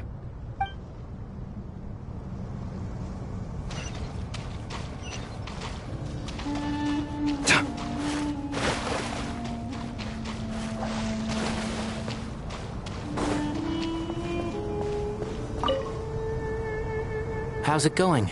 Are things progressing smoothly? Well enough, I suppose. You know how it is. The work itself is only half the problem. The other half is having to work with Al-Haytham. I'm sure the feeling is mutual. Honestly, though, I thought you two had already worked things out. As if. Turns out working closely together is the best way to expose any tensions lurking beneath the surface. Besides, I just think that some people never change. Agreed. Case in point, you didn't make sure I was out of earshot before you started complaining about me. Old habits die hard. Actually, this is for your own good. Maybe if you spend a little more time listening to what other people have to say, you might actually realize that you're the problem. Naivete is another old habit of yours. I had assumed that you both volunteered for this project like us forest rangers. But now I'm getting the sense that wasn't the case. Definitely not. We were assigned to it by Lesser Lord Kusanali and Nephis. As much as I'd love to be doing normal work for normal clients, these Titan projects are all that's on offer right now. Though I'm sure they wouldn't be roping us in if they had any better options. Just goes to show how short-staffed the academia really is. I'm sure you've prepared yourself mentally, but I still feel the need to advise you to lower your expectations. It might make the process of working together a little less intolerable. I know! Same to you! But if you already understood that, you should also know not to say the quiet part out loud. Why don't you come help me with my forest patrols? Might help you avoid any further disagreements. Good suggestion, but unfortunately, differences of opinion will always exist. Changing the nature of the work won't get rid of them. For once, I actually agree. There is zero chance of us ever resolving our differences. Zero! But even so, the work must be done. Care for some coffee? I'm glad to see you making progress. Don't act so smug! It'd be nice if you made some too! I feel like even I've made some progress today. In the past, I never would have dared to try and mediate a conflict between you two while you're both right there in front of me. Apologizing probably makes it sound like I'm in the wrong, but I'm sorry. I was just kidding. Truth be told, I don't have any work to do at the moment, so I'm just here to kill some time. How's Kale? She's studying with Nicole. I'm not sure how she's getting along, but she seems to be in good spirits at least. I wouldn't worry. Angelic affairs are probably above your pay grade anyway. I know what you mean, but Sino and I are still a little concerned for her. He said he'd go keep Kale company after he's finished training the mercenaries. I'm planning to join them myself shortly. Kale will be okay. Have faith in her. Even we can see how much more confident and outgoing she's become in these past few years. Thanks to you and Sino being there for her and providing guidance every step of the way, she can finally stand on her own 2 feet. On her own 2 feet. Does it feel bittersweet? Watching the younger generation grow up and move on? No, not yet, at least. I was just thinking, I wish there was more I could do for everyone. She'll be fine. Yeah, she will. Just try to relax.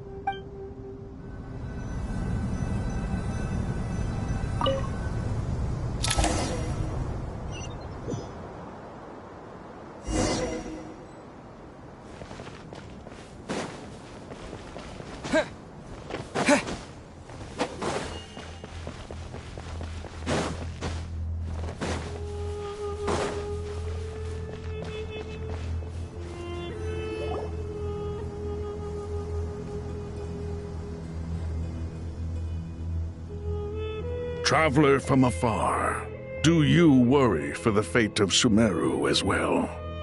Whoa! It's Sobek the Crocodile King! Greetings, Crocodile King.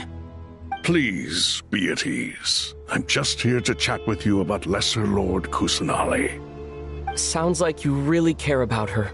Yes, although to be exact, it is a mixture of both concern and curiosity that I feel. Speaking of Nihida, Paimon was wondering how she's doing. Wait a moment.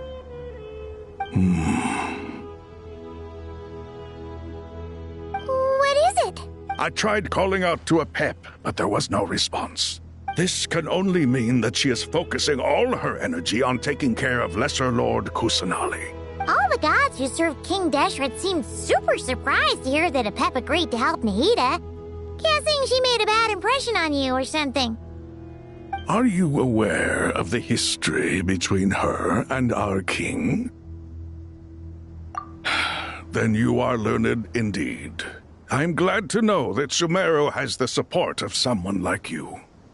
At the end of his life, King Deshret tricked the Dendro Dragon into swallowing him whole, leaving her to bear the torment of his sins.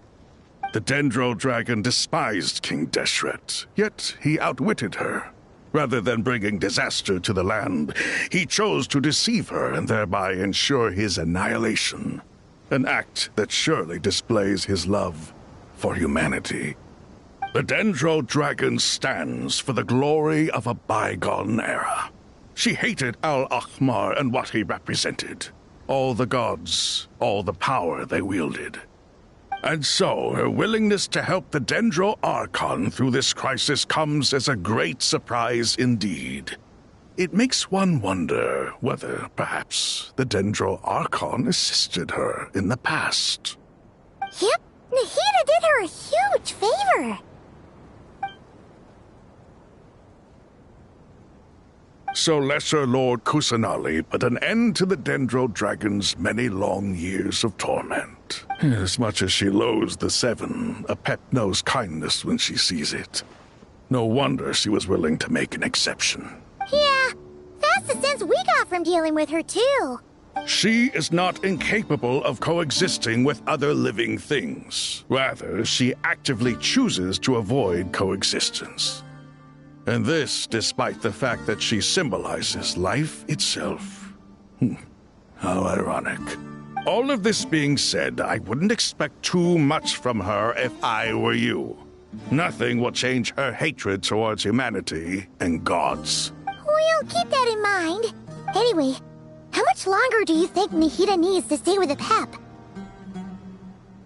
For all we know, the Fatui might still be in the desert.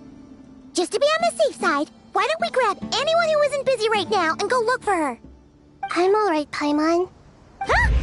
Was that Nahida's voice? It seems the treatment was effective. Since when do my deeds require your evaluation? Ah! Here will do just fine. I had no intention of taking you any further. One ought not expect greater generosity than they have earned. You always hide your kindness away like an oasis within a sandstorm.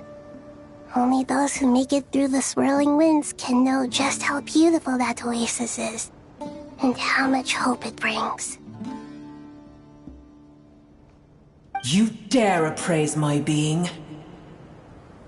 No, I'm expressing my gratitude. I want to thank you for sharing your precious life force with me.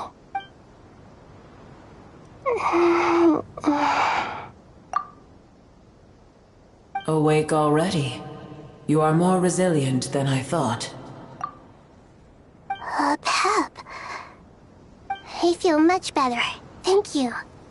Gods and their gratitude mean little to me. I would rather you give me your assurance that the situation with Irminsul and Sumeru's ley lines will be competently managed. If I suffer any ill effects from the ley lines, you, as the god of this land, will be held responsible. And you would not enjoy being held to account by me. I understand what you require, but I would assume this task even if you did not demand it. Sumeru is my responsibility. I must resume my duties as soon as possible. A farcical notion. God of Sumeru, I hope you realize how unextraordinary your strength is. And yet, maybe it is precisely what defines me. A god of wisdom is not meant to rule by force. Then hold steady. We go forth. Well, I'll be. Is that a pep? Do my eyes deceive me? Of all places, the Dendro Dragon has decided to visit the mausoleum of King Deshret? I see that after all this time, El Ahmar's menagerie of ministers remain as vile as ever. It's a pleasure, Dendro Dragon. Had you arrived but a little sooner, you might have attended a meeting of the Seven Pillars. What a nauseating thought. You are not the first insects I have had the displeasure of dealing with today. A swarm of them tugged on my tail on my way over. Goodness knows what hovels they crawled from. Why do all the creatures of this world remain so lowly after all this time? What did you do with them? I cast them away. What would you have me do? Keep them as trinkets? Boer, this is where we shall part ways. To be clear, I do not wish to see you or anyone else here ever again, unless absolutely necessary. Then I wish you peace as you return to your dwelling place. It matters not to me. Simply refrain from bothering me again.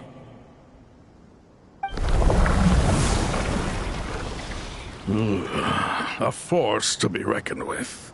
At times like this, I feel glad that she has no interest in any of this. Hold on, just hold on, okay? We're almost there. We made it. Huh? Wait, that voice! It's... Uh-oh, I'm gonna fall!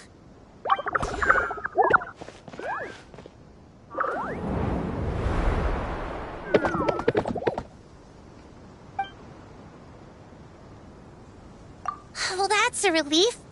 A pair of safe hands indeed. The Dendro Archon's familiars. They are the last thing I expected to see here. Huh? Wait, what are the R&R doing here? Don't you guys hate the desert? Obviously I was worried about the Dendro Archon. I've been supporting them with my Pari powers the whole way here. Oh, you seem pretty nervous. Is it because there are too many people around? Not just people. It's all these non-human beings, too. It's hard on them. I can't believe you made such a long and dangerous journey just for my sake. I appreciate your support so much. Thank you all. I'll have to ask everyone to wait while I help our new arrival settle in. Once I'm done, I'll gather everyone to discuss our next steps. Traveler, Paimon, shall we find a place for our friends to stay? Awesome! Let's go! Well, first I have some questions. Okay, I think that covers everything. Thank you. We can get going now.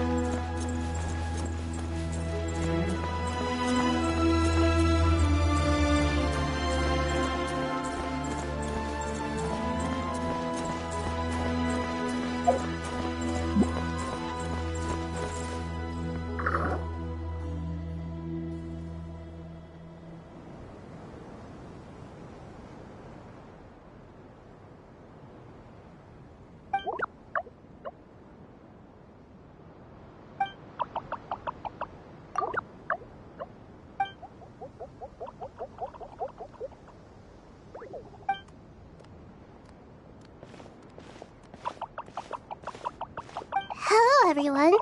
It's only us.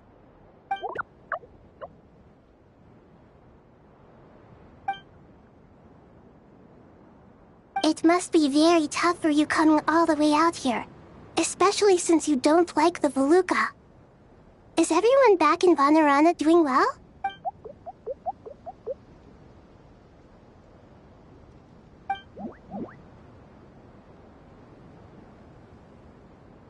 Ah, everyone's here. Good. Are you okay? You look like you were about to pass out back there. Then you're forgetting who I am. Don't underestimate me. Oh, excuse me! Are you comparing me to Paimon? I suppose everyone is gathered here because of me. As we can see, the situation is critical, and everyone is very busy with their various tasks, so...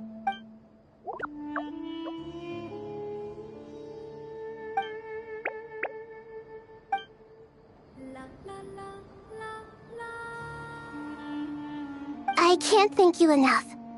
Right now, we're focused on restructuring Aru, processing excess information, and helping restore everyone's confidence. I'm sure you'll find it all very straightforward. I can help too. Just let me know where I'm needed.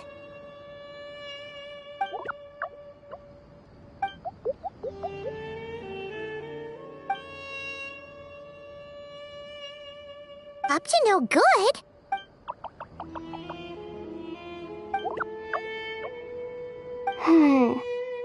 That definitely sounds suspicious. Traveler, Paimon, I have other work to attend to here that needs to take priority. Could I trouble you to investigate the situation Arabalika spoke of? No problem. Leave it to us. Thank you. I'm counting on you. There's one other thing. If you are to work alongside the people of Sumeru, you will need to make yourselves visible to them. Is that acceptable to everyone?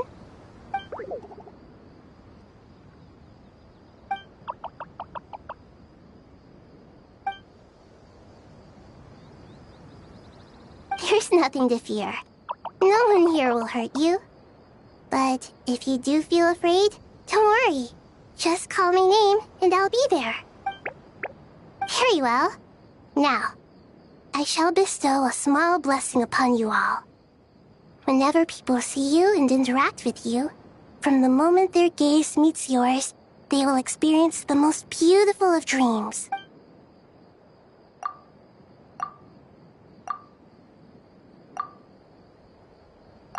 Do not fear. We will face it together.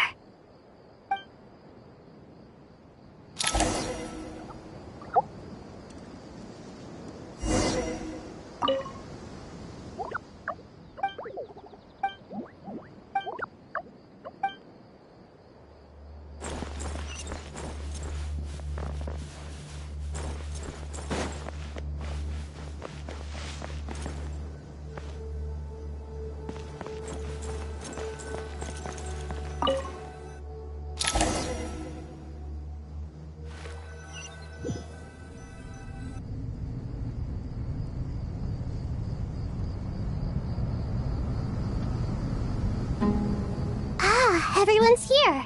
Wonderful. Dendro Archon, you're back. Are you recovering all right? You mustn't push yourself too hard. I'm doing very well. Thank you for your concern.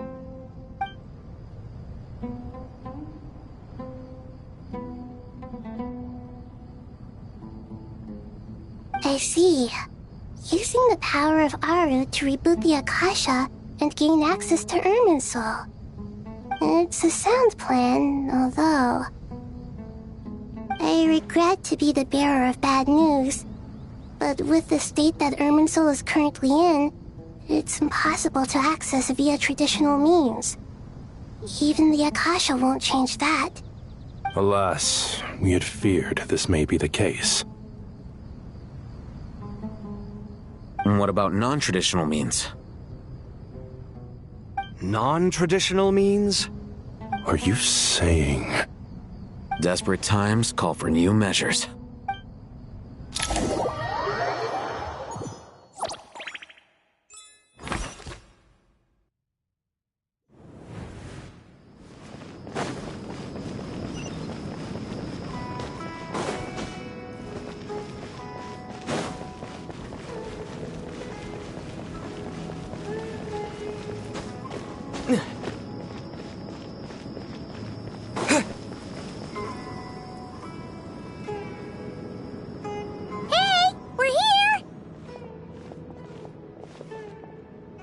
Ah, it's you.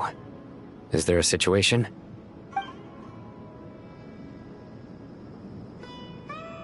The Aranara have good intuition when it comes to people. In other words, there may well be a traitor among us. Given everything that's going on, I'd be more surprised if there wasn't. Miss Nefer, as a professional intelligence broker, I trust you have a solution? Not one that I'm willing to volunteer. What's in it for me? Let's say I'll treat this as a pilot project aimed at expanding your intelligence operations. Whatever business you're in, an avenue to demonstrate your abilities could never hurt. I like the sound of that. Glad we're on the same page. Given that you rarely set foot in Sumeru, practically no one at Caravan Rebot knows who you are. I take it you've read the files on everyone in the area? Yes. I also skimmed the list of evacuees, and am more or less up to date on where everyone stands. Any initial suspects? Limiting the scopes to males whose recent activity could be viewed as suspicious. I've identified 3 names. The Aranara saw 2 people talking, but currently we only have 1 suspect. The other person was probably just a messenger, and in all likelihood has already left Caravan Rebot. Everyone is heading for the desert per the evacuation order. Anyone willing to turn back at this stage is almost certainly with the Fatui. There's no way it was a spur-of-the-moment decision to act at a time like this. This spy must have been planted long ago. We need to smoke him out from wherever he's hiding. Sounds like you have the beginnings of a plan.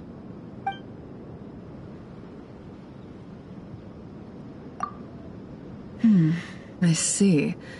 Your suspicions are well-founded. I'd be watching him too if I were you. So far, we still lack solid evidence that he's been bribed. He hasn't made any recent purchases that would indicate he came into some cash. Then let's get closer to him to confirm before we make our move. I can handle it. I'm not based in Sumeru, so barely anyone at Caravan Rebot knows who I am. And you're certain you've never encountered this person in Nodcry? I'm certain. Besides, it's extremely rare for me to have had any direct contact with Sumeru mercenaries besides Jet. There's no way he could have seen my face before. Sino, stay out of sight and wait for my signal. If he raises any red flags, I'll bring him toward the main road. Understood. I'll take it from there. Excellent. Well, it's a pleasure working with you.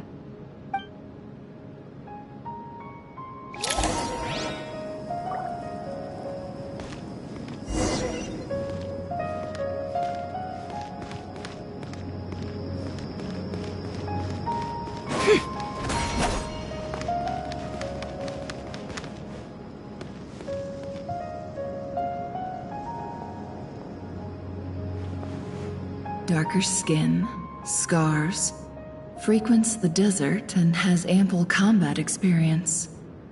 Nothing unusual about how he dresses or acts.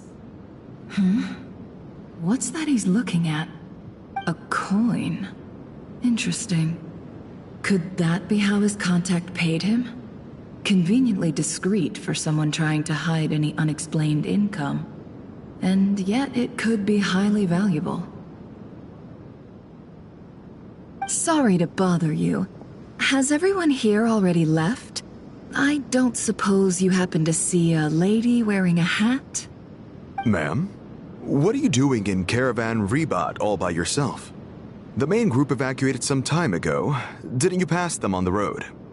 My friend and I lost some of our cargo along the way. I didn't want to miss out on potential business, so I told her to go on ahead and meet the client while I retraced our steps. I didn't think it would be so late by the time I found it. And then there was a terrible sandstorm.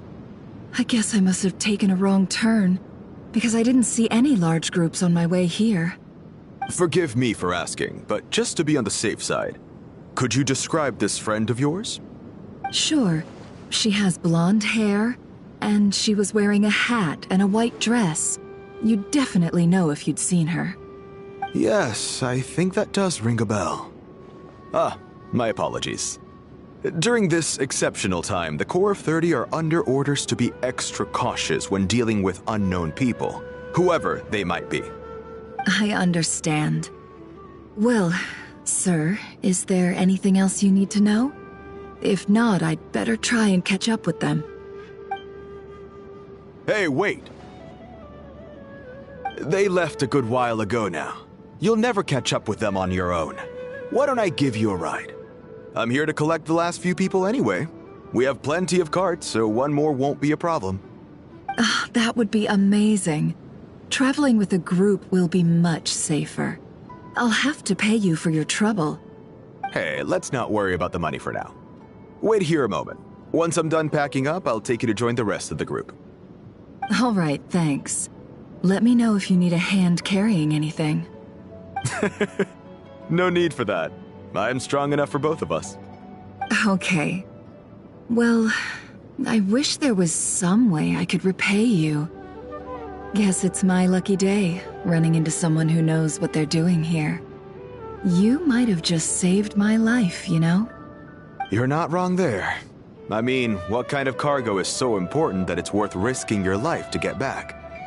I hope for your sake that it's priceless.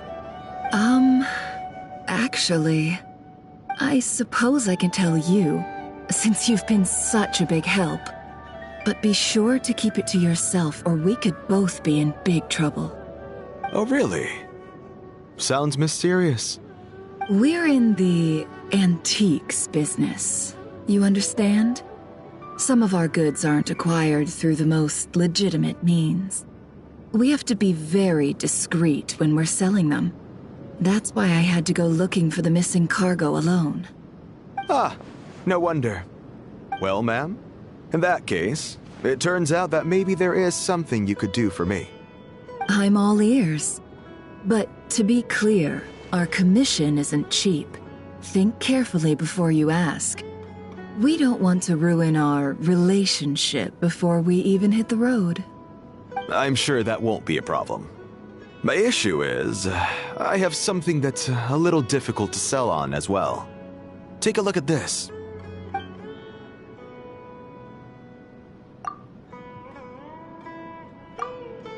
Pure gold. That's quite something. How'd you come across it? Dig it out of some ancient tomb? If you look hard enough, there are many treasures to be found in the mausoleum of King Deshret. It has no distinct Snezhnayan markings. That'll be why he's going with that story. And he clearly doesn't want to arouse suspicion, so he's on the lookout for an opportunity to make a quiet trade. Surely you have an existing business partner. Won't they take it off your hands? I hope I won't be attracting the wrath of my competitors by helping you sell this. The shop I used to work with is having cash flow issues at the moment after losing some money. I'm under enough pressure as it is without having to deal with them. On the off chance anything went wrong, I'd never get my money back. I understand. Gold is the last thing that traders with cash flow problems want to see. Well, in that case, I think we can work something out. As it happens, I'm just about done packing. Shall we make a move? Sure. Let's walk and talk. This evacuation was a huge operation. They needed a few people to stay behind and tie up loose ends. And I ended up being one of them. You're lucky you ran into us in time. I certainly am. I don't know how this happened. One thing led to another, and look how it ended up. I just hope our client doesn't get spooked and cancel their order. Fingers crossed. But either way, life goes on, and we all have to make a living somehow.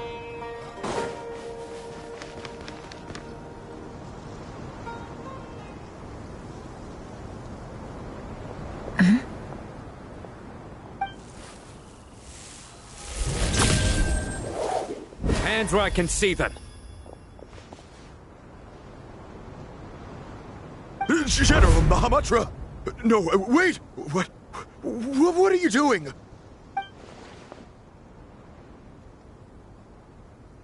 This is the coin? Good. Sadly, you won't have the chance to spend it. Nicely done. Looks like Sumeru's Matra are a well-oiled machine nowadays. Unmarked gold coins are quite difficult to trace. Thanks to you, we have secured the evidence. Here's what's gonna happen.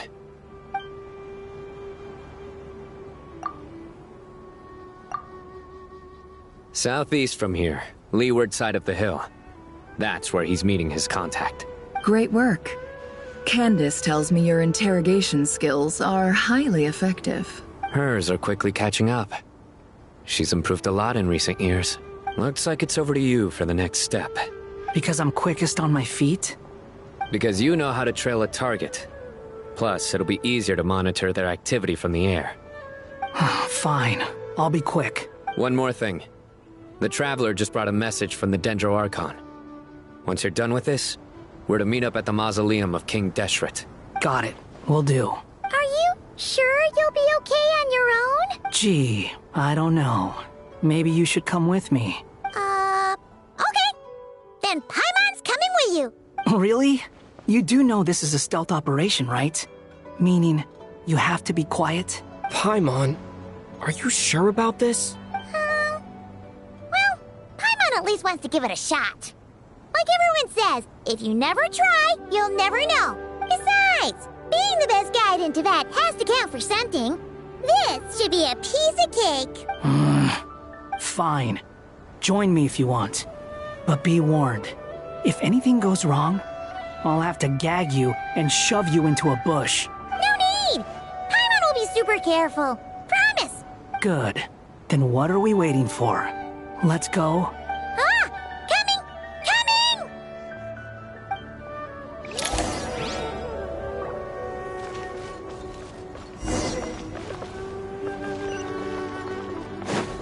Squall Fury!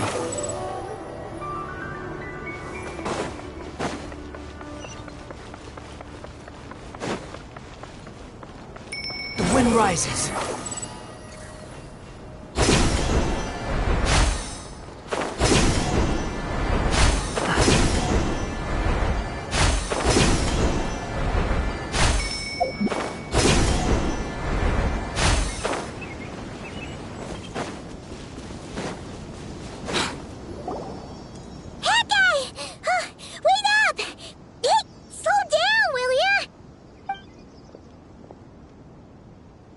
We're here. Now, we wait. Okay, yeah, cool. Cool. What's on your mind, Paimon? Huh? Oh, nothing? I thought all you cared about besides being a guide was food and sleep. Why the sudden urge to go on a dangerous mission? What's that supposed to mean? Paimon's been on plenty of dangerous missions before. But never on your own. You hardly ever leave the Traveler's side. Just saying. I'm kind of at loose ends right now.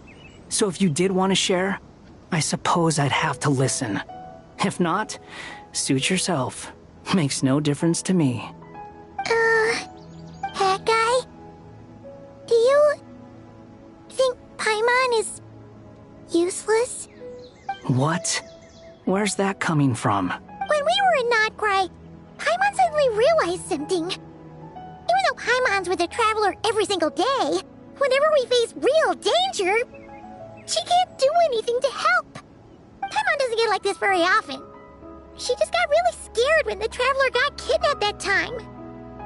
What if he never came back? What would Paimon do then? And the more Paimon thought about it, the more useless she felt. But Paimon doesn't want to be a burden. Paimon wants to be a friend who's actually useful. Does that make any sense? You know, that feeling of just being completely useless and... Oh. Paimon probably sounds so ridiculous right now.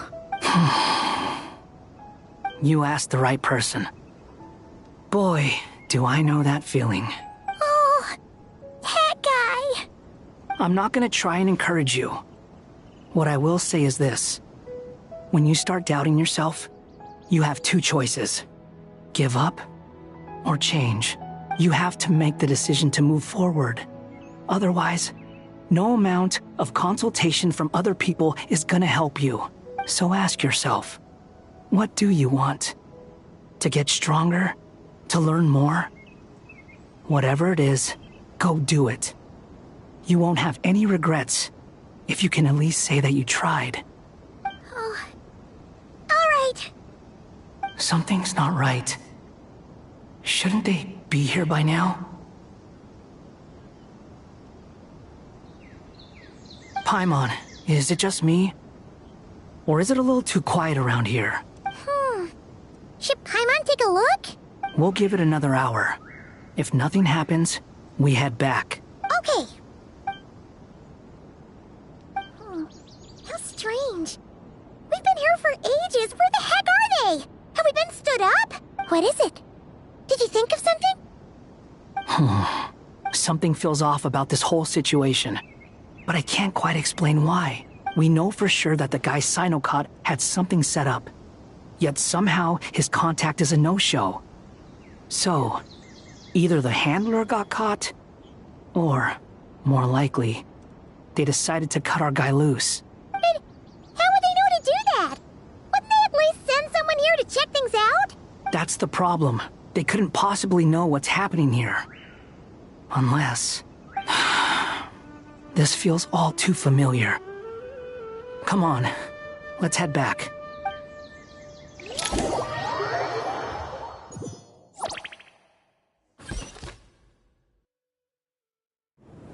Even though this isn't a formal meeting, I'd still like to start by saying how grateful I am to each and every one of you. Thank you all for coming here and standing by our side. Shesipank and Bennu are currently assisting the scholars with the maintenance of Aru. Please forgive their absence. As for Hermanubis, may he rest in peace. We remember him with great fondness. There have been times when I imagined what it might be like to meet you all.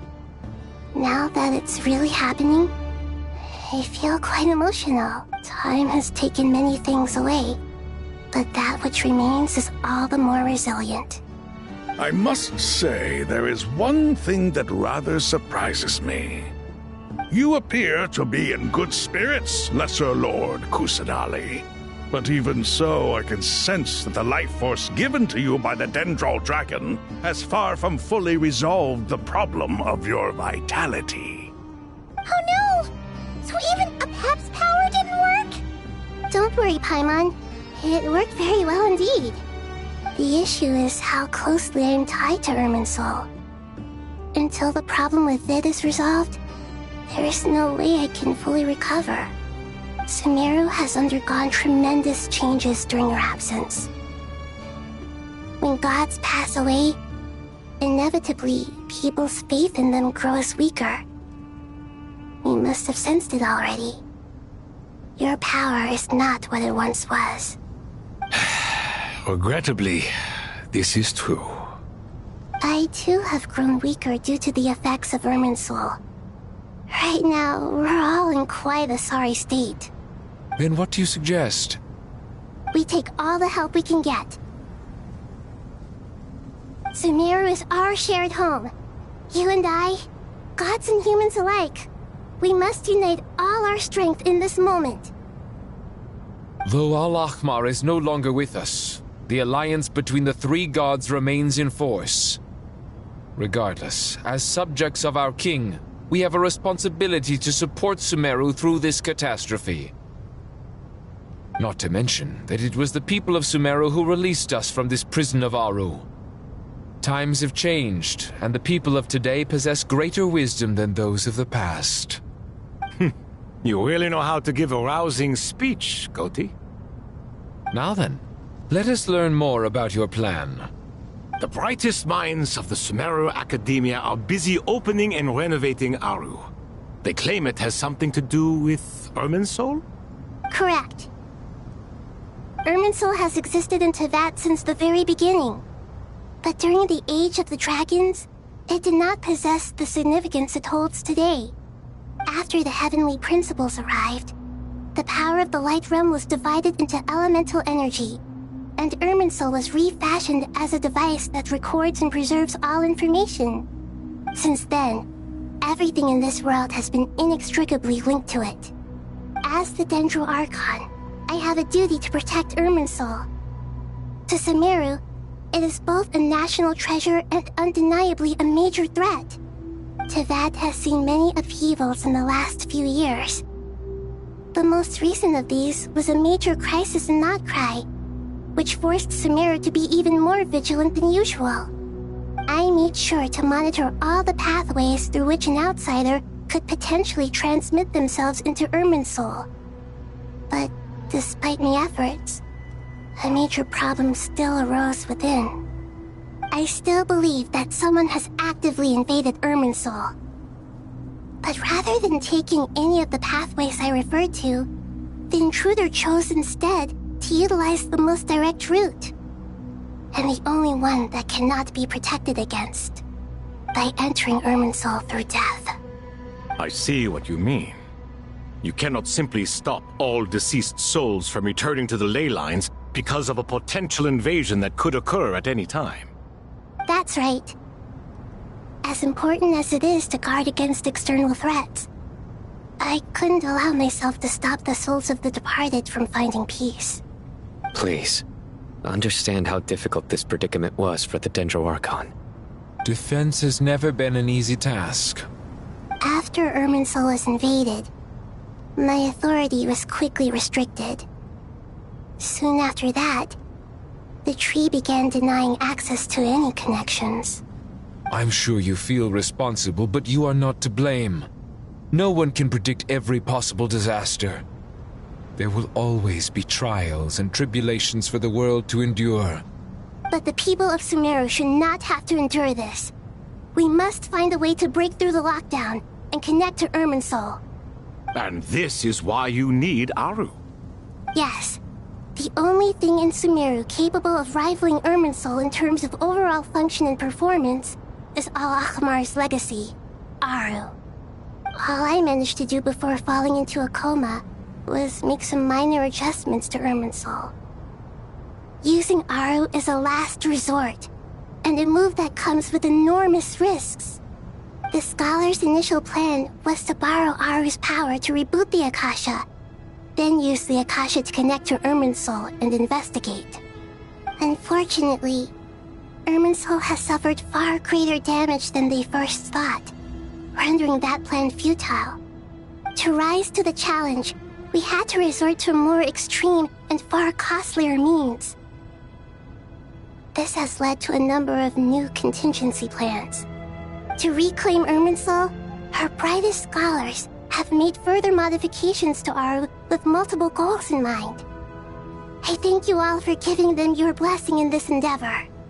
Human wisdom has clearly improved over the millennia. You have not only our support, but that of the Jinn, the Aranara, and the Pari. Together, we will do everything in our power to save Irminsul. By the way, when you spoke earlier of an intruder, it almost sounded as if you knew who you were dealing with and what they were capable of. Well, since you ask...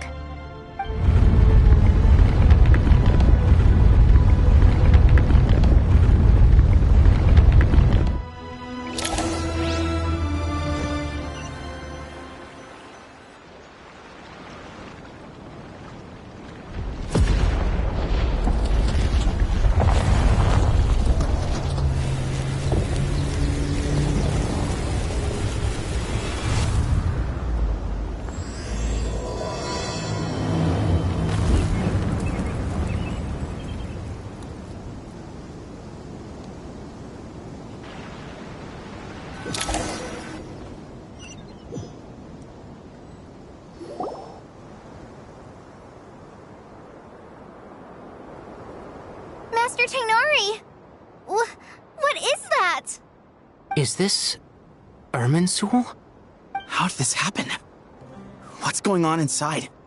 Luckily, we managed to evacuate everyone. What in the world was that? That was terrifying! Oh my. I understand now, Dendro Archon. You make yourself quite clear indeed. Not once over the millennia has Irminsul been so terribly afflicted as this. Please continue, Dendro Archon. Irminsul's root system is what comprises the ley lines. In the past, it has always been hidden away, going unseen by the general populace. But now, an evil intruder is making it reveal itself. It has become a tree of unbridled greed. A clear sign that a deranged experiment has advanced to a new stage. Blasphemy. From where I stand, an experiment in the name of blasphemy sounds rather improper. But if we are to honor Dottores' will, this is what we must do. The birth of this tree proves to me beyond doubt that this incident is connected to him. But to explain the situation in full, there is someone I need to tell you about.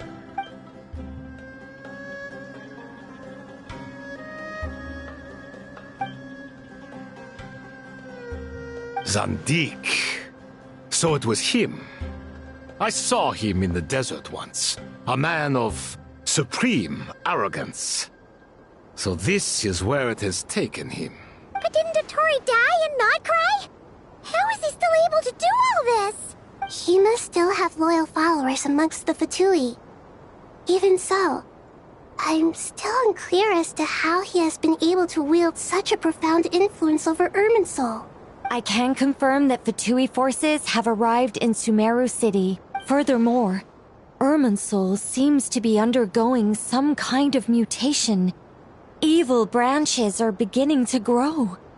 Things that do not belong to this world are slowly but surely materializing. Sorry, I couldn't think of any other word to describe it. They don't seem to be fully formed physical entities yet, after all. But they are gradually becoming real. A baleful tree climbing up into the heavens. Speaking of Dottore, I have some information on that front as well. I didn't think it was wise to state this out in the open. But my theory is, the mole wasn't cut off after he was caught. They wrote him off from the beginning. You mean, the Fatui never intended to follow through with him? Then why plant a mole at all? It's hardly a conventional strategy, and the rationale behind it is pretty twisted. But as it happens, I know someone who works exactly this way. And when it comes down to it, his goals are very simple. He just wants to confuse people, so they can't figure out what he's up to. He's been a collaborator of Dottore's from the outset. That fact alone confirms that Dottore is involved with this somehow.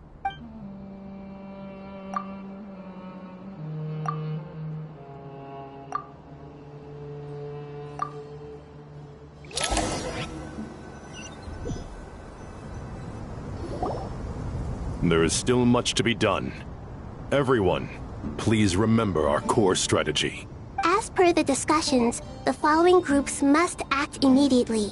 Mr. Alhaitham and Mr. Kave, the next phase of the Aru renovation project must begin right away. Godspeed to you both.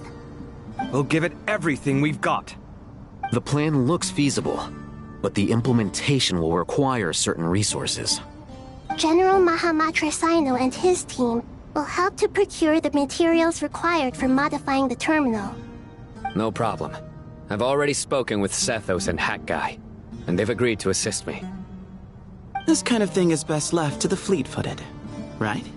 Hat Guy? If it's efficiency you're after, we're the right people for the job.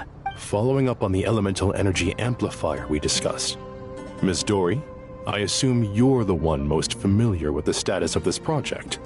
Aside from the Dendro Archon, of course. Yep, that's right. Leave it to Lord Sangama Bay. Got it. Well, I'd like Madame Farazan, Kale, and Nicole to support Dory on the technical side. You can count on us. Will do. Rest assured, I'll take good care of Kale. Dia, Candace, and Nefer, you'll be in charge of negotiating between the various parties. I trust you remember our goal. You bet. We can handle it. Good.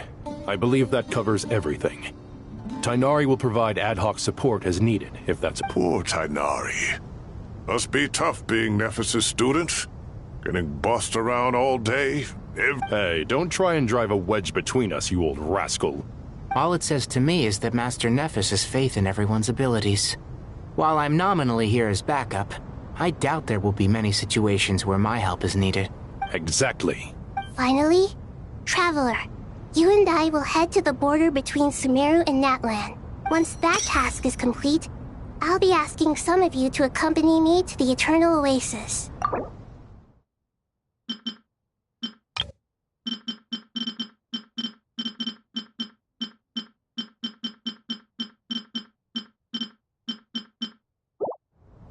The Eternal Oasis? I thought that was just a legend. So it does exist after all. Regarding your trip to Natlan, under normal circumstances, a meeting between our two nations would be a far more formal affair. Unfortunately, Sumeru is all but completely cut off from the outside world at present. So regretfully, we won't be able to give the Pyro Archon Mawika the grand reception that she deserves. No point putting too much pressure on yourselves. That goes for everyone. Right. Especially you, Dendro Archon. I'm sure you're still feeling quite weak. Don't worry about me. The Dendro Dragon's life force will sustain me. Plus, we'll be there every step of the way. Nahida will be just fine. Yes. I believe in myself. And I believe in every one of you. Well, time to get going.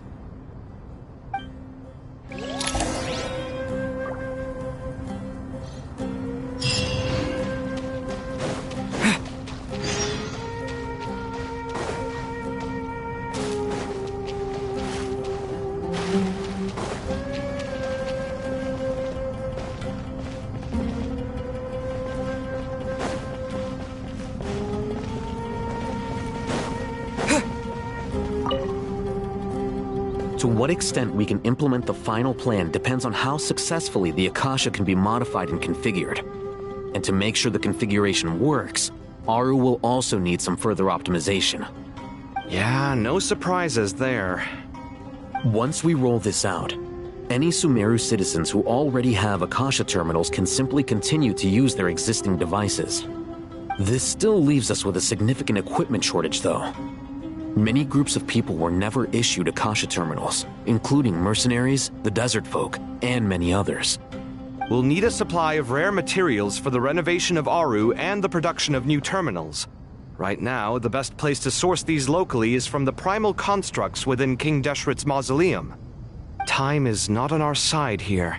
It's gonna be a race against the clock.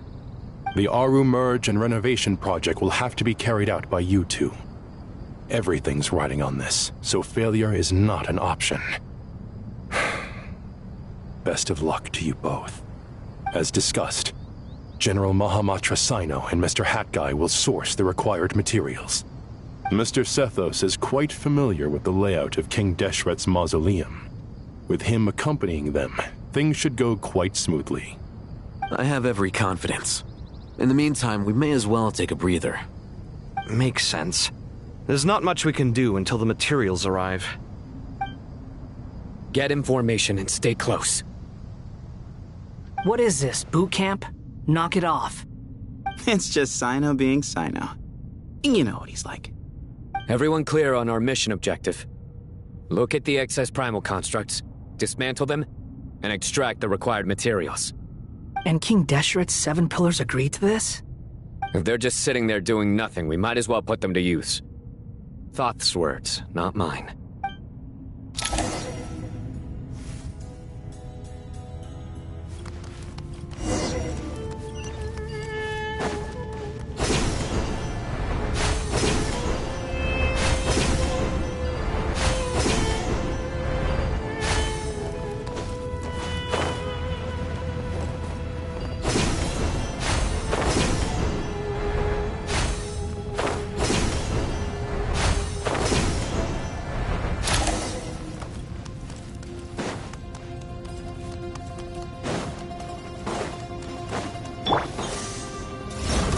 Space. Move or be moved. Futile! Your sins weigh upon your soul!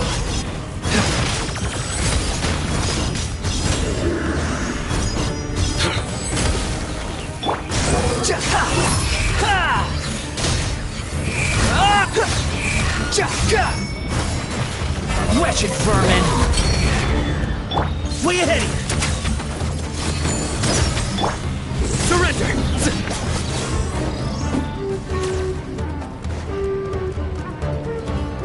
Behold! Gotcha! Nowhere to run! Excuse me? Futile!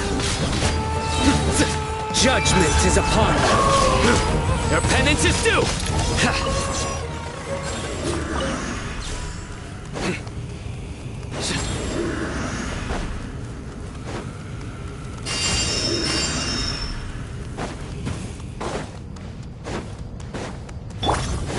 Squall Fury!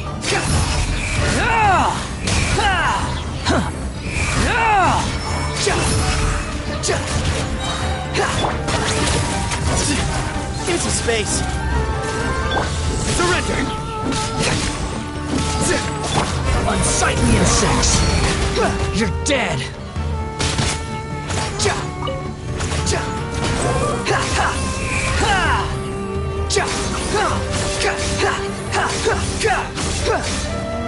Excuse me? Futile!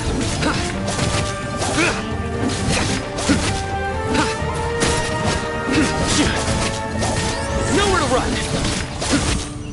Give me some space. Your sins weigh upon your soul!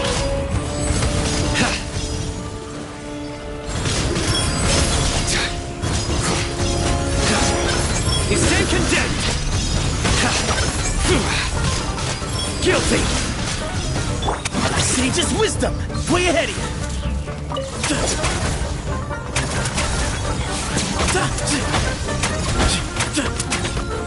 The wind rises.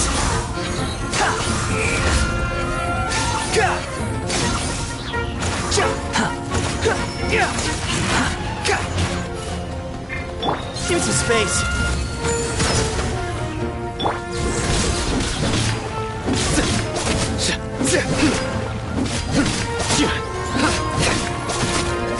Futile! Through me, justice is served. Their penance is due! Guilty! These devices should still be usable even though they're broken down. Let's take them back for the others to review.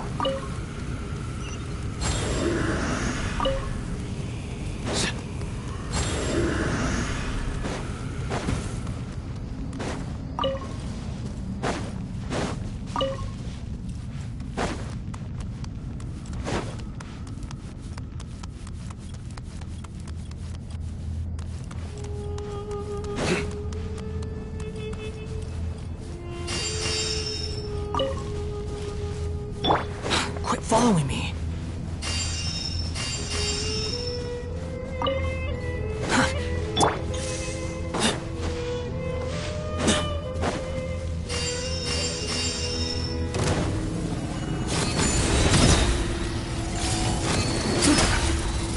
Excuse me?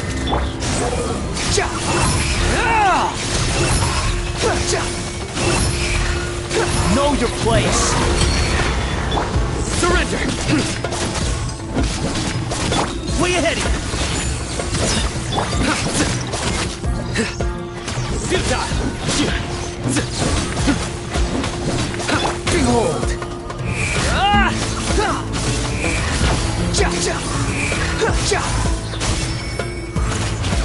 Glory to Al-Akbar!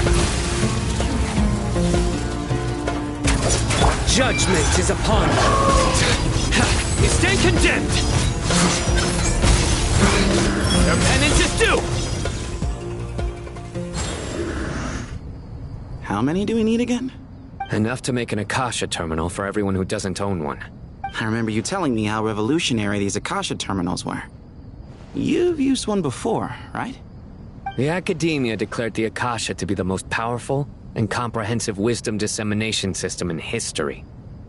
That should give you an idea of how powerful it is. Certainly sounds impressive.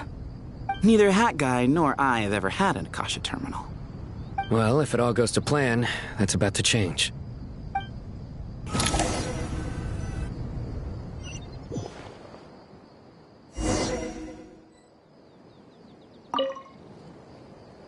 Oh, goody! Thank you so much for handling the delivery. What a long way it was. You've really outdone yourselves. I'm well aware what a bumpy, dangerous journey it must have been. Now, I would have loved to oversee the process myself, but of course, those of us who know the plan can't leave the mausoleum. Oh, trust me, I'm patting myself on the back for my assembly work here. Simply flawless work. But will you really be needing all of this?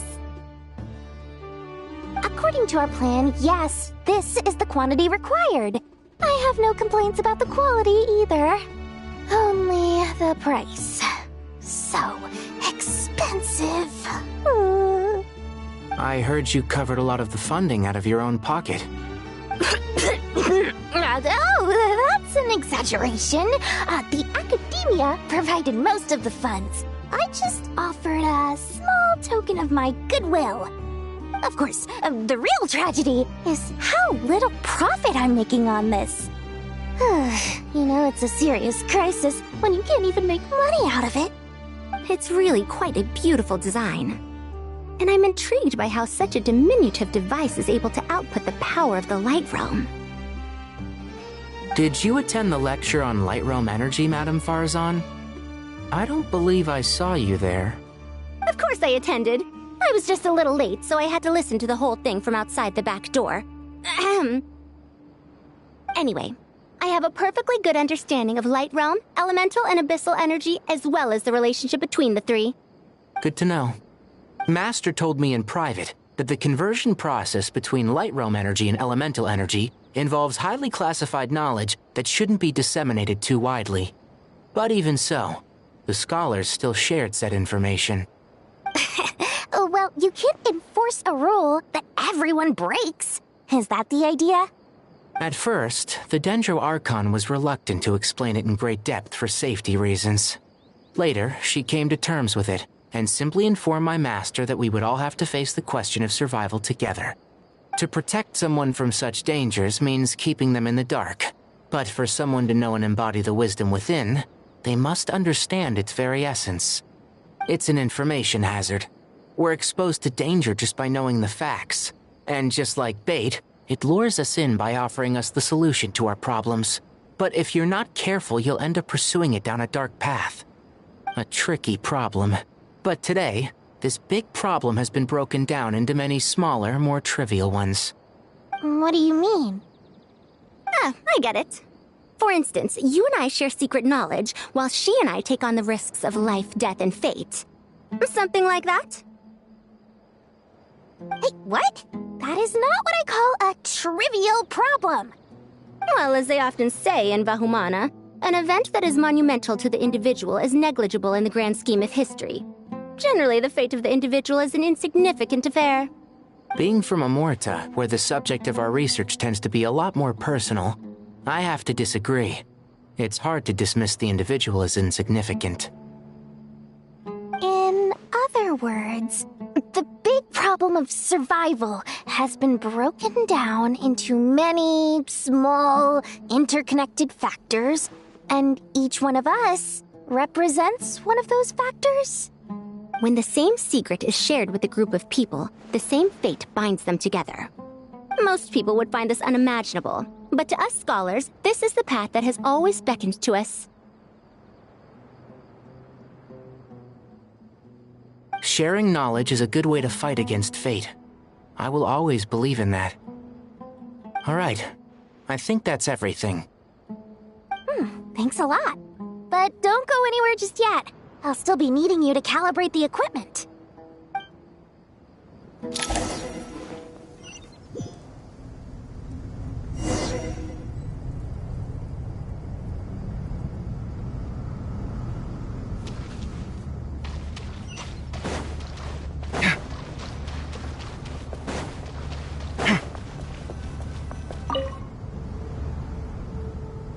Okay, the materials are ready.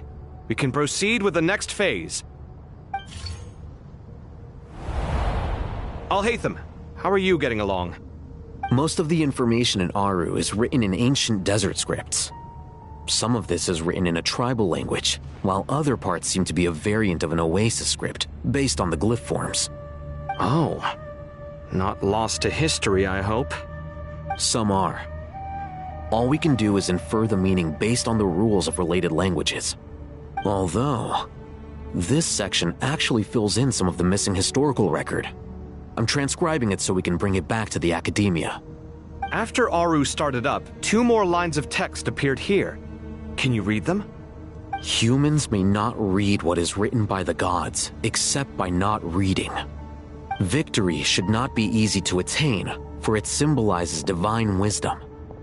Knowledge must not waver, for it has external borders. Is this a clue to solving a puzzle? Or is it being symbolic? You can't read it unless you don't read it. Victory is wisdom. Knowledge is confined by borders. Wait, I think I've got it. It's a metaphor, isn't it? It's talking about... a chessboard.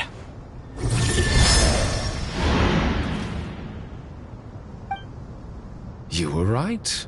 The youth of today are skilled at solving riddles. Have the secrets buried in the desert not been unearthed over the years all the same? Since Aru is a place reachable through wisdom, this day was bound to come sooner or later. Oh, I've always been against overly cryptic sentences. Don't you get tired of reading and writing all that? Ah, it's you 3. Just in time. We've been delving deep into Aru, and now this board has appeared. I've heard this was how you'd while away your free hours. You must be quite the experts by now in that case. It is true. King Deshret's chess games are some of the most well-loved of all his wonderful creations. If you have ever been to Safhe Shatranj, you may well be familiar with the chess pieces you see here. Is this chessboard supposed to be another visualization of the interior of Aru, then? Naturally. Visitors, everything is ready. Only by completing the challenge on the board in accordance with the rules will you be permitted to overwrite Aru. 1 second. It's not dangerous, is it? Dangerous? Why, yes, of course. I should be the one to go, then. Wait for me here.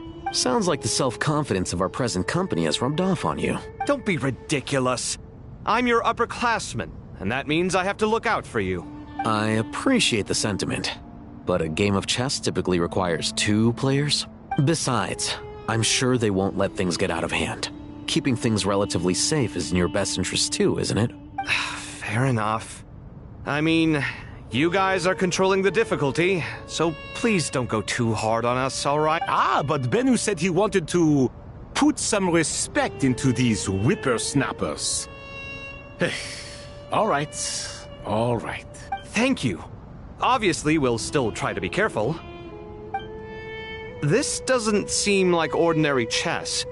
Is the goal to defeat the opponent? No, you must enter the board and pass the trials we have placed there. Ready?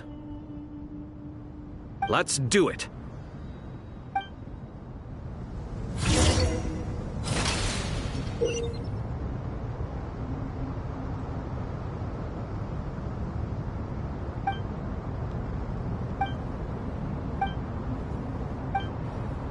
The first trial is posed by me. I don't think this is gonna stop us. Ah, but the key to this game lies in working together. Otherwise, you will be deemed to have broken the rules. Looks like it's up to me. Marak, can you open it? King Deshret's favorite primal construct, living on in suitcase form of all things. Amusing. Oh, excellent work.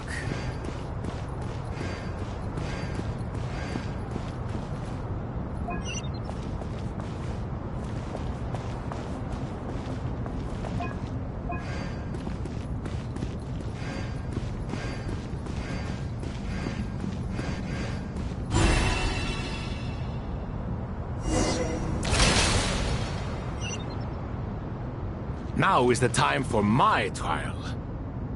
Now, don't be nervous. I'll make it nice and easy for you. Really? Thanks in advance. We appreciate it.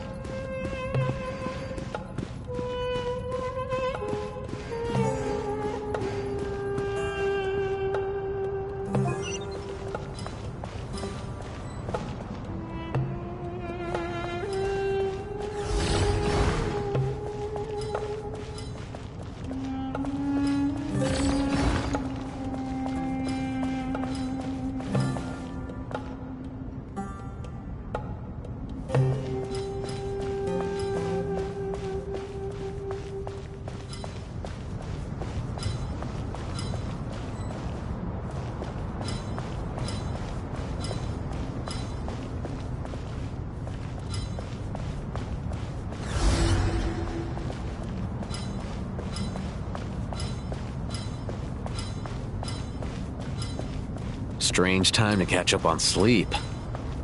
I'm not sleeping, I'm thinking! It's not that simple, you know.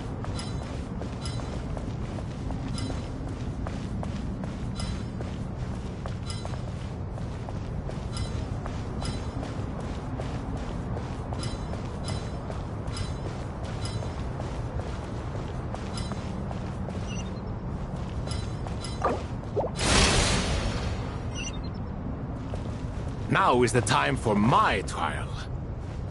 Now, don't be nervous. I'll make it nice and easy for you. Really? Thanks in advance. We appreciate it.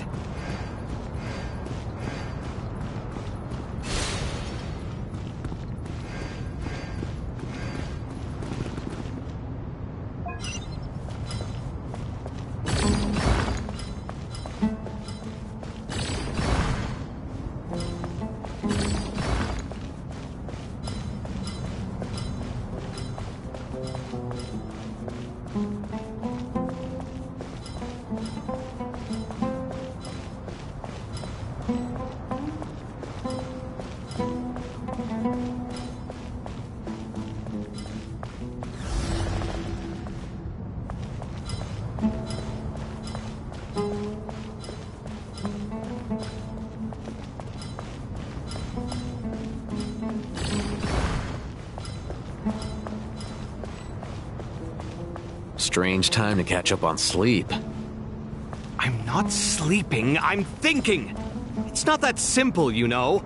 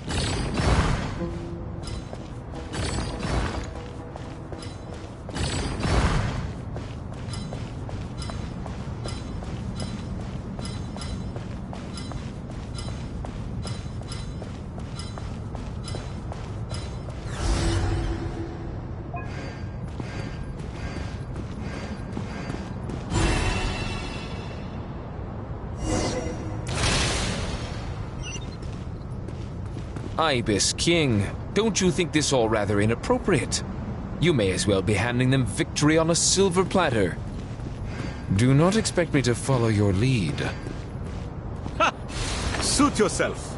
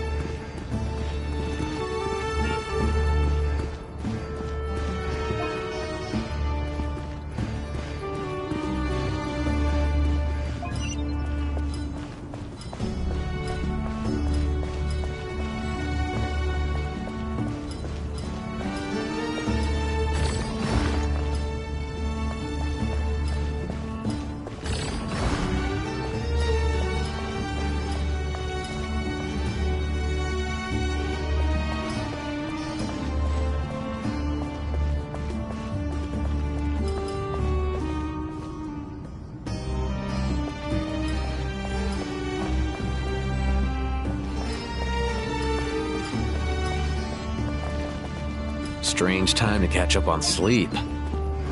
I'm not sleeping, I'm thinking! It's not that simple, you know.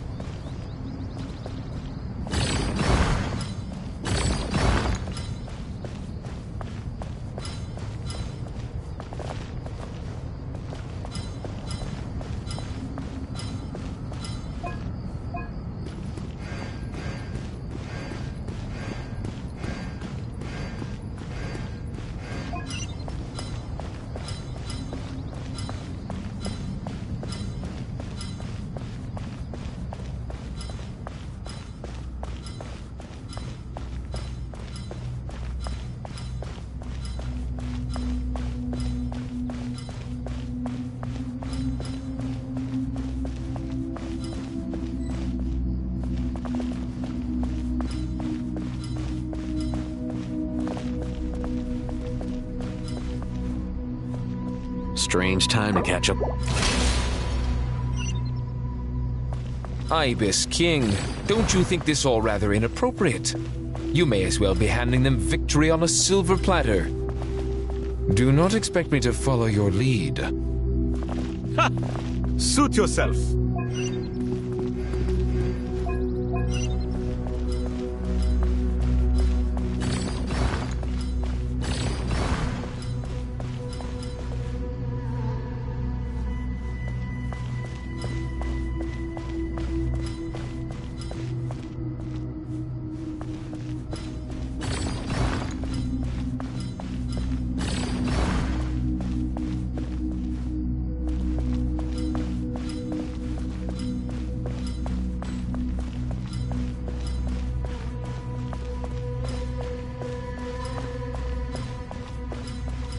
Strange time to catch up on sleep. I'm not sleeping, I'm thinking! It's not that simple, you know.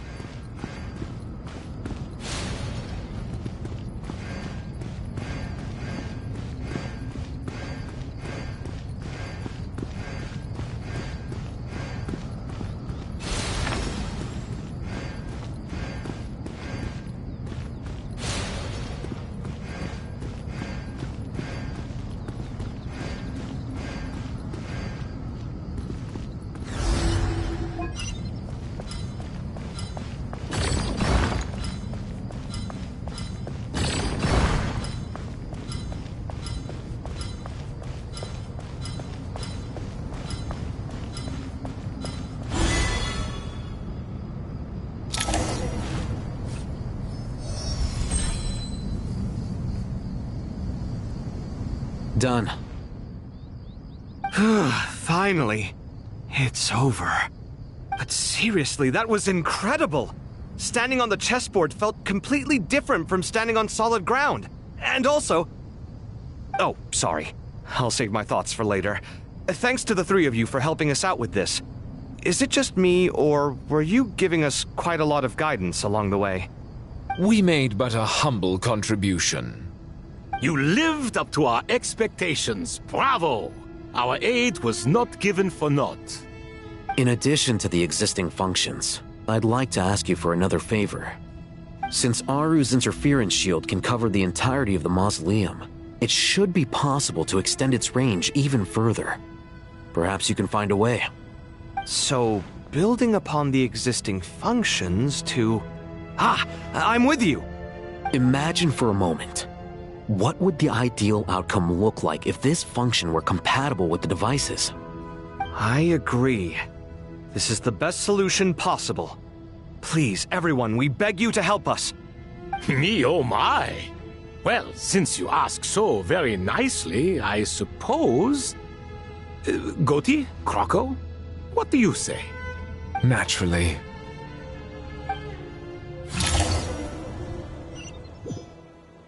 Time to go! Let's go find Nahida!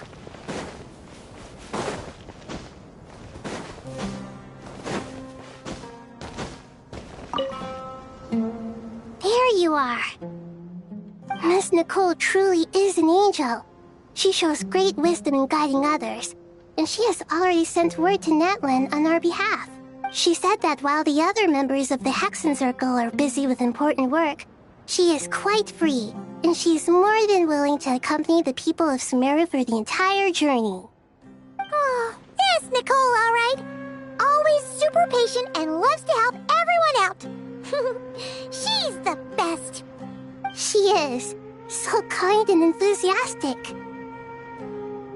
Well, time for us to get going. Let's head out.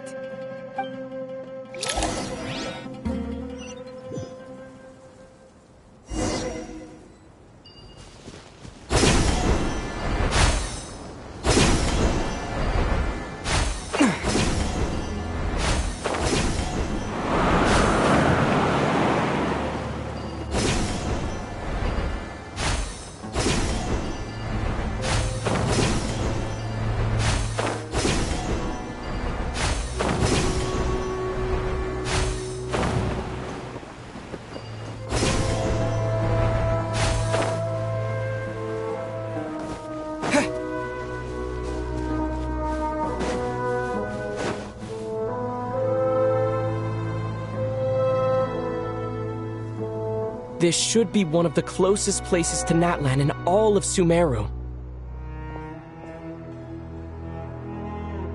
There's the barrier Nicole and Nefer mentioned. It completely cuts this nation off from the others. But why? Why separate you from the rest of the world now, specifically? And if I'm not mistaken, Irminsul was polluted once before, wasn't it?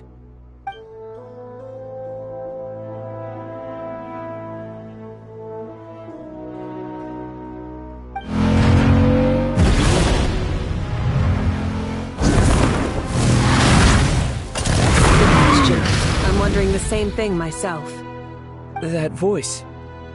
Mawika! You got here pretty quickly. Hello, traveler. It's been a while.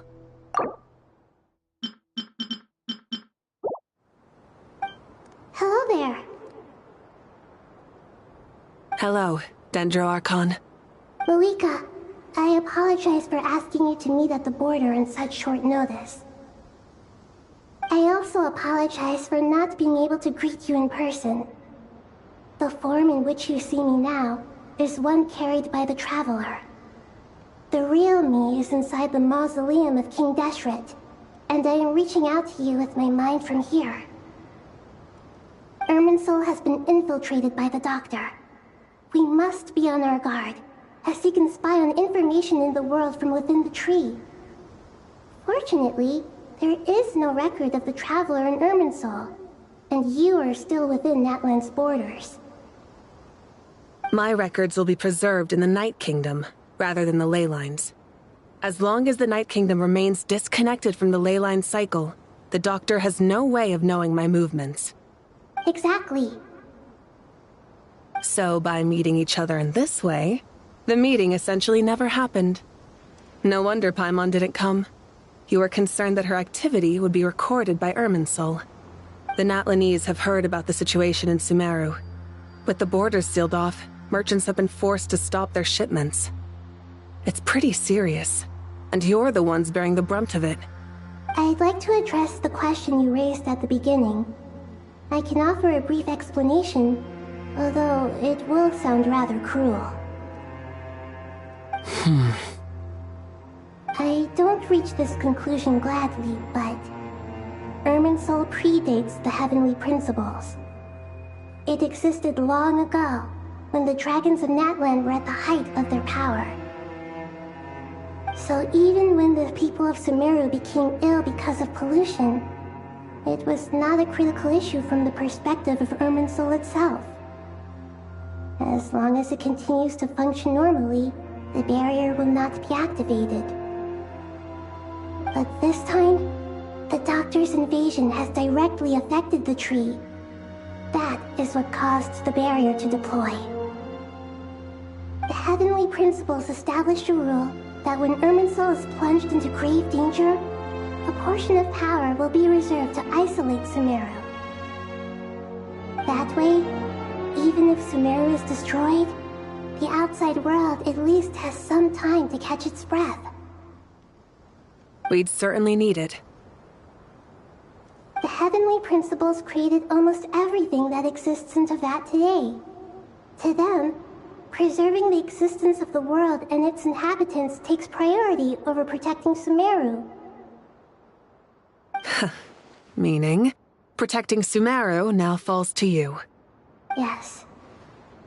My own power may be limited, especially compared to yours. But that doesn't mean that we're just gonna sit around and wait for the end. If necessary, I will utilize any and every means at my disposal. Nicole of the Hexen Circle didn't say exactly what this meeting was about. But after hearing everything you've said so far, I think I can guess where this is going. That's right. Nahida and I discussed it at length. We both know how presumptuous this is, but... You need the Pyronosis, don't you? Yes, you guessed correctly. Originally, I only intended to borrow it, but the situation is far graver than I foresaw. So instead, what I ask of you is to please give the Pyronosis to Sumeru. Why do you sound so nervous? There's no need to be shy. Surely a gnosis is pretty important to a god. I guess, but it's not as if losing it would suddenly render us powerless.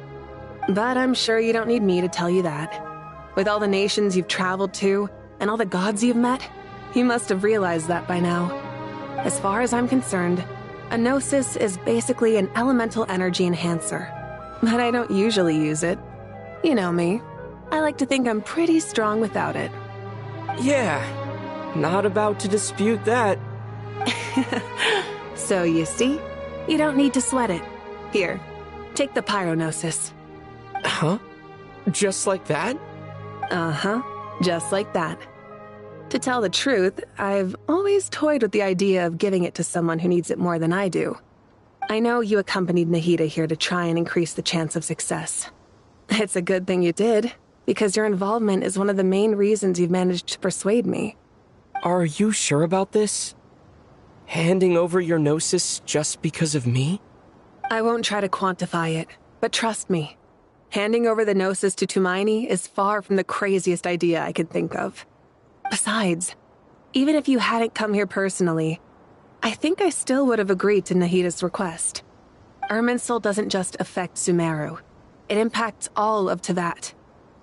I know all too well how difficult it can be to protect the things you care about. So logically, morally, or however you want to cut it, helping you is the right thing to do. You don't need to tell me the specifics of your plan. Where the Gnosis is involved, the tighter the secrecy, the higher your chances of success. Malika, my heartfelt thanks go to you and the people of Natlan. Don't mention it. But now, for the hard part. How do I actually give it to you? The Irminsul barrier is right in the way. I have an idea.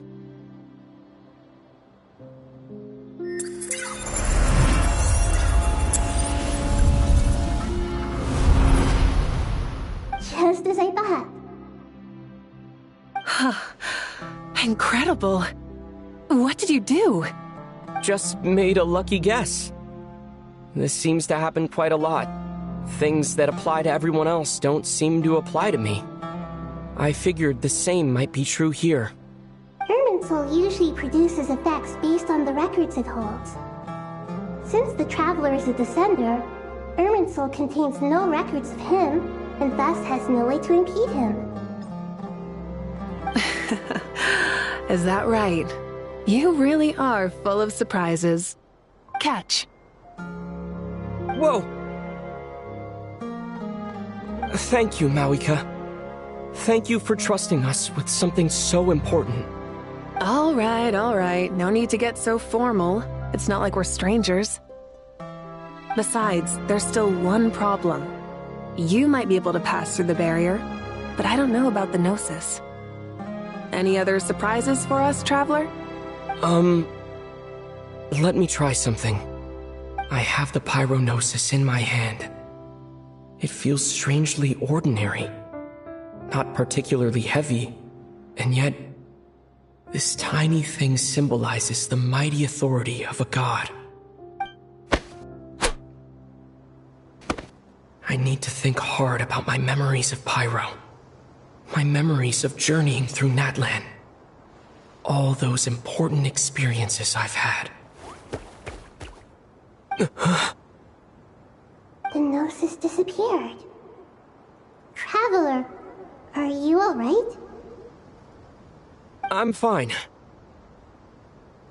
The Pyronosis disappeared into my body. Just like phlogiston. Maybe it resonates with you because you've mastered the power of phlogiston. You might not be recorded in the ley lines, but you're still our Tumaini. Whew.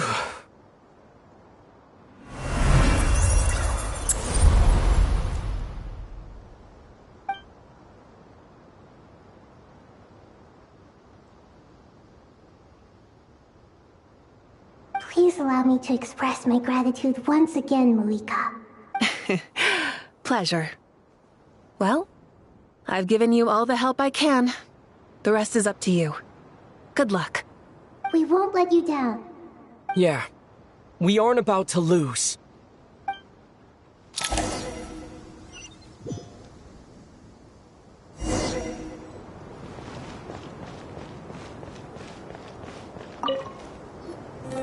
Traveler, Paimon, how are you feeling? Paimon's a teensy bit nervous, but only a teeny tiny bit. Seems like she's gotten way braver over the last few years, huh? Of course. After all the adventures you've had with the Traveler, I'm sure you've gained a lot of experience and grown as a person. I'm doing all right. What about you, Nahida? How are you holding up? With the negative effects of Irminsul, I'm a bit like a piece of fruit that's been burrowed into by hungry insects and left to rot. I'd be lying if I said it was nothing. But please don't worry. We all know what we're getting into, and we've prepared as well as we can. I believe in everyone. I believe in you. And I believe in myself. Stoking the fire inside oneself is certainly one way to live, but knowing when to rely on one's companions is also a form of great wisdom. I've been quietly learning little things from everyone, like plucking tufts of fur from a sumpter beast. Me too. With the constant traveling, I'm always learning and growing. That's the journey of life. I think there's someone else here who would share that sentiment. Don't worry about what I think. I was just passing by and happened to overhear your conversation. What are you talking about, Hat Guy? This is the top floor. No one passes by the top floor. Says who? You can fly just like I can. I would have thought it makes sense to you of all people. I don't know why, but I feel a little more relaxed now. It shows that you feel comfortable laying down your burdens in our presence. It means that Sumeru is a place you can trust, where you know we have your back. And we feel exactly the same way around you. That's what it means to be friends.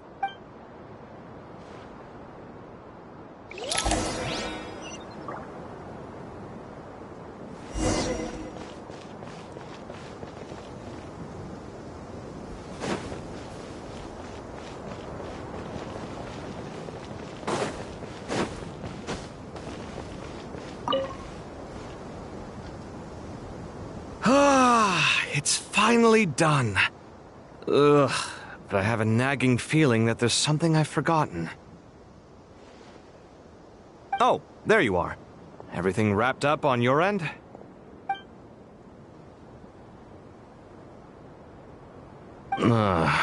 Okay, fair enough. That was a pointless question.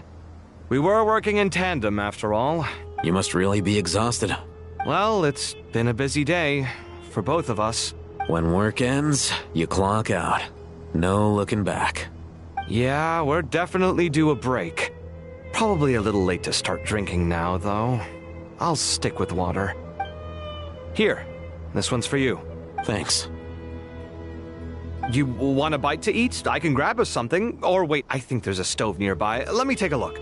Are you nervous? A little, yeah. Unlike you, it seems. How are you not feeling at all nervous? Because everything that happens next is beyond my individual control. I don't worry about things I cannot influence. What do you mean, cannot influence? You're the one who came up with half of the strategies we ended up using. There's only so much I can do. I was only doing my duty. Was it like this last time, too? You mean with Azar and his accomplices? Yes and no. The situation back then was easier to control, but we weren't as prepared as we are this time. So the enemy is stronger, but so are we. I still vividly remember the way you interrogated me in the library after the fact. Where were you when Sumeru needed you most? If your memory is so vivid, you might also recall that it was you who came looking for an argument. You're often the one who initiates these things, you know. I came for a conversation! I didn't know it was gonna turn into an argument! Anyway, at least I showed up this time. So, what do you think? What do I think? I think we're certainly better off for it. It's good having me around to help out, huh? Absolutely. As a citizen of Sumeru, you displayed a remarkable sense of responsibility in the face of disaster. Certainly feels that way. I just shudder to think how the world would have ended up if we hadn't gotten control of the situation. So, do you think this is what impending disaster looks like? The sky is so clear, and there isn't a whiff of decay or destruction in the air. It's hard to imagine that the fall of humanity could happen on an ordinary day like this. Awful things happen all the time. Sometimes people can stop them, and sometimes they can't. What you and I have done is increase our chances of stopping this one. Lofty ideals may provide no defense at all against nihilism, but perhaps little decisions can. Oh, nothing. It's nothing. I hope everything works out tomorrow. It will. As long as we stick to the plan, our chances of success are good. It's really strange. You're my junior, yet you always seem to act more like an upperclassman than I do. I think it's mostly a matter of temperament. Ugh. Walked right into that one, didn't I?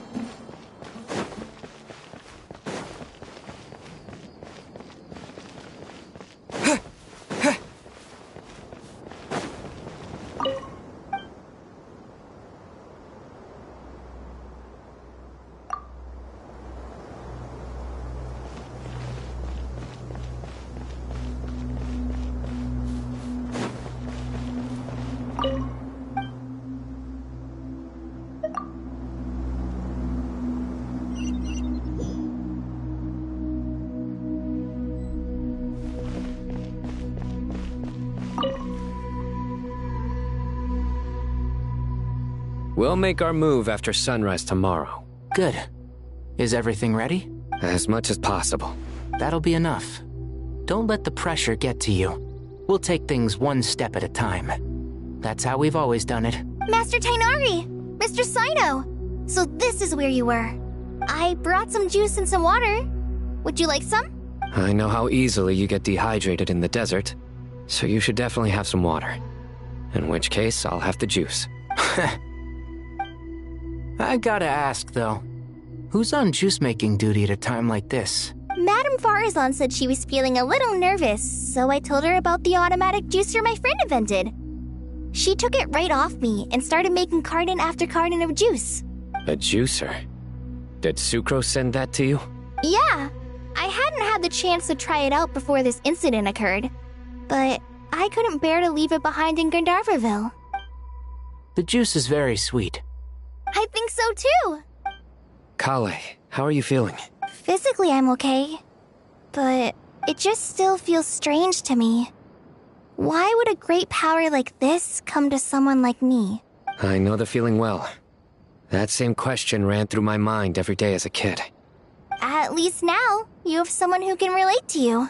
All the more reason that you should apply for Spontamod. Tighnari fiercely opposes the idea, though. Those two things are completely unrelated. What are we all chatting about, Would anyone like any juice? Oh, you have some already. I had some earlier, ma'am. Maybe give the extra to someone else? Very well, very well. I shall be off then. There's this enormous power, and then there's little old you. You feel like there's no connection between the two. And that sense of dissonance is difficult to get used to. Yeah. But after all this time, I can't believe this stuff still gets to me sometimes. Makes me feel a little childish. Kale, just because we normally keep the conversation light doesn't mean we can't discuss deeper issues. I don't think it's childish at all. You were the victim of a terrible crime. It's normal to struggle with the fallout from it. You have absolutely nothing to be ashamed of. My professor once told me that no incident can be considered truly resolved until the victim says it's over. Your rage and your pain are completely justified. Thanks. Miss Nicole said that. The same god remains which were once used to inflict so much pain upon me have now become a weapon with which I can protect everyone. It's like my own personal kind of evolution. Every innocent person who's been hurt needs time to realize that it wasn't their fault. I was the same, but it's all about to be over. Tomorrow, it ends for good. I don't know if you've noticed, but you rarely stumble over your words anymore, and your outlook has become much more positive. It's a big change from how you used to be. And since this isn't over, you can settle the matter on your own terms. It's time you seized back control. I believe in you. Yeah. Sumero is my home, and it's so important to me. I have to protect it. No. And once you're done, how about you come back and apply for Spontamod? Stop it with the sales pitch, would you? Hey, excuse me. There are still 3 unclaimed cups of juice here. Why don't you take one each? Ugh, my arms are getting sore from carrying them around everywhere. Madame Farazan, why are you... Here, let me take them off your hands. Thank you, Madame Farazan. Drink up and enjoy my handiwork. I think I'm going to make something else now instead. Please, try to relax, Madame Farazan. Your nerves are starting to get the better of you. I know, I know.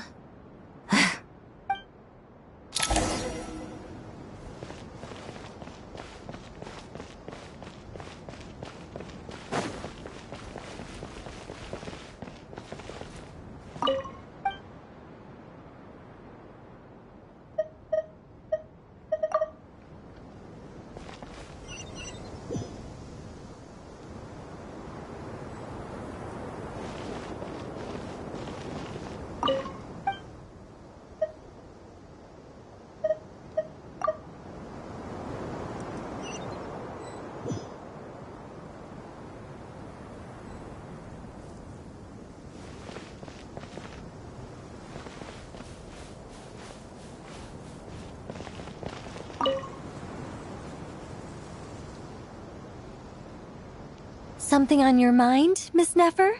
Nothing in particular. It's just... right now, the future feels strange and unfamiliar. But the future has not yet arrived. How can you say how it feels? Some people know that there's an impending disaster. Others remain blissfully unaware. Each group is imagining an entirely different future while walking towards the same one. But when they get there, they'll still find they feel differently about it.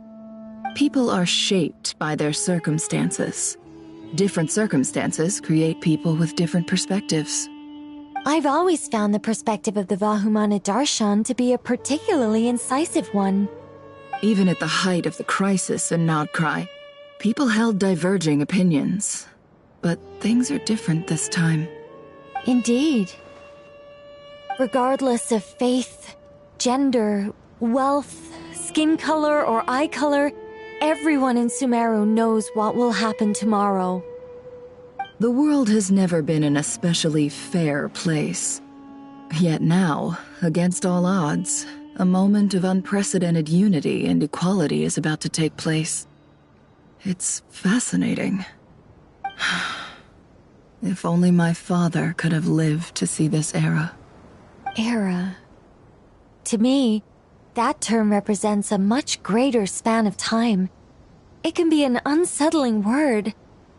I would even say I'm afraid of it. Do angels even feel fear? Yes, at least I do.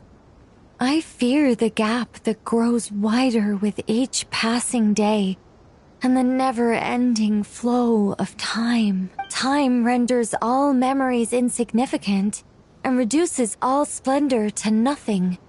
But those memories are the one thing I do not want to lose. You're very human in that regard. If angels draw too close to humanity, our wings burn away in the bright flame of awareness, and we fall to the earth. After spending so long among humans, I have lost much of my former glory. Maybe that's a good thing. You're more human than some humans are.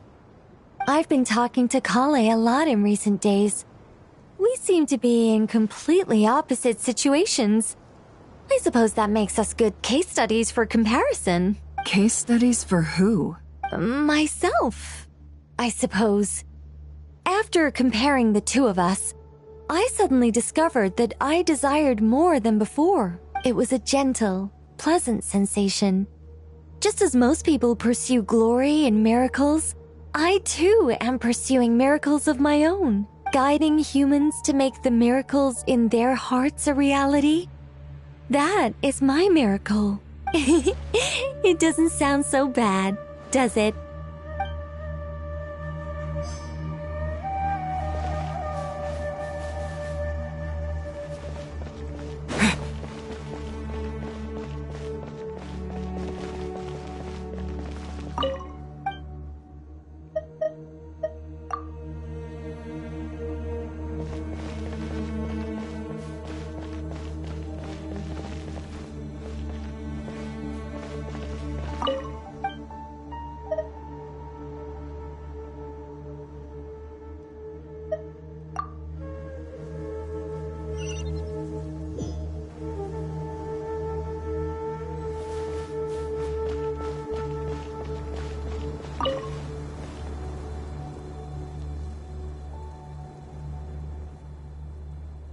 Look at the time. I should head back. I'm so sorry. I was in a hurry and didn't look where I was going. Are you all right? I'm fine. Wait. You're... Have we met? Not exactly. I think we may have crossed paths by the house of Dana before. Oh. You're Hat Guy! From Vahumana, right? You recognize me? The clue's in the name. Mr. Hat Guy. Fair point. It's getting pretty late. What's keeping you up? I could ask you the same question. If I'm not mistaken, all the workload for the Ratawa Darshan wrapped up a good while ago. Well, I have something of a background in Satyavada life, so I was helping the Dendro Archon make some preparations. But I must have lost track of time. Did you find the experience enlightening at all? Honestly, it was tedious and uneventful at first. But eventually, I think I did sense some profound truths. But they also brought a lot of suffering with them. I was told that I even shed tears while I was meditating. Though I have no idea why. Sorry. I hope I'm not scaring you. Not at all. It just proves you're very accomplished in your research. Good night. I wish you all the best for tomorrow. Thank you, sir. You too.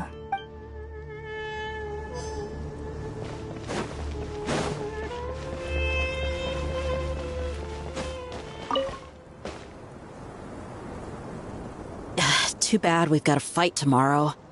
I could really do with a stiff drink. Let us pray instead. Prayer. How nostalgic. Lord Sangama Bay. Came to get some fresh air too, did ya? That's right. Actually, I was hoping I might run into you, Dia. I wanted to let you know that I've stocked up on that perfume you said you were so fond of. No, really? I'll take 2. Any chance of a friends and family discount? I knew you'd ask that. And I'm afraid to say that, surprise, it's free of charge. That's very generous of you, Lord Sangama Bay. Does this mean you've made a fortune in Notcry? Nope. Turns out it's not that easy to turn a profit there. I even ran some assorted losses. But anyway, that has nothing to do with why I wanted to give you and Dia a small gift. Remember that merchant caravan you two rescued in the desert last month? That was transporting my goods! No way! I had no idea that was your shipment. Explains the, eclectic mix of goods, though. Lord Sangama Bay's investment in the desert and generous stockpiling of goods has helped many people over the years. The shelters you funded especially have made life a little easier for the children and the elderly. Wait, how did you know about that? Oh, I see. Nefer told you, didn't she? Ugh, that pesky lady. Aren't intel brokers at least supposed to charge for divulging people's secrets? She and Candace go way back. It's normal for close friends to share things you wouldn't tell to everyone else. Sure, but why did they have to be things about me? That's how Nefer shows that she cares.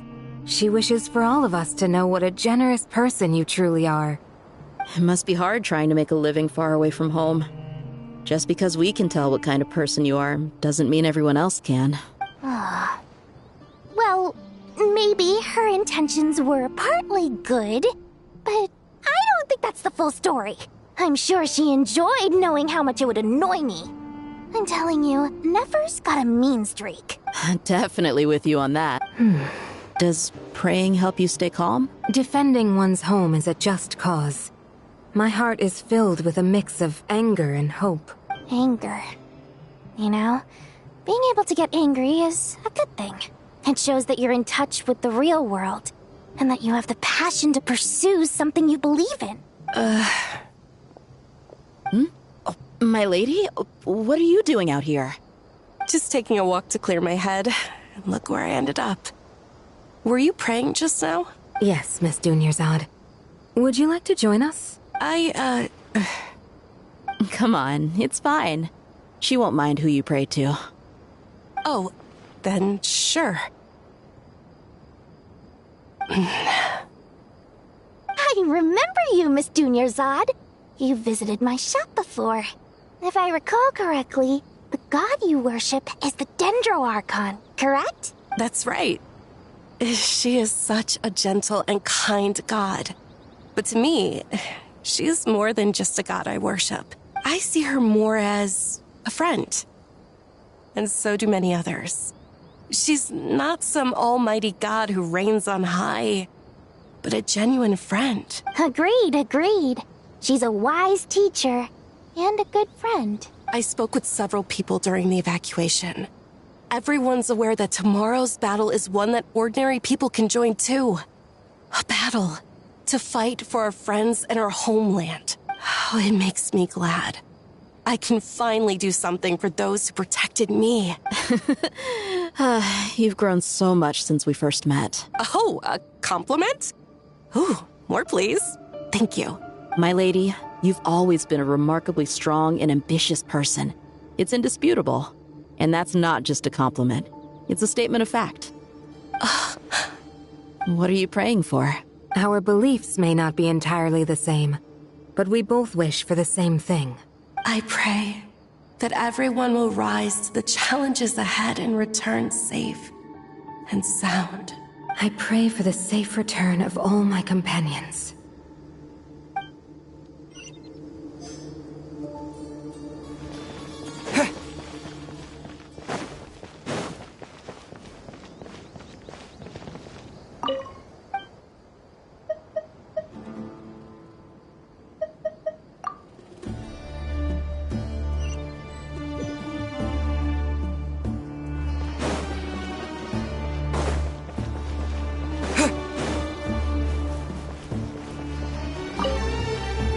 Feel free to mingle if you'd like some time to catch up with people.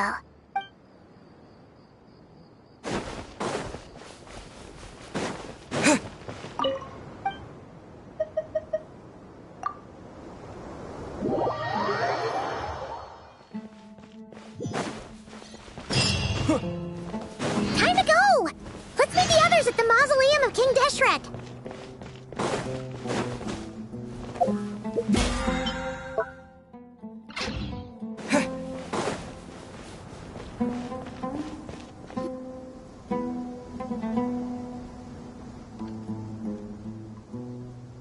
I have not felt this way in a long time. Standing up high, gazing out at the rolling dunes. One cannot know what freedom truly means without first losing it. The golden slumber truly lives up to its name as a dreamland. Though desert sands exist there too, no mirage, no matter how glorious, can compare to true beauty. Dendro Archon, what is on your mind? I was wondering whose counsel I should seek on the questions in my heart. What kind of questions? So many. More than can be put into words. As I once said to a friend, we look, we see, and we comprehend. But the question still troubles us. What are the many disasters that this world faces but the sum of all irresolvable questions? The biggest question you should be asking is how to seize victory. Yes. Although, I would express it differently. I must not fail. And so the question I am most curious about now is whether the path to victory will be an arduous one. What we declare to be a young sapling, we may, in fact, find to be a towering tree, if we would only cast aside our ignorance and look beyond the veil of time to see her true form. Nahida! We're here! Just in time. The preparations are almost complete. Ready when you are. We're here too. Miss Nicole! Miss Nicole! You run so fast! I thought I'd get a lot of exercise as a forest ranger, but I can barely keep up with you. Sorry, I got a little carried away. Lesser Lord Kusanali, the equipment is ready, and the modifications to Aru are all complete. As discussed during our meeting, Accessing Irminsul via the Akasha is no longer feasible at this stage. There are other options, it's just they're a little more extreme and more technologically demanding to implement. Maybe you should take it from here. The architecture and functionality of the Akasha terminals overlap considerably with Aru. There is reasonable evidence to suggest that one was developed based on the other, or that they both utilize technology of the same origin. As long as the transplant and merge operation succeeds, Aru should theoretically work on a scale greater than the Akasha and approximately equal to Irminsul. It will become the largest active computing device in all of Teyvat. A system this powerful is capable of a lot of different things. In the past, the Akasha was primarily used for one-way information transmission, but I suspect it could also serve as a central bridging hub. In the pursuit of greater knowledge, some scholars have attempted to connect their consciousness to Irminsul through the use of terminals, incense, and meditation. Correct. In academic language, scholars who reach that stage are said to have entered Satyavada life. Hypatia has performed this practice many times in the past, and she was once under my care for a period of time. Right.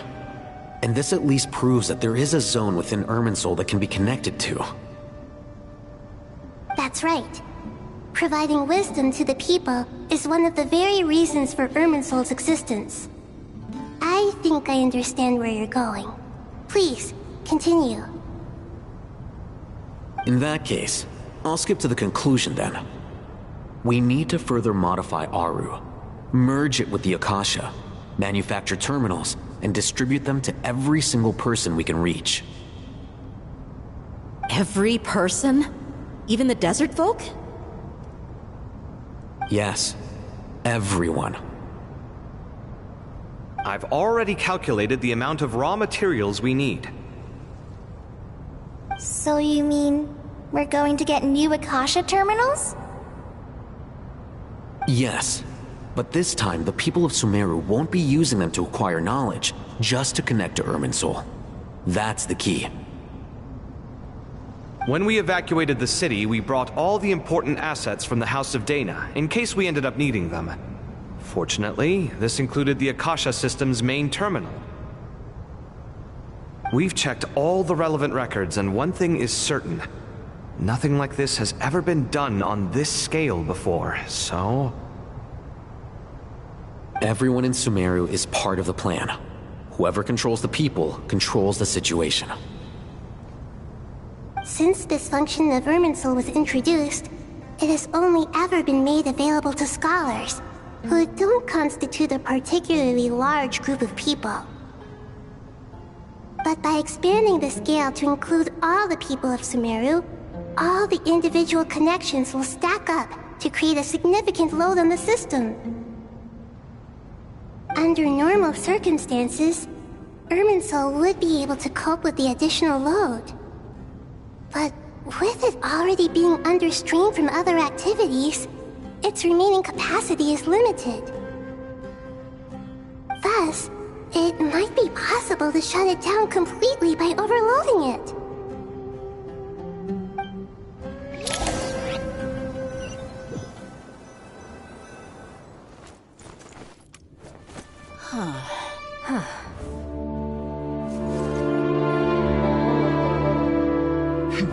Counting down.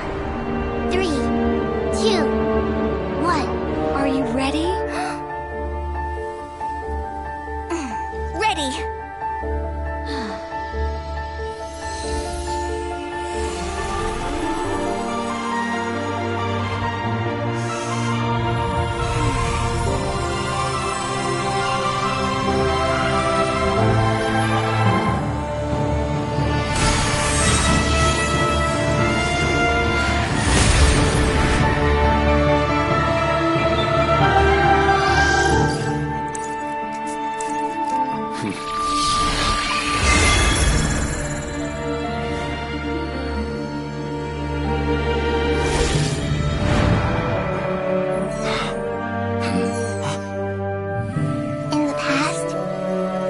Sought knowledge, they turned to the Tree of Wisdom.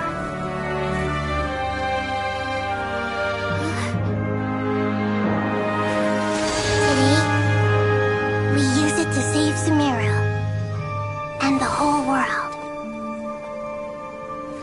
These boughs that nurtured learning must not become tools for destroying the world.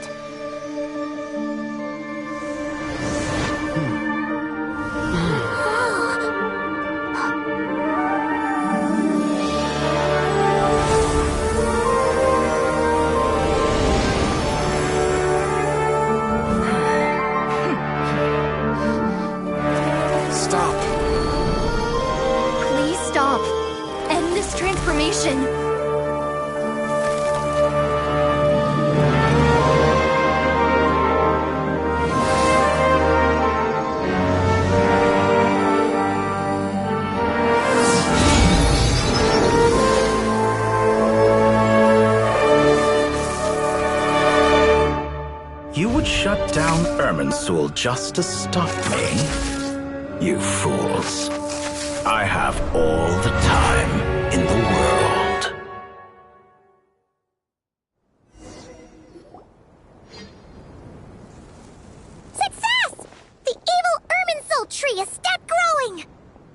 great!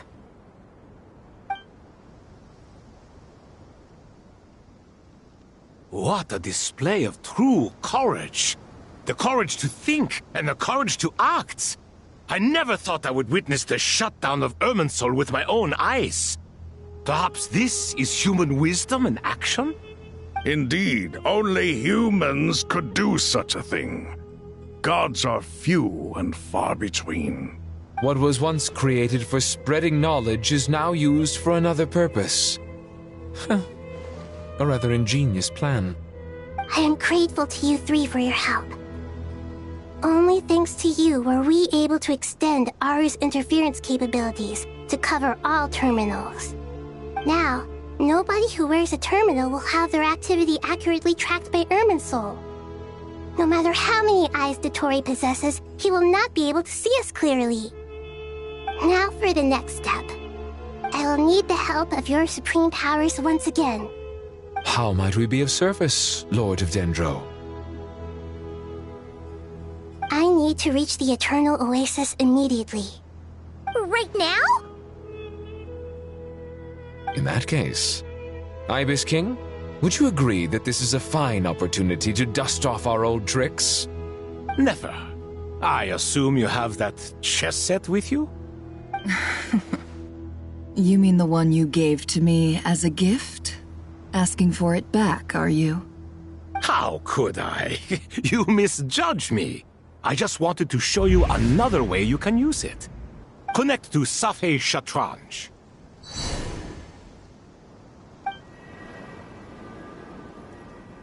Safei Shatranj? You mean that place in the desert?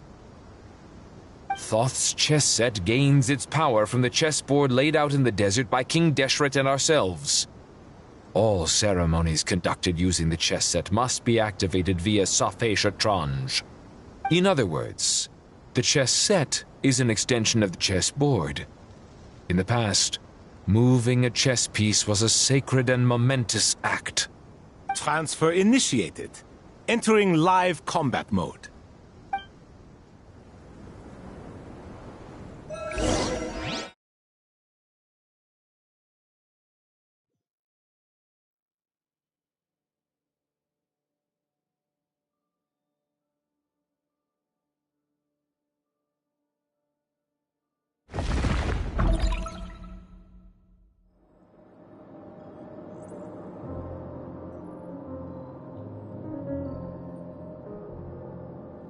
We haven't heard a single word from our spy in the desert. I'm afraid he might have been captured. Never mind. But we spent years turning him. And a lot of Mora. Nothing comes for free in this world, but the loss is not without its purpose. For a small price, we have wasted a precious amount of the limited time they have. Quite a bargain, if you ask me.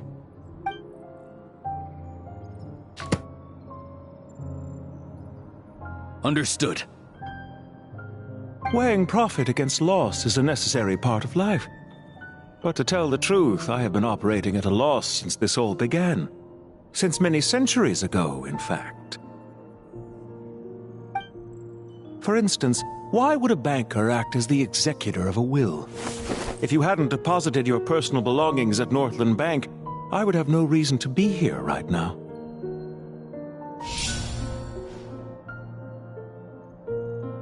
Dottore, I've placed your final data backup into the ley lines as per our contract. I trust we are now square for the safe deposit fees you paid. Is it not a little petty to split hairs like this, given our amicable relationship? I consider sound bookkeeping a matter of principle. Do not forget that you only live to see this day thanks to me. In fact, every day of your life since you met me, you've been living on borrowed time. Why, that's hardly a fair assessment. I will concede that my survival was perhaps at your whim, but I became a harbinger on my own merits. Managing money is not like other professions. Mine is not a role I could have acquired based on your recommendation alone, and certainly not one I could have lasted so long in without genuine ability. The information stored in the ley lines is quite comprehensive. Rest assured, I have not forgotten how strong your pride is.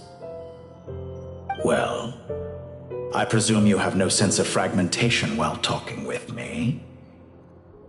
How could anything possibly go wrong with such strict measures in place?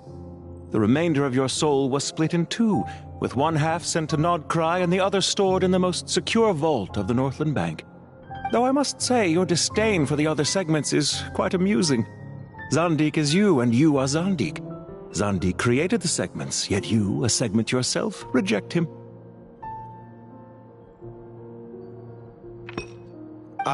That is, Zandik, created segments of various ages in his later years. To achieve this, he had to freeze time and part with a portion of his soul. But as constructive as it sounds, it erases my uniqueness. If each segment is equally me, then by the same token, none of them are truly me.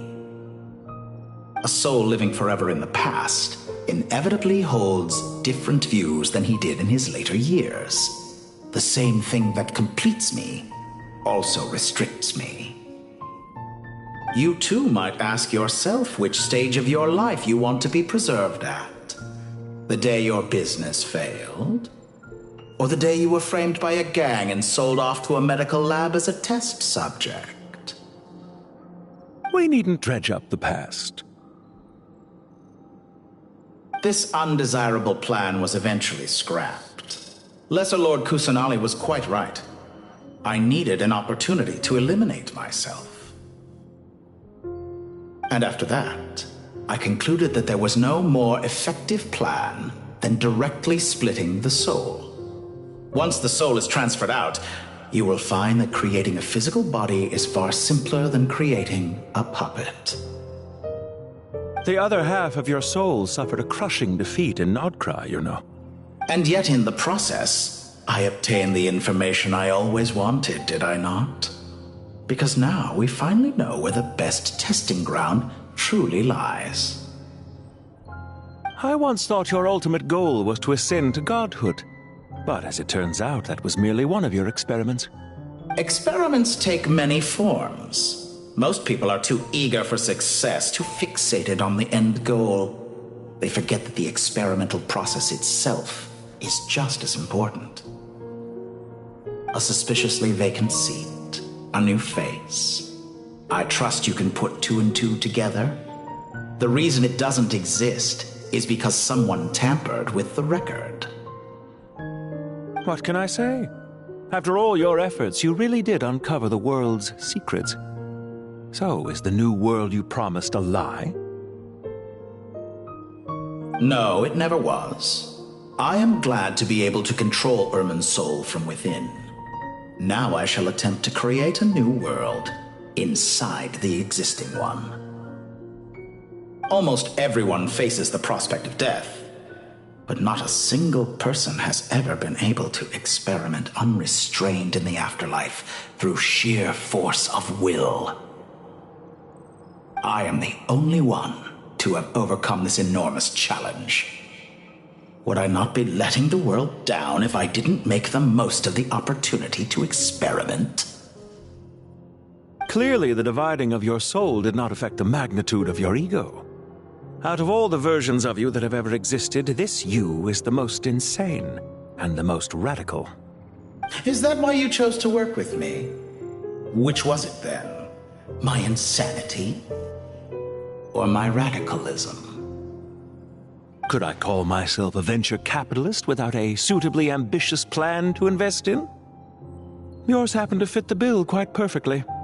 Well then, I must say, while I am surprised enough that you showed up at all, what surprises me more is that you chose to present yourself as my former subordinate, and not as the banker Pantalone. Why make things harder than they need to be? Exposing my true identity in a situation like this would only serve to destroy diplomatic relations between Snezhnaya and Sumeru. I daren't imagine the consequences.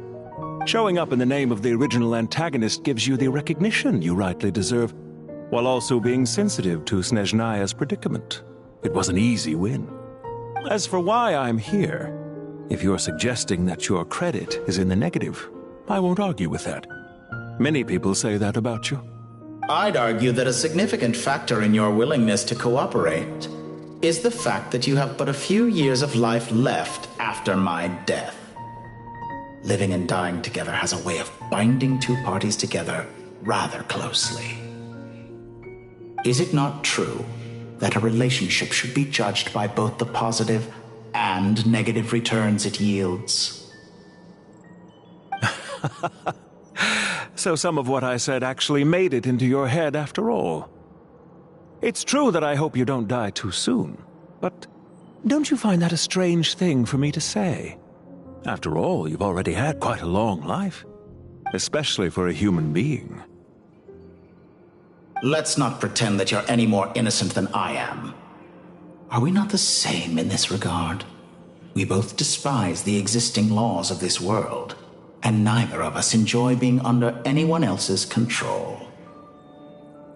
Is it really so greedy to want the world to operate by a new set of rules?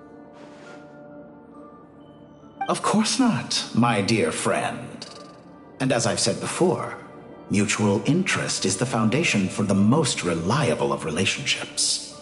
You can attest to that. I just hope there never comes a day when I have to work too hard to prove that. Regrader, sir. People have been spotted approaching Sumeru City. How strange. Despite your access to Irminsol's data, it appears the soldiers noticed before you did. They must have found a workaround. Well, Dottore, I trust you know what this means. The fact is... They're coming. They'll breach the city gates any moment now. But even so, I would say Irminsol is a wonderfully convenient thing on the whole. If you do manage to create a new world, perhaps you could plant one outside my office, too. I'll consider it. What do you need me to do? Stall them? The experiment will take time. Stall them for as long as possible. Very well. But you're really asking for the moon here. Have you heard this story? There was once a guilty man, kneeling in the center of a church while an angry mob outside waited to bring him to justice. He pleaded with the gods, begging them to grant him one final request, the chance to finish confessing his sins before he was sentenced. Many suns and moons passed, seasons changed, and still his confession continued, as if he intended to speak until the end of time. Are you suggesting I worship you as a god? Or were you hoping that I might confess my sins to you? Certainly not the latter. That would make my life miserable indeed. For someone who despises them so, you never seem to have any objections to me creating or becoming one. At first, I thought you'd be furious. Concerned I would terminate our partnership, were you? Not at all. You had reasons why our partnership must continue. Don't you find people's attitudes toward gods amusing? A god descends from the heavens and people worship it unreservedly, blindly following whatever rules are given to them. And yet, when they see an ordinary person gain godlike levels of power by virtue of their own hard work, they treat him with nothing but suspicion, even if he is a compatriot. Is that supposed to be a compliment? No. I was just thinking. I pity the man who would call you a compatriot. There's no need to be so self-critical. I know it's a little late in the day to be asking this, but how have you been keeping? I'm flattered that you would take the time out of your busy schedule to consider my well-being, Doctor. The part of your soul that went to Nodcry caused quite a stir, sending our organization back to the drawing board on numerous fronts. It was quite a headache for everyone involved. Dear me. I must have caused you no end of trouble. You certainly did. I had the rare honor of being summoned before the Tsaritsa with Pulcinella to answer for myself. A terrifying ordeal. Don't worry, I pulled through. At most, it's a public relations nightmare. I made sure of that. Now I'm curious. How did you explain yourself? Oh, it was quite simple. I just pinned the blame on someone who wasn't there to defend himself. I could hardly be expected to defy the demands of someone as insistent as the Second Harbinger, now could I? How you slander me. You know full well that I am perfectly amenable to reason. There's no question that you are partly to blame for the ruin of my reputation over the years.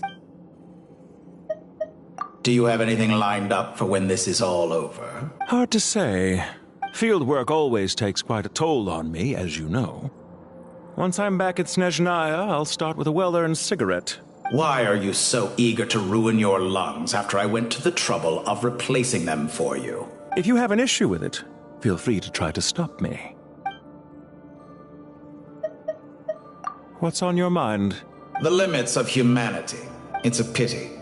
Despite running countless calculations, I find there is simply no way to reduce any further the amount of one's soul required to sustain an individual. It's rare to hear you admit to being unable to achieve something.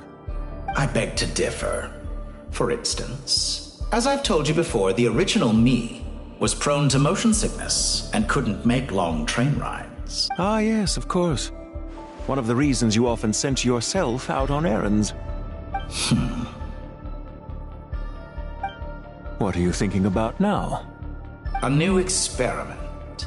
In the event that my soul was depleted, say we extracted my data from someone else's memories, yours for instance, and then combined it with your intact soul as the base material. What would we create? Such a scenario would be impossible. Oh? As long as your current soul survives, there will be no need to create a new individual. Don't forget, you were the one who approved of the present situation wherein only one Dottore remains. And if you ceased to exist, who would be capable of performing this experiment? Since the day I met you, you've always excelled at talking your way out of a quandary. Isn't it a little too early to be saying goodbye? Not that I wish to keep you from your business, of course. Very well. Let's leave the conversation there for now.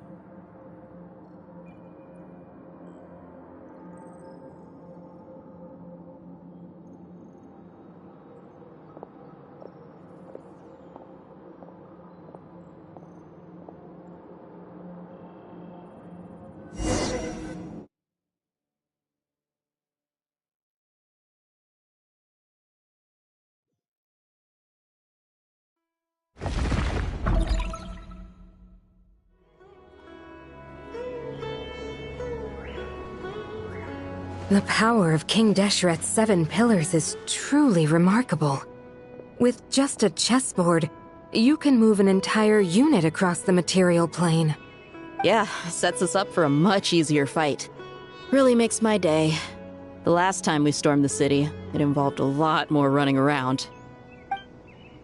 I wonder how many people can say they stormed a city twice in their lifetime. I was just thinking that. I've definitely had more than my fair share of unusual experiences in my life. This is my first time here, actually. We never usually leave Gandharvaville. I hope this will be my last time. Does everyone have to chime in? Can't we just fight? What an amusing comment, my dear lady. Yet humans often alleviate tension via small talk, do they not? Whoa! Why is Candace's shield talking? Because the image on her shield is one of me. And I, of course, can appear wherever I wish to. Huh. Well, la-dee-da. Isn't that fancy? Could I get in on this? You wish for your gauntlet to speak? Why, certainly. I think you'll find that it is I whose image is carved hereupon. Thanks. Definitely feel stronger now. You're welcome, my lady. I am glad to lend you my power. Sino, what's the situation? There are troops stationed at every entrance. As we expected. A frontal assault will suffice. Everyone, stick to the plan. We'll take the main entrance. You head for the House of Dana's side door. Move out.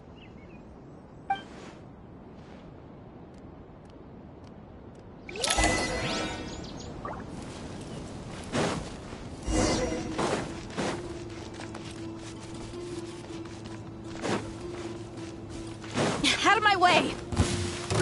Take this! Watch out! Get lost. Whew. Thank you, Jet. You gotta be more careful. If you're not ready to put your life on the line, you can't be certain of defeating your opponent. She's right. Keep your wits about you, Rana.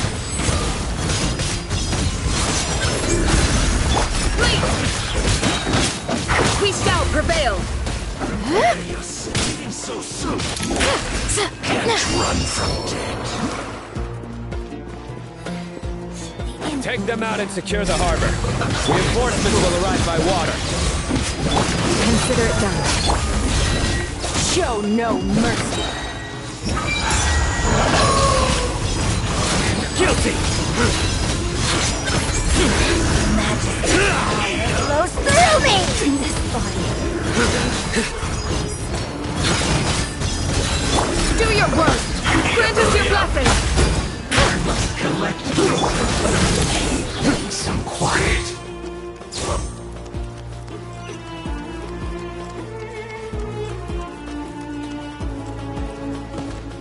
Looks like we're in for a tough fight. Gloves off!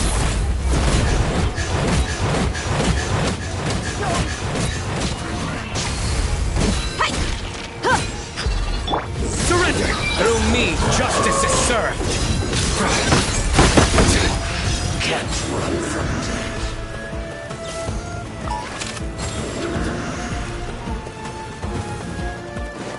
Use the force off. Nowhere to run!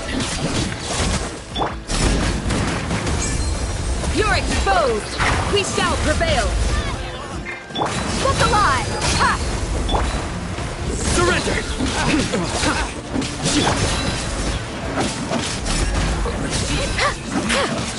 Save yourself. Futile!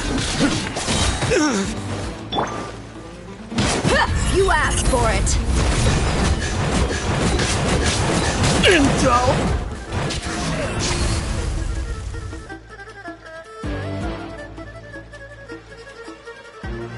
Waterway secured. Brothers! Sisters! Perfect. Just in time.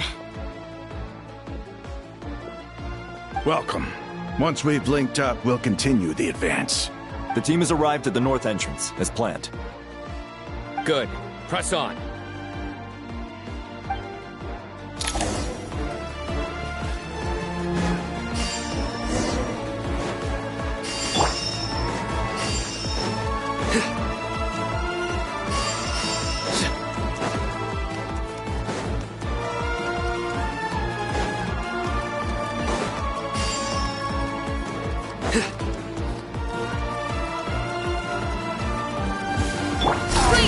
Grant us your blessing! Nowhere to run! Judgment is upon you! Their penance is pointless! Guilty! Over here!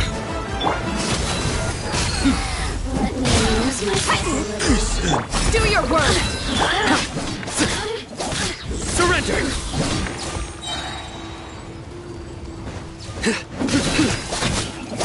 Flee! Over here! Blink! Hear my prayer! Yield! You really know how to get me going.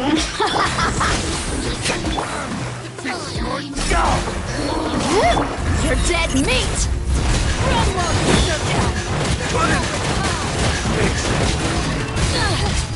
Let's get it on! Nowhere to run! Through me, justice is served! You stand condemned!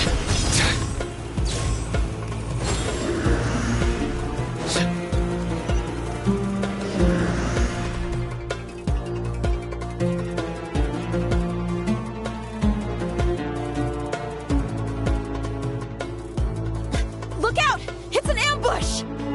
Finally. We need to hurry. Take the middle road now. Mahamatra Sino, area clear.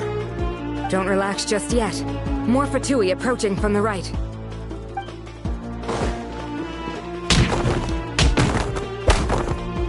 Irminsul cannot track our movements. If necessary, we can split up. Don't worry. We'll wipe them all out. As you can see, our people came raring to go. Good, good. How are things with the Traveler? Can Tainari keep him safe? Don't underestimate Tainari just because he's a forest watcher. He can handle it. All right. You know that's not what I meant.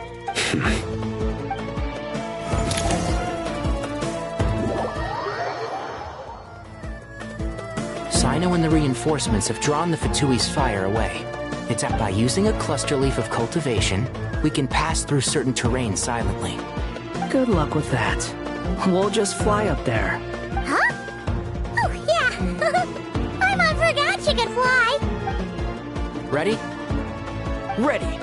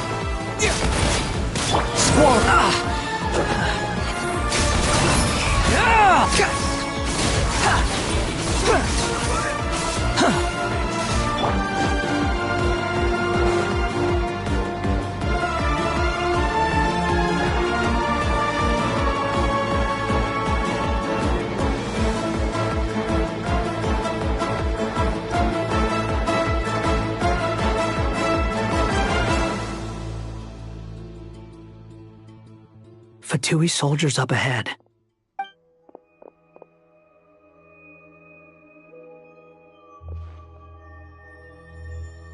Careful.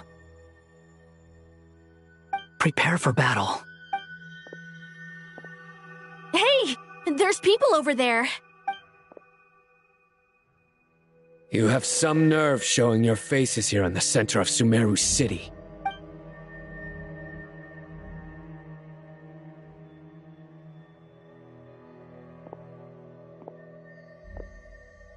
You're right on schedule.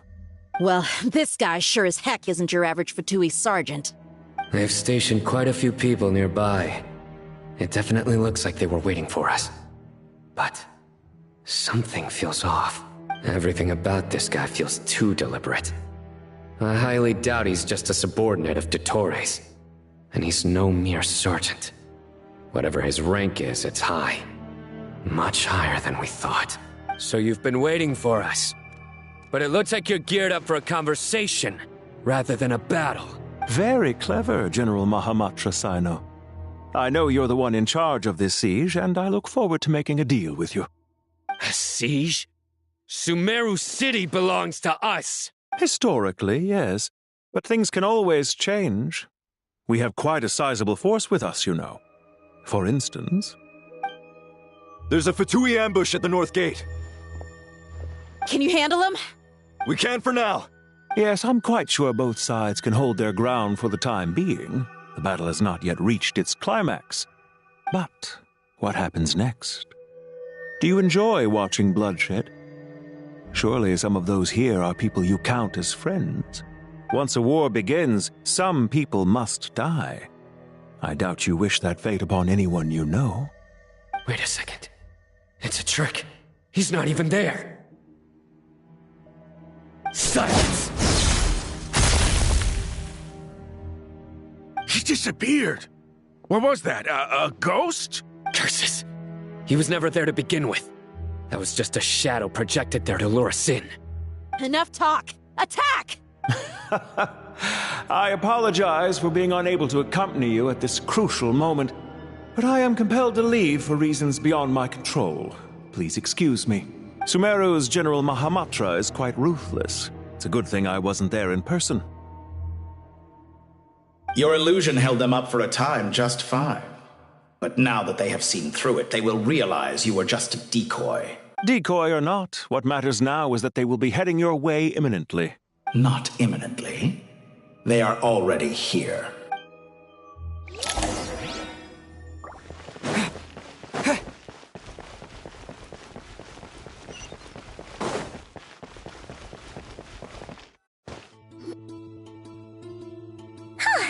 We made it! This is far enough. Tainari, you go help Sino. Don't worry about us. We'll manage from here. Are you sure you don't need me to stand guard? No need. Once the connection is established, we'll disappear from the sanctuary of Surasthana. Go help the others. All right. Goodbye for now, then. Please tread carefully.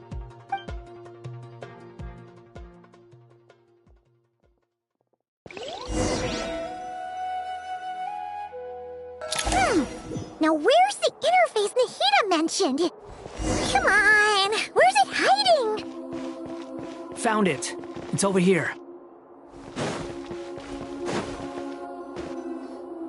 We can connect to the inside of Irminsul through the Sanctuary of Surasthana's built-in security system.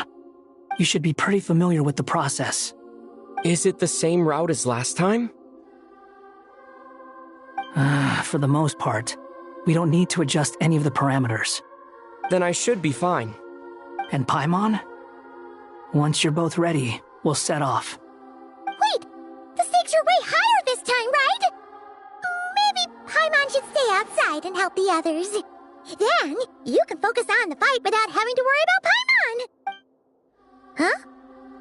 Why are you staring at me like that? It's nothing. I just suddenly realized how much you've grown. Hey, you've grown quite a lot yourself. Don't you two start getting into it again. Well, anyway, Paimon thinks she's pretty knowledgeable. Who's the best guide in Tavatigan? And don't forget, Paimon's a college student now. If we say Alhatham's not a weirdo, it's hard to explain how he came up with the idea of you applying to the academia. But for all that he counts, you're doing surprisingly well in your studies. Just goes to show how important it is to have someone supporting you. And Paimon's not the only one. Let's not forget that you only became a student because of Nahida's personal recommendation. That's fair. I have learned a lot in Sumeru. Oh yeah. Did you ever come up with that ugly nickname you promised me? What? No way! We're friends now! Paimon gave up on giving you one ages ago. Anyway, isn't Hat Guy enough of a nickname for you? Fine. Suit yourself. We need to go. Paimon, if you're staying, look after yourself. Will do. Paimon's gonna link up with Tainari and Sino. You guys are the ones who need to be careful. We will be. Bye for now.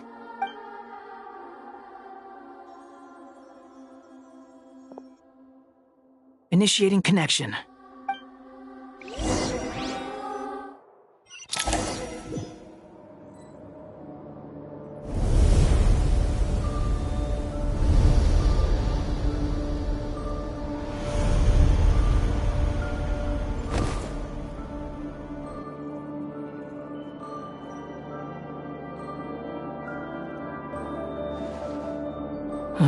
Well, here we are again. Come to think of it, I still don't even know where we're going. Thanks to our terminals, it should be impossible for Irminsul to read. I can... Don't tell me. Only you need to know. That way, whatever happens to me next, it won't affect your progress. Listen to me. Your safety is just as important as mine. Don't even think about sacrificing yourself for the greater good. We came here together, and we're leaving together. All right, if you insist. I won't argue with you.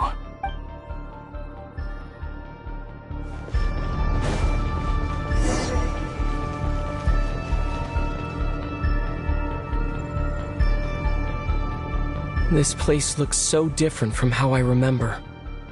It's unrecognizable. It's a complete mess. Like someone's turned the place upside down. Must be Dottores' doing. Either he's searching for some information he needs, or... It's still changing. He has to know we've entered Irminsul. But luckily for us, he can't pinpoint our location. Be on your guard. Don't let him find us. The red parts have probably been corrupted by Dottores' power.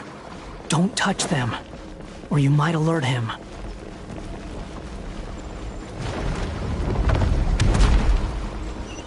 He's looking for us. Tread carefully. That wall could be a problem. Fortunately, it looks breakable. Give it a shot.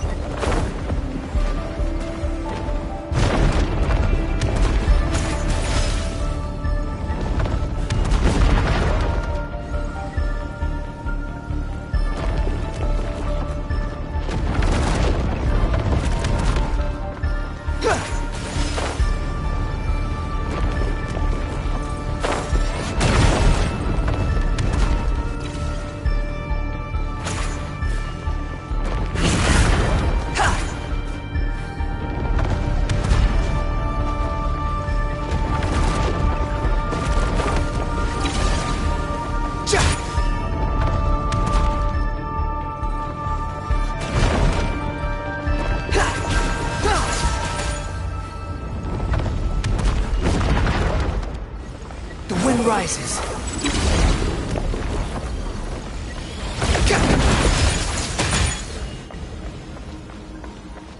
Squall Fury.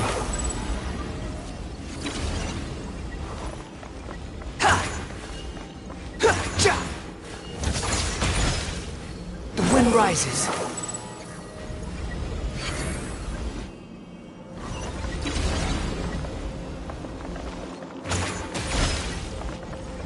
Squall Fury.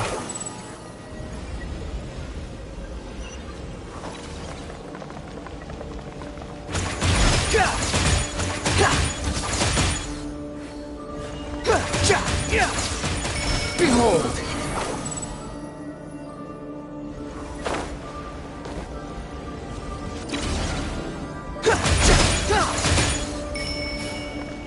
The wind rises. The same old trick again? Are you kidding me? Let's handle it just like we did before. This cheap trick isn't gonna stop us.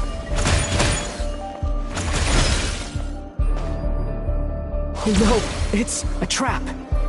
Is that why he was using the same trick over and over again? To get us to lower our guard?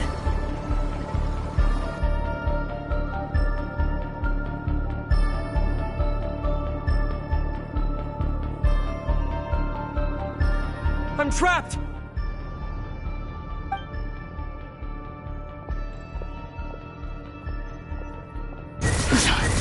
Why won't this thing budge? Hello? Hello? Can you hear me? Nicole, is that you? Yes, it's me. I'm monitoring your progress from inside the Eternal Oasis, and I have to say, this terminal is simply marvelous. It makes tracking you so much easier. I couldn't see anything at first, but now that you two are inside, I can use your location with support from the terminals to get a partial view of the situation inside Irminsul. It's not the clearest image, but it's better than not being able to help at all. So, here I am. I can't intervene directly, but I can help to guide you out of the jam you're currently in. So please, just follow my lead. Dottore in his current form is a blight upon both Irminsul and the ley lines. Pay attention to your surroundings. There must be sources of his contamination. Is that one of them? Precisely. Take it. Good work. But we're not done yet. Stay close. And let's see if we can find any others like it nearby.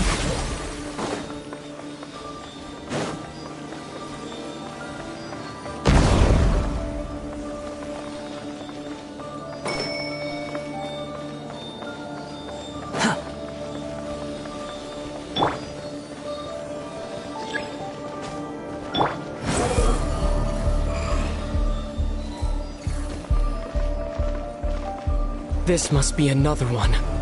Agreed. Now... Wait! Watch out! It's Dottore. I think he's found us.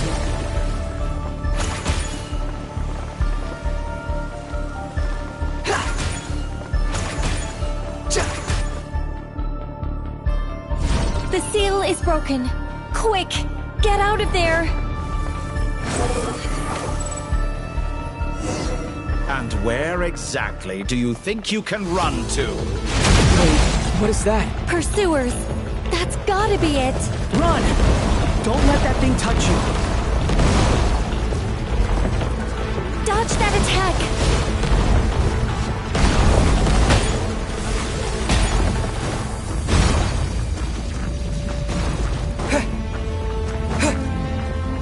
There's more than one path. Which way do we go? To the left! Trust me!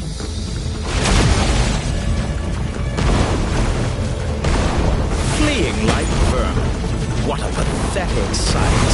Hey! Watch yourselves! Stay focused! There's a cliff ahead. Jump!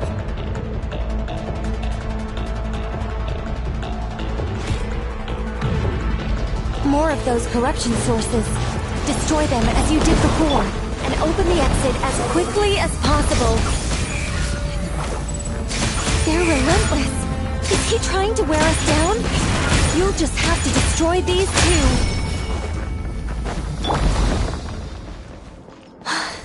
I think the pursuit is over. Hard to say. Stay alert.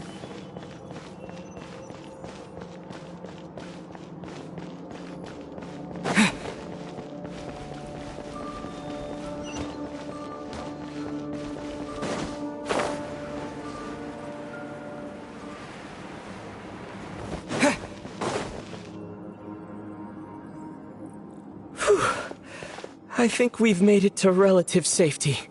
Phew, goodness. That was tough. You doing okay? I'll be fine. Don't worry. Take a short rest, and then... Nicole? Nicole! The connection's been cut. But that means... Look at you supporting one another. How very touching.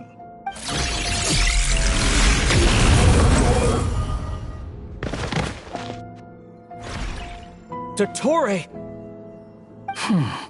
Took you long enough to find us.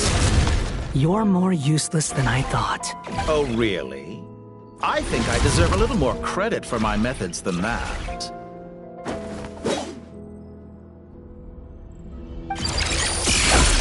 Rather than hunting you down, I chose to let you roam free.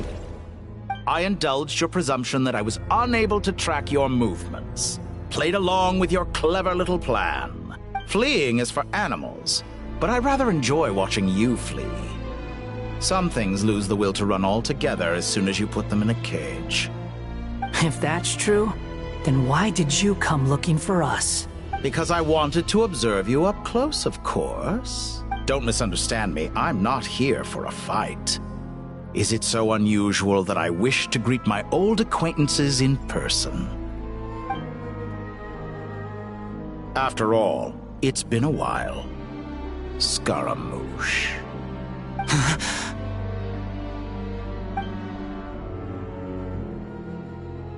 Why are you so afraid? I have done nothing unprecedented in discovering the truth. Nor did I go to any great lengths to uncover your story. You made a bold series of moves in deciding to erase yourself. And with the power of this great chronicling device called Irminsul, you were able to achieve something quite remarkable. Once most people form an opinion about someone, it tends to imprison their mind. Yet you managed to erase every trace of your existence. A novel take on death indeed. However, this meant that you stood out to me all the more when I saw you in Nodcry. I didn't even have to go looking for you. Just the sight of you was enough for me to intuit the truth. For someone in my position, connecting the dots was a trivial affair. It would have been more surprising if I hadn't managed to piece it together. You seem very pleased with yourself for figuring it out. I'm sure you'd even be more delighted to learn the full extent of your crimes. That would hardly be necessary. Besides, isn't there something that concerns you more right now? Something that fills you with dread? Let me put your mind at ease.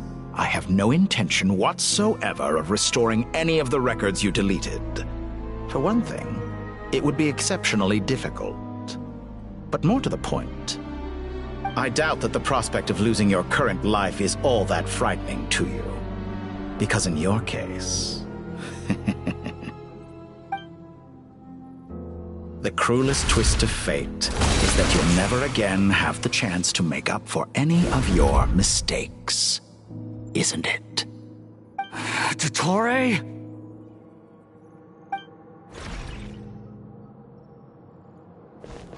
All here shall bend to my will. Squall Fury!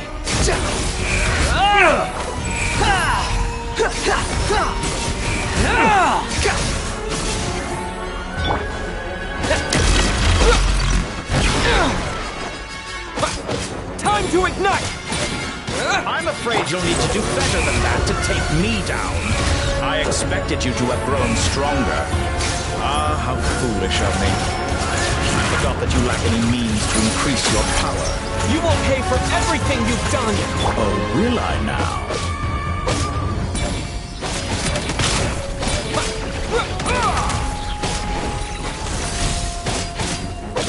Squall Fury!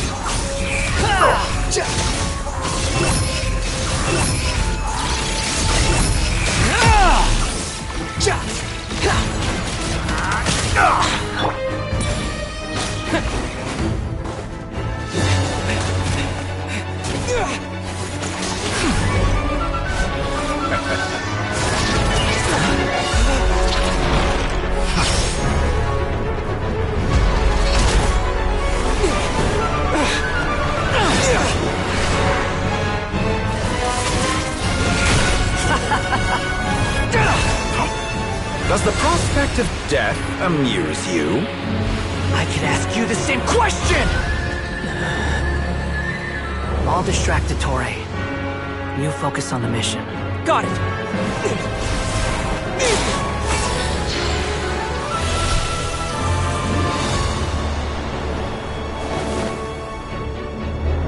For the hopes and dreams of the masses. Open the secret door on this enchanting night. May wisdom's light eradicate ignorance and darkness, and hereby fulfill our ancient vow. Commence data extraction.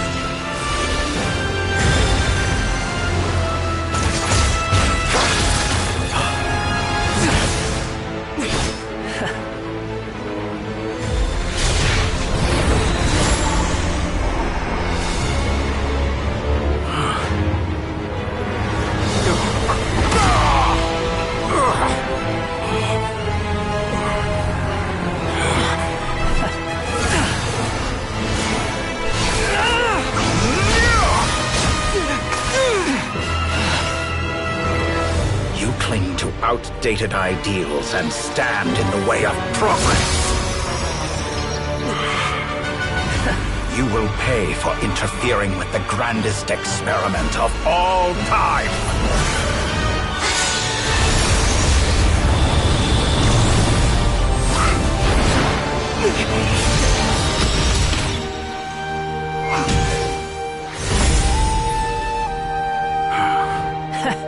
Good timing. Dottore, as clever as you are, you failed fail to understand wisdom. Wisdom takes many forms, but the path you have chosen eschews them all. Huh.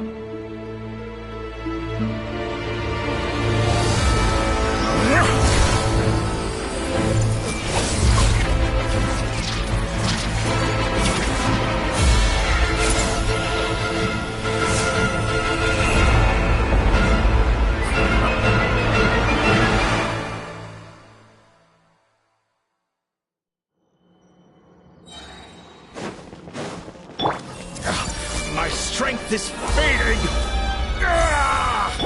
Since you are within Irminsul, it stands to reason that any power you wield comes from it. You're extracting the information from Irminsul just to strip me of my power.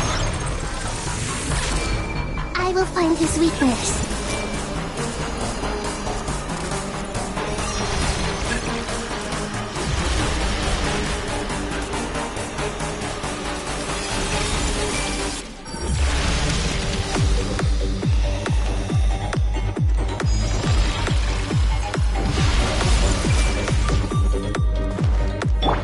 Squall and Fury!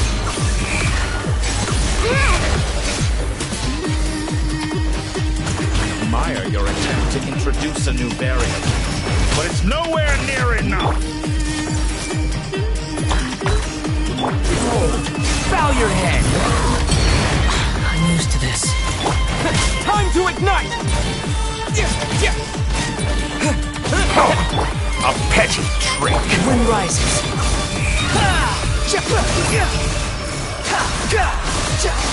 Search for it. Everyone hold hands!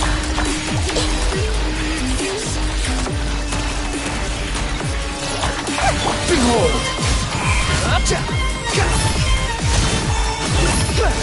Upon the gale.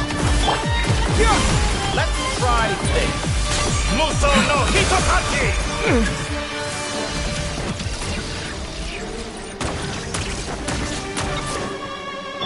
I see everything! You won't! They're so close! Just hold on a little longer! I'll hold him off. Traveler, Hat Guy, the rest is up to you. We certainly have a knack for surprising each other, don't we? I'm just getting started.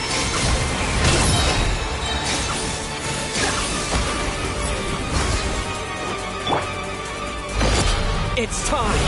Say your prayers. The enemy is dancing, but watch your back.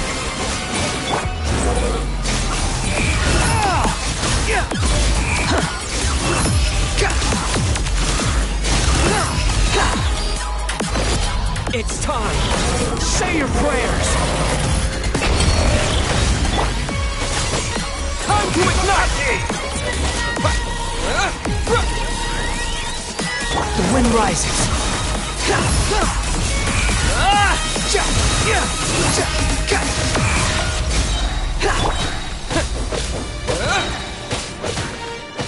Burn all before Scorch and you! burn! Flame of the primal... It's time. Say your prayers.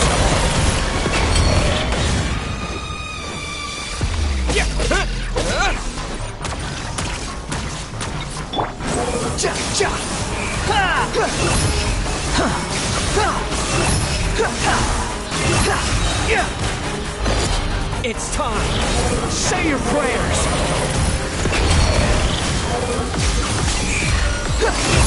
I'm used to this.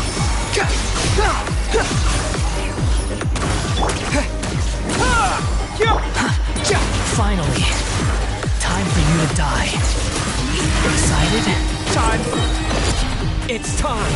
Say your prayers. That's far enough. Flame. Time to ignite.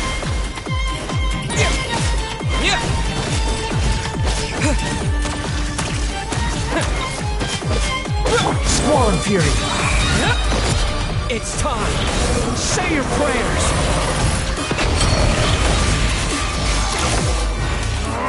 That's enough!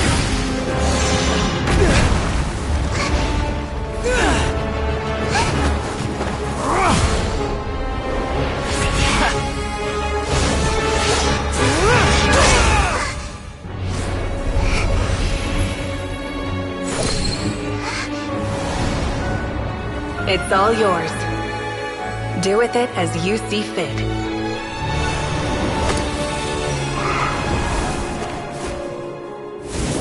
Just as you say, this world is home to some archaic things.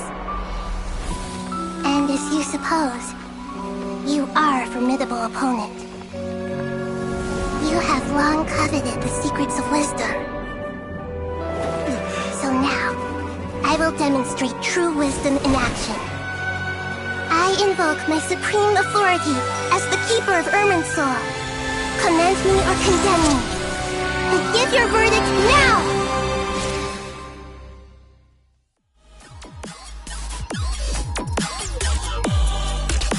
Blessed One of Wisdom, Mahakusaladhama, are you certain that you wish to exercise your authority to destroy Irminsul?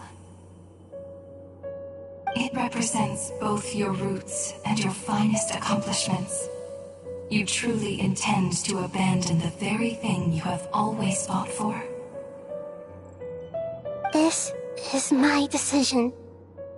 Irminsul has been corrupted beyond redemption.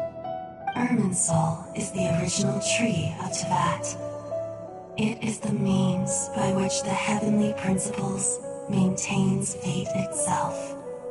The 7 Archons should honor and revere it, for their authority was bestowed upon them by the heavenly principles. It is precisely because I honor and revere it that I fight for the humanity it exists to protect. Wisdom is knowing how to weigh the options and make the right decision. If you truly care about the fortunes of this world, then it is me you should seek to preserve. Planting a seed begins the chain of cause and effect. Since you have become a great tree yourself, why should the loss of another tree be anything to fear? Till we meet again, Lord of Dendro.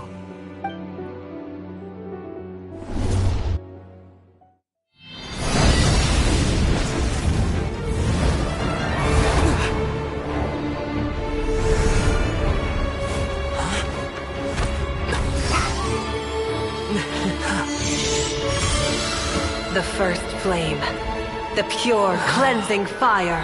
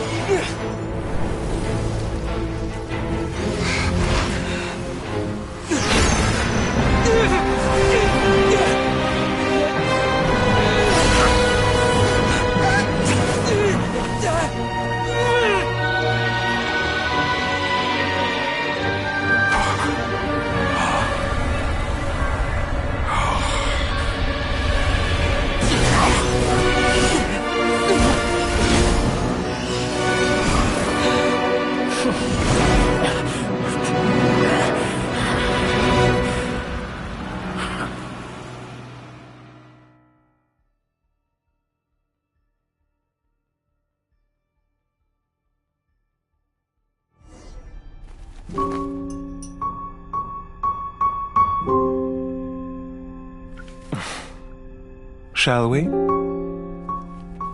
Where were we? I was suggesting that you needn't perform when signing a contract.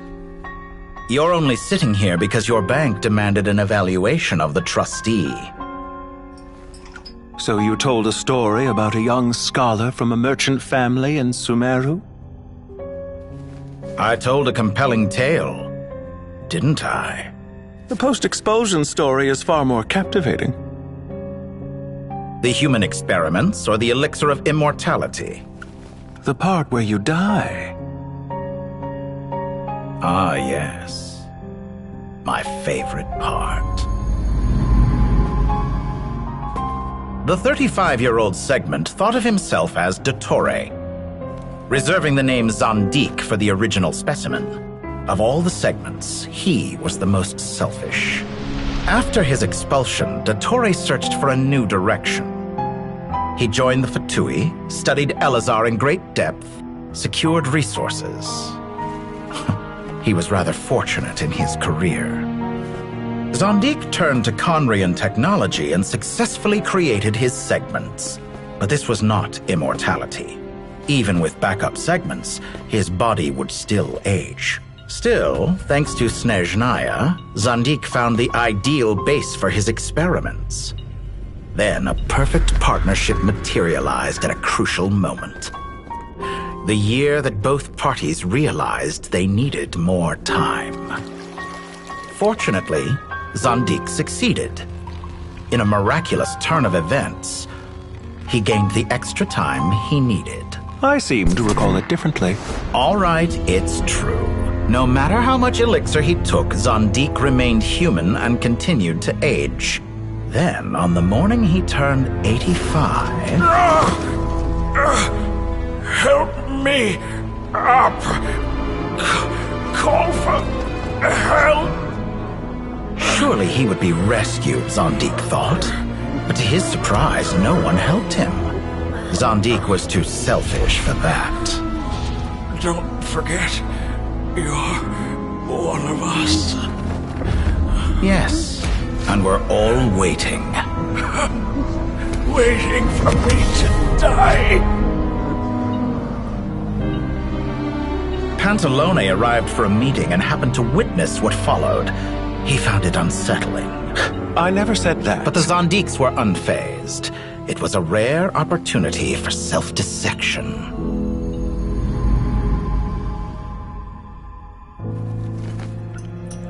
What does all that have to do with you depositing your data at Northland Bank?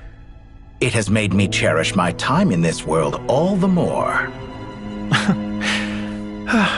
Fair enough. So you do have a sense of self-preservation.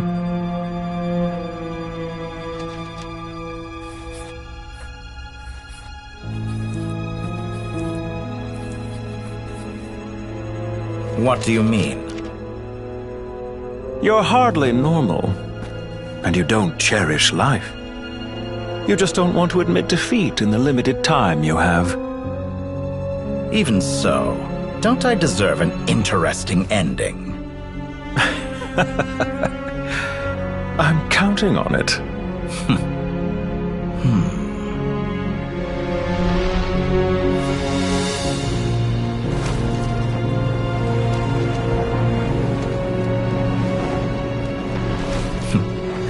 If nothing else, I expect my funeral will be a grand affair indeed.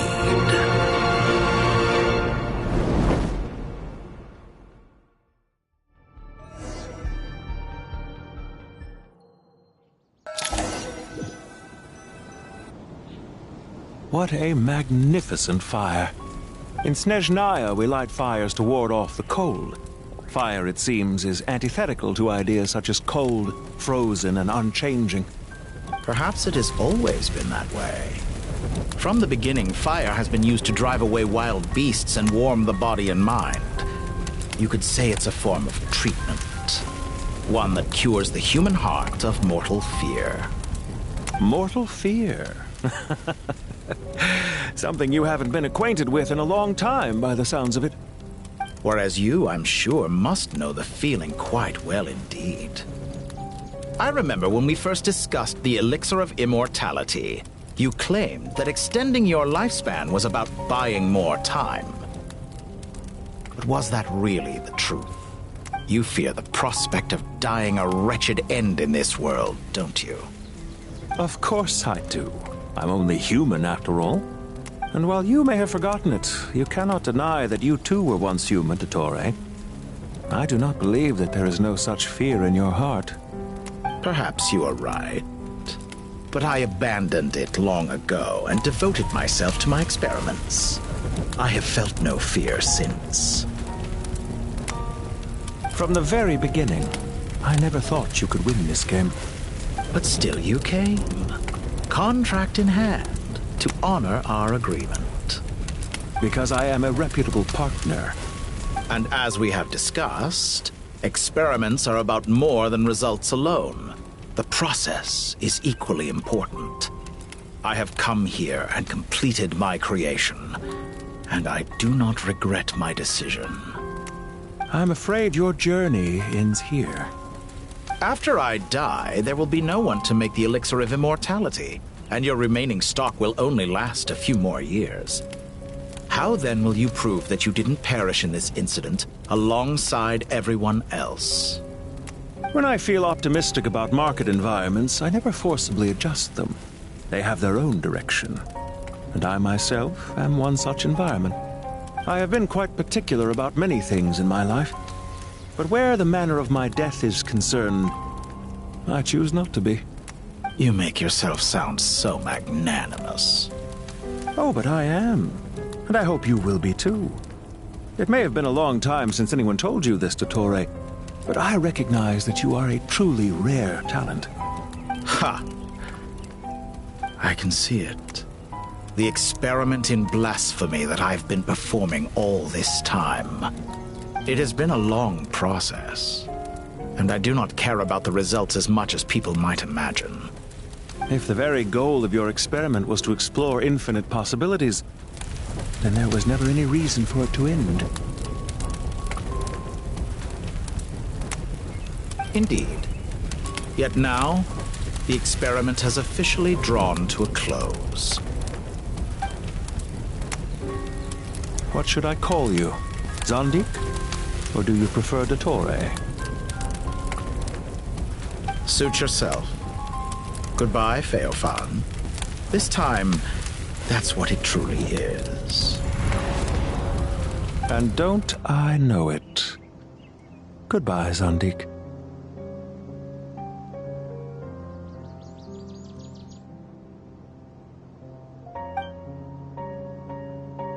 I could have carried out many more experiments. But to me, Lord of Dendro, this outcome is certainly not the worst. I believe you. But unfortunately, this is where it all ends for you.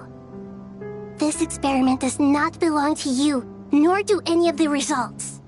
Experiment? It sounds like you're trying to outdo me in my own field.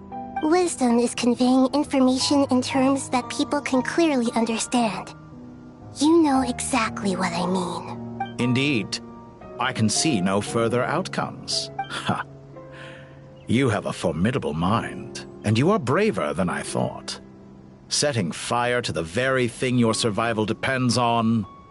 Your previous threat was empty, but this time, it is real. When necessary, wisdom can be as fierce as an inferno. Some of the flames that incinerate you come from within yourself. Perhaps you are right. You see what lies at the bottom of the human heart, and that is your wisdom. Here is where your journey comes to an end.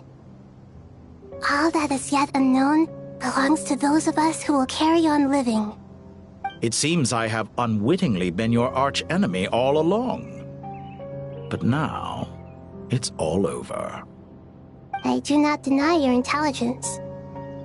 But what you refer to as experiments, I would never describe in those terms. They are events that take place in the real world, and they are so much more than mere data. Goodbye. We will never meet again.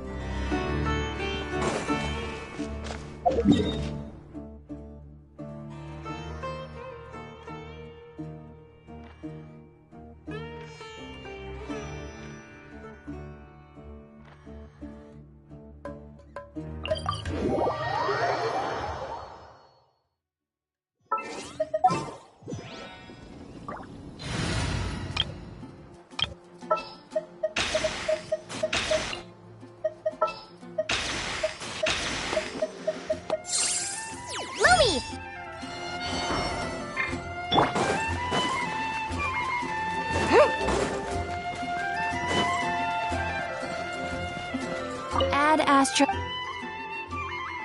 Thank you for Add Astro.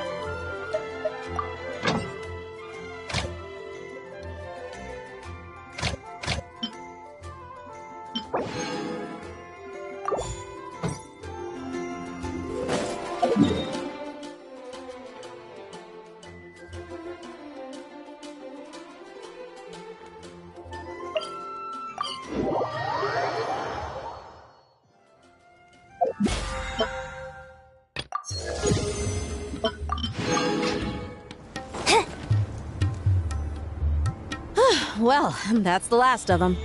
Everyone on the list is already back where they should be. It was a long, hard road, but we finally finished escorting everyone back. I just pray that we'll never need to leave again. I hope we can stay here forever in this peaceful paradise of our own choosing. Paradise. In the annals of the Temple of Silence, that word carries great significance. It represents the hopes and desires of the gods. Their longing for a place to rest. I wouldn't think gods need such a place. People always think they're the only ones who can lose their homes. They forget that gods too need a place to reside. As the Goat King once said, "A god without his people shall cease to exist." Gods need their believers every bit as much as their believers need them. Only we can truly understand how much the desert faith has faded over the centuries. But we still talk about the gods as though they're part of our lives. Given the myriad ways in which gods and humans interact, I'd say they really are. How else could Dunyarzad consider the Dendro Archon a friend? Well, that sounds about right to me. Describing them as friends sure makes us feel a whole lot closer. If you told me a few years back that I'd have this many friends, I'd have called you a liar. Belief is a choice, just like friendship. We've made our choices through battle. The right ones, wouldn't you say? I'll be heading back to the Temple of Silence. I heard the Goat King and the Ibis King decided to pay us a visit. How about you? It's back to Aru Village for us. Still plenty of supplies to distribute and people to help. Until next time, old friend. As long as you can find the time, you're always welcome to visit us in Aru Village. Right back at you. Make sure to drop by the Temple of Silence the next time you're free. Word is that 2 of the other 7 pillars, Shezapank and Bennu, might also be dropping by. Since you're wearing the symbols of their power, it'd only be fitting if you came to see them for yourselves. Dropping by? That makes it sound like they're visiting a neighbor's home. Well, the temple was founded by Hermanubis, so I guess to them, that's exactly what it is. Guess that's true. All right. We'll make sure to find time to stop by. Stay safe on your journey home. I will.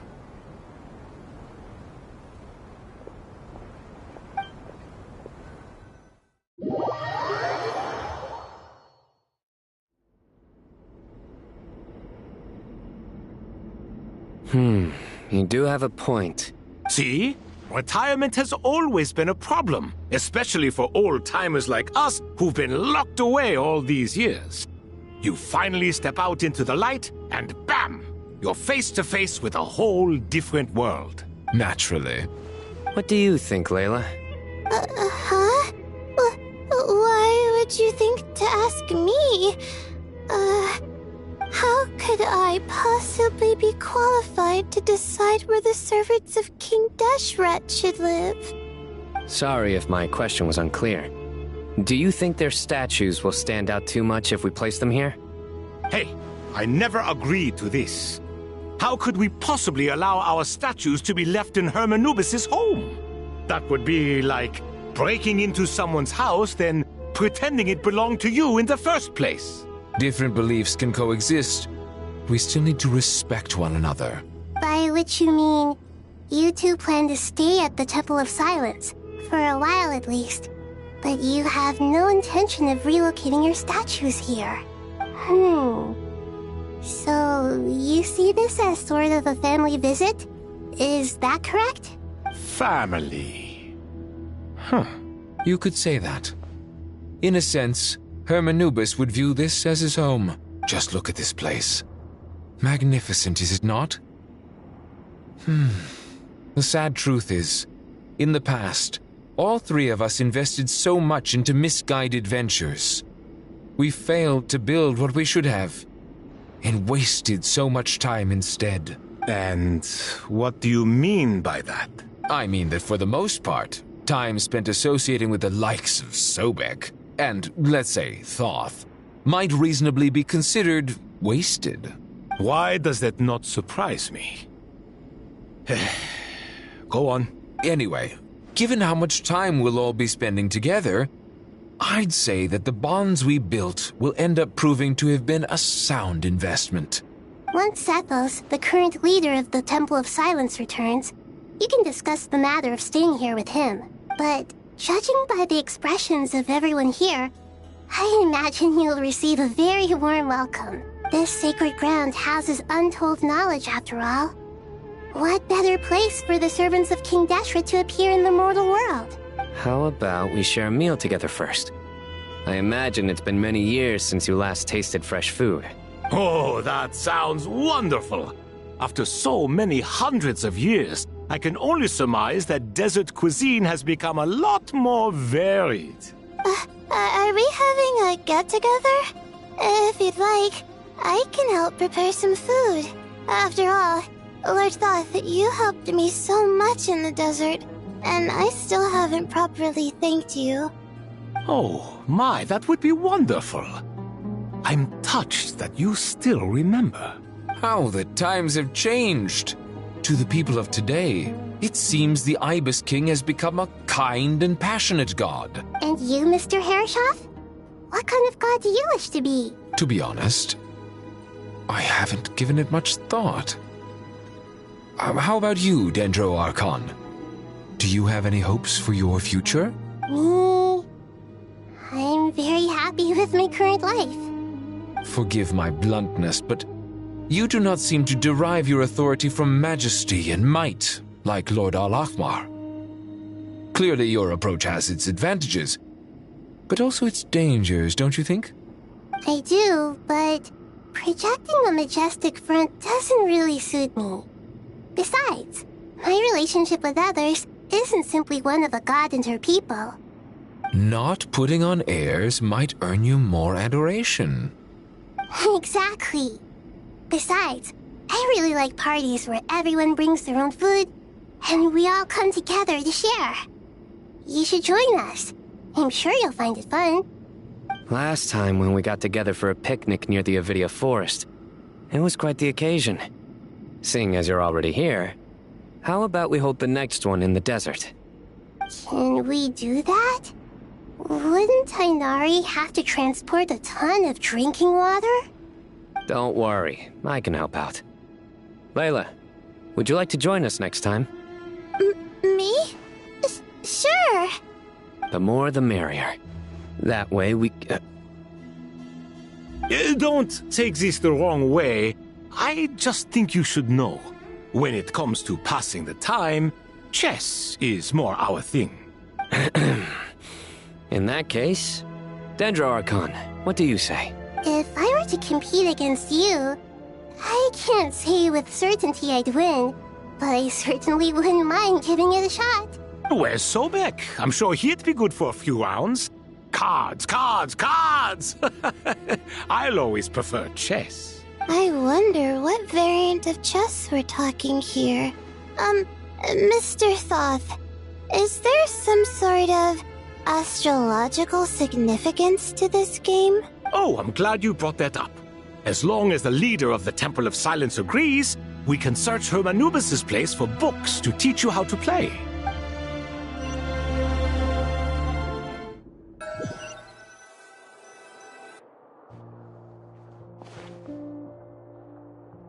Such devastation visited on Sumeru City. So many houses destroyed or damaged in the fighting. Who could have foreseen this? Look at all of this. It's going to take me forever to tidy up. I suppose living below the academia doesn't always work out to your advantage. I would have thought a little appreciation of my sincerity and effort in helping to clean up this mess might be in order. Helping? Effort? This is your house! Of course you should be putting in the effort! If anything, I'm the one who's helping! So you see yourself as just a helper in this situation. I must admit, I'm rather shocked. If you're trying to say that since I live here too, I have an obligation to tidy up, fine, I suppose I do. Wait a second, stop changing the subject! Nevertheless... In the wake of a great storm, a missing roof is a predictable inconvenience. Can you stop making it seem like I care more about this house than you do? Doesn't it upset you at all to see your home in this state? I won't pretend it's ideal, but that's no reason to be upset. This is the roof over your head, your shelter from the cold. The furniture is scattered, the paintings have fallen off the walls, the windows are shattered. Don't you feel even a little disheartened? The way I see it, these problems are easily solved. Ugh, this is precisely why I hate talking to you about sentimental things. It's like banging my head against a wall. You simply don't understand just how much work goes into making a proper home. It sounds like this is causing you a lot of anguish. You mean the house or the paintings? I mean your sentimentality. Oh, well, yes. But I'd rather not dwell on such things right now. Generally speaking, when anguish becomes the norm, people usually make an attempt to improve their situation. But there are so many people and things in life that are difficult to change. It's not like you can force them. Besides, anguish can be a source of inspiration, and I'm not sure I could break my reliance on it. I'm glad you're able to make yourself think like that. What kind of a response is that? I was stating a profound truth about the very nature of art. Suffering is the cradle of all creation. Even you can't deny that. And I wasn't trying to. I'm just happy for you. Pure and simple. Can't you tell? Happy about what? Happy that you can always find an answer that backs up your views. You... More often than not, life is a process of running into problems and then searching for answers. Yours more than most. Not everyone's so good at justifying things to themselves.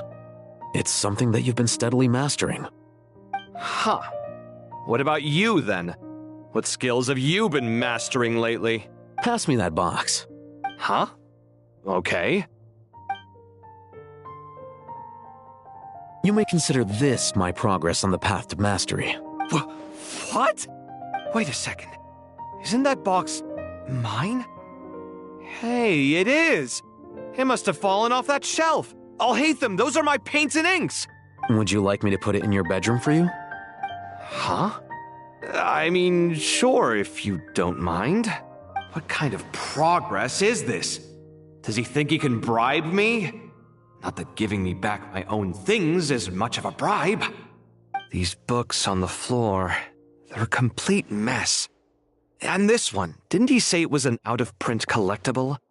It's completely covered in dust, and some of its pages have even fallen out. Ugh, guess I should help him repair it. This one too. And this one.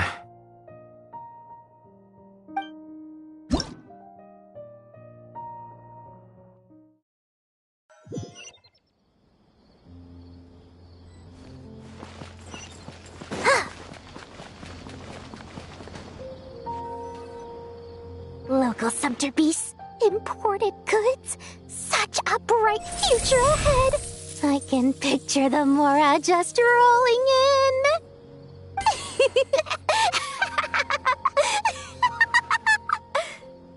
You do realize you sound like a choking cow?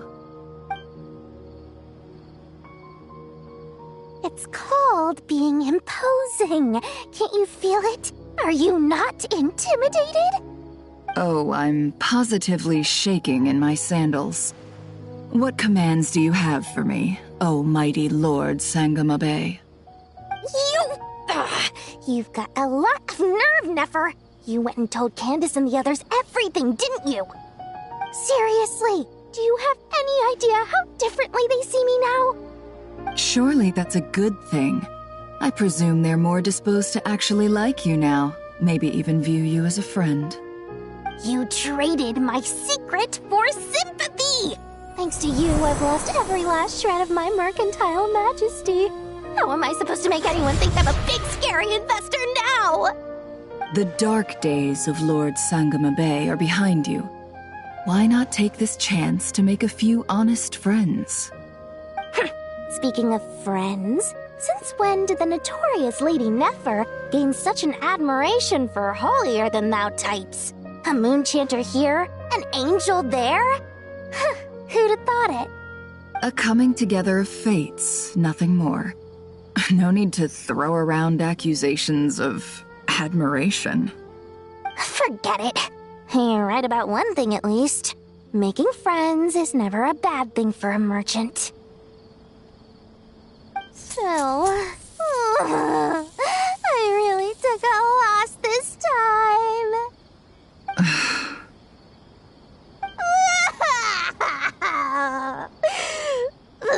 What are you looking at? I'm trying to see if you're really crying or if those are just crocodile tears. A little birdie told me that when Lord Sangamabe makes money, the tears flow from the center of her eyes. But when she loses it, they flow from the corners. Which is it this time? Ugh, you are so annoying. I'm not talking to you anymore. Nefer, thank goodness you're here. I've been looking everywhere for you. Huh? Oh, well. If it isn't the House of Dana's very own librarian. What can I offer you today, Miss Katayun? Oh, no, I'm not here to buy. I'm here to bring Lady Nefer a book, and a fascinating one at that. We agreed to meet at the entrance to the mausoleum of King Deshret. One more thing, I bought this copy with my own money. It's not borrowed. Reasoning knows not time of day, but suspense always follows a blizzard. That's quite the mouthful. Huh? Isn't that the one that... It was all the rage for a while.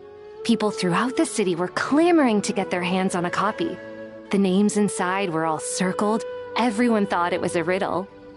Don't bring up that book in my presence. I don't even want to hear its name. That thing was nothing but a scam. Surprisingly enough, I've actually heard of this book, though it doesn't seem of much consequence. So, what truth lies behind it?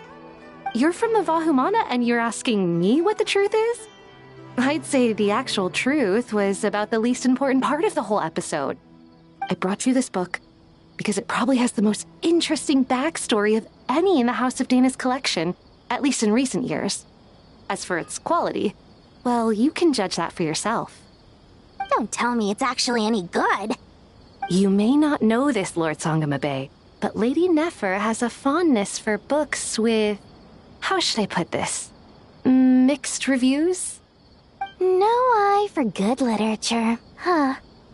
Perhaps she feels that bad books hide interesting secrets? But I shouldn't put words in her mouth. It's probably fair to say she prefers the conversations that books can spark over the substance of the books themselves. Suits my style as an intel broker, wouldn't you say? Very interesting, thank you. I'll return it to you once I'm done reading. And as it happens, I have something for you, too. Incense? I imagine you've already used up the incense I gave you last time. Here's some more. This batch is from Nodcry, so the scent won't be quite the same. Well, actually, I've been saving the incense you gave me. I couldn't bring myself to waste it without a special occasion. But I'll gladly accept this, too. And I promise I'll use it this time. Katayun, you haven't changed a bit.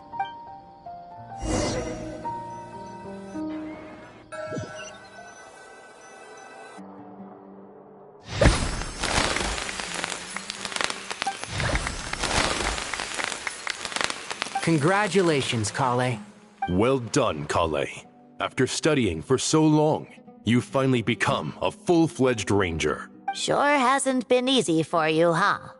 This really is fantastic news. All grown up. No longer a trainee, but an official forest ranger. Oh, the next step is to secure tenure in the academia. Thanks, everyone. It's true. I'm an official forest ranger now. Master Tainari, thank you for your guidance and support. I wish Mr. Sino were here so I could thank him too. Sino had a matter to attend to at the Temple of Silence. I don't imagine he'll be back for some time. But don't worry, we can celebrate together once he's finished. I'm afraid the party will have to wait. Kale still has some matters to attend to first. Kale? Is everything all right? No, it's not what you think. There's nothing wrong with my health. I just have a few things I need to deal with. I've made plans with the Traveler and Paimon to visit Mondstadt. Master Tainari and Mr. Sino will be accompanying us too. Well, that's a relief. Let's get together when everyone's back. I'm sure you'll be doing even better by then. Of course. I have a feeling you're right.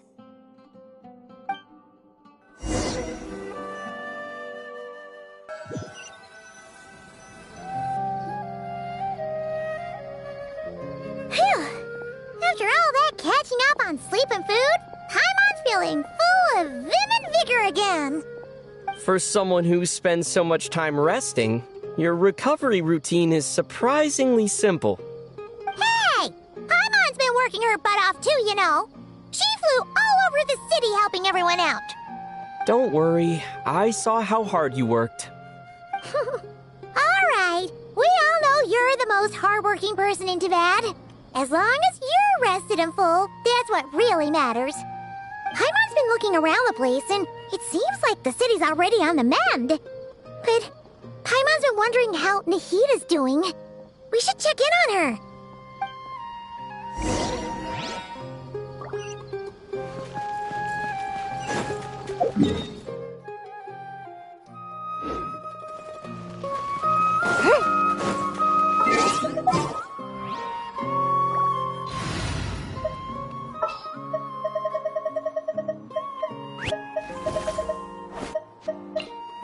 You got it. Let's go. I knew you'd miss me.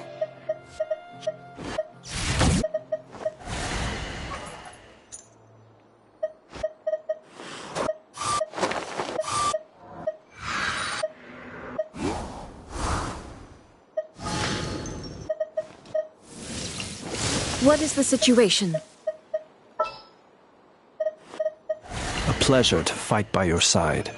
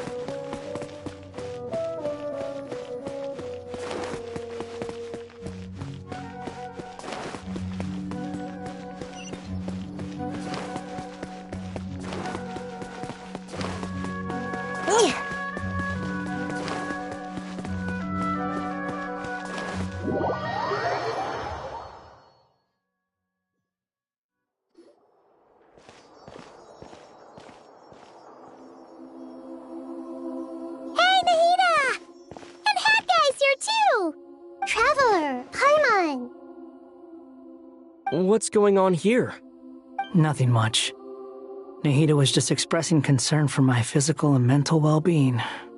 Oh, the Traveler told Paimon all about that. We've both been very worried about you. Are you feeling alright? You make it sound like I'm on the brink of some kind of breakdown. Truth is, I'm doing much better than you might imagine. If we can just get to the bottom of Dottoro's intentions, we can minimize his negative influence. That's the sort of thing I excel at. Just listen to that newfound optimism. It seems like having you enroll in the Vahumana was a truly inspired move. I can really see the positive influence.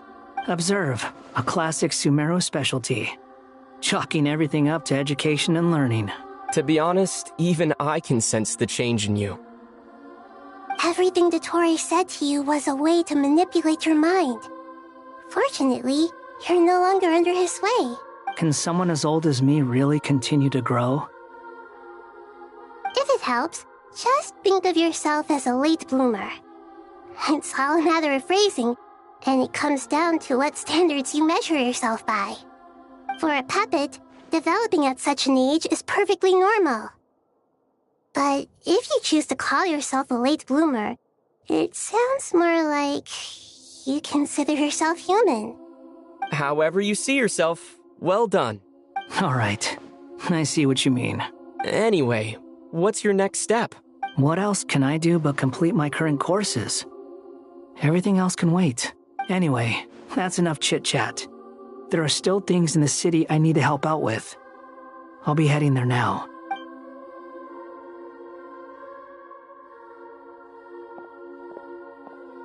I'm so happy that Hat Guy is doing better than we thought.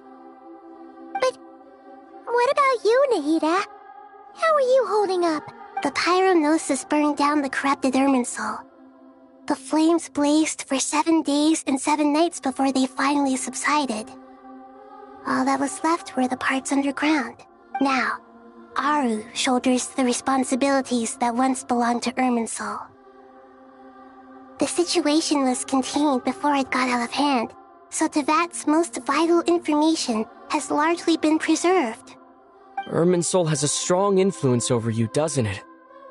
How will you cope now that it's gone? There is no need to worry. Thanks to Nicole's extraordinary talents, my connection to Irminsul has been severed and transposed onto Aru. Angels can do things like that? They can. Such abilities are precisely what makes them so powerful. The goddess of flowers, Nabu Malikata, once claimed that she too could perform feats beyond the reach of mere mortals. In my eyes, much of what she went on to achieve reached such transcendent levels. Her and Nicole really are both fascinating and magnificent. So, does that mean your situation is stable now? Correct. Just imagine that Aru has become the new Irminsul, and the essence of my existence has been bound to it. The wisdom of Sumeru has ultimately converged into a single, unified entity. Should we ascribe this all to fate, or is it merely fortune? Whatever it is, the important thing is that you're okay, Nahida. Dendro Archon, Lesser Lord Kusanali. Oh, thank goodness you're here. Greetings, Traveler and Paimon. Sir Nevis, do you have something urgent to say? Yes, there's something I need to report. We've received a message from Snezhnaya.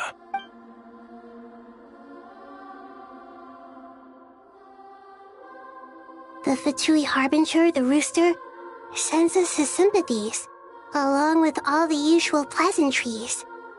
His stance is that, following the unrest and Nod Cry, Dottore was subjected to internal censure. This madness was the act of a rogue element, one who cannot be seen to represent the Zapoliarni Palace. No less than can be expected. Snezhnaya paid a heavy price working to stop him. They even lost one of their own harbingers. The letter goes on to say that even so, Snezhnaya cannot claim to be blameless. Apparently, they will deal with Dottore's subordinates in accordance with Snezhnayan law, holding all those involved in his crimes accountable. Additionally, they are supplying relief funds and supplies, which are already en route. They hope this will aid in Sumeru's reconstruction. Sounds like he's got an answer for everything. True. But as diplomatic rhetoric goes, it's highly effective. Completely watertight, both in logic and sentiment. This disaster has had a profound impact on Sumeru. There is much that I will keep in my heart. The matter of Dottore can be seen as settled for now. We are sure to cross paths again in the future, and in that light, Snezhnaya would do well to uphold their responsibilities and keep a tight rein over their actions. With Irminsul burned, the flow of fate now carries many more possibilities. I will be watching carefully. Perhaps we can move on to a less serious matter? Dendro Archon, will you eat with us once this matter is dealt with? Everyone wishes to celebrate together. Your presence would be most welcome. Of course! Junior Zod, Sino, and Hypatia all told me the same thing. If there isn't enough room for everyone, we can arrange back-to-back feasts. What a wonderful idea.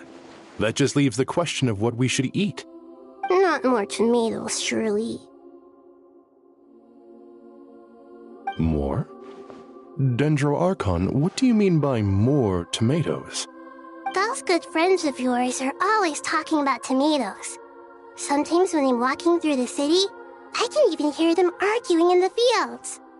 Since you see them so often, you must hear about tomatoes even more than I do. Tomatoes. Tomatoes. The word has a certain magic to it.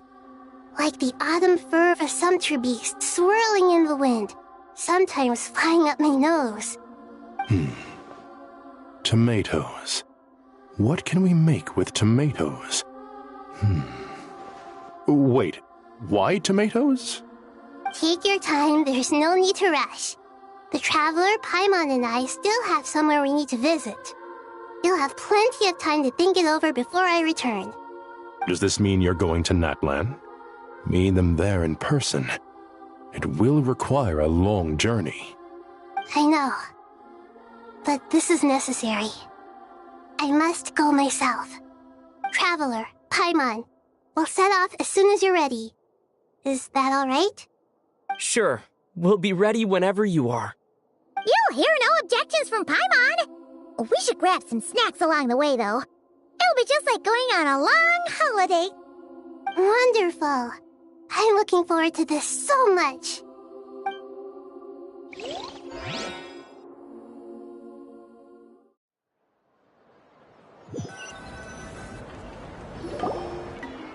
Natlan is such a lively place. It's super cheerful and positive, too. I can see that. There are people outside exercising at all hours. Such a healthy way of life. You came. Welcome, welcome. You must be hungry from your journey. Would you like something to eat? Oh, thanks, but no thanks. We've been eating the whole way here. We had a mushroom platter, sap's meat stew, butter braised chicken, hadasara pudding. Paimon's positively stuffed. All right.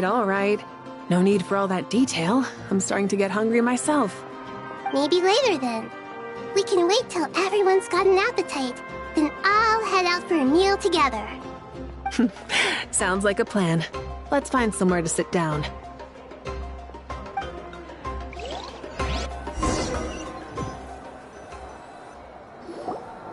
I should tell you, I already have some sense of why you've come. Why's that, Malika? To say thank you. Your senses are spot on. But on top of that, we also feel guilty. Because the pyronosis has vanished? I sensed its loss. Despite scouring through the remnants of Irminsul, we couldn't find any sign of the pyronosis. Not even any trace of it burning to ash. That's certainly unusual. Still, the potential fallout from Irminsul's loss is significant, to say the least. Perhaps the Pyronosis's disappearance is simply a knock-on effect of the impact it's had on a certain strand of fate. There's no need to feel guilty. We were clear that this time, there was to be no returning, only giving. Pure and simple. Thank you really is a fascinating phrase. We use it to express gratitude for the smallest of things.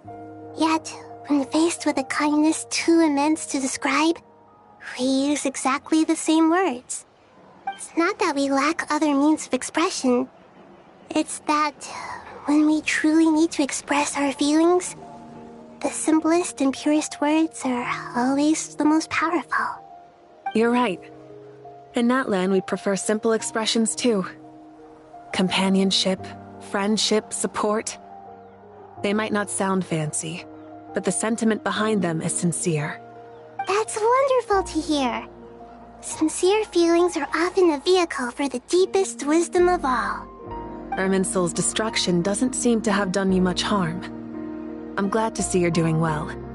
There's still a lot of work to do, but before we begin, we felt it was important to come here and speak with you. Partly to express our gratitude, but also because we felt that seeing you, in a sense, is like basking in warm sunlight. That's a nice way of putting it. I like that. To tell you the truth, though, I'm not a fan of somber meetings. So, since there's nothing more to say, why don't we go bask in some actual sunlight? The weather's beautiful today. What a great idea! Paimon's gonna lie back and soak up some rays.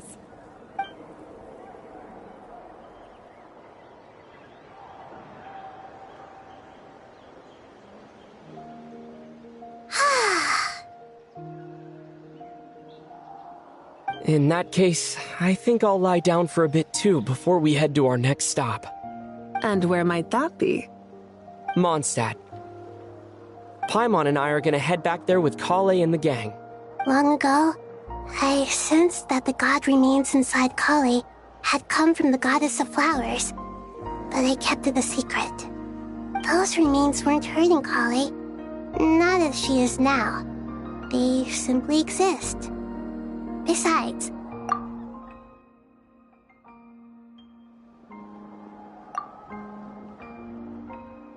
a yearning for an ordinary life. A yearning to hold on to the hard-won happiness she now enjoys. With someone like her, I have a responsibility to keep her secret. She should be ready to face the truth by now. Whenever people meet, there is always the potential to create warmth and kindness. Every child grows up, but even as adults, they are still children in the eyes of certain people. Oh, just like how Paimon sometimes sees Nahida as a little kid. Is that so? Well, anyone who's friends with a kid is probably a kid themselves. Of course! And there's nothing wrong with that. When we get back, we'll actually be hanging out with another of our friends who happens to be a kid. Or more like looking after, in her case. Anyway, we'll always be there to watch out for our friends. Dear Sucrose, when you receive this letter, I'll probably be as busy as always. But busy with wonderful things. That's because I'm no longer a trainee. I'm now an official forest ranger. Impressive, right? Sino said that official rangers sound much tougher than trainees. Though he did say it was already pretty tough to start out with. You probably heard that something big happened in Sumeru recently. Don't worry, it's all been taken care of. We're heading to Mondstadt soon, so if you're free, maybe we could meet up? Plus, it's not just me. A few of us are going. Hey, do you still remember that time we all got together? You know, when we all went to the Windbloom Festival? It'll be just like that.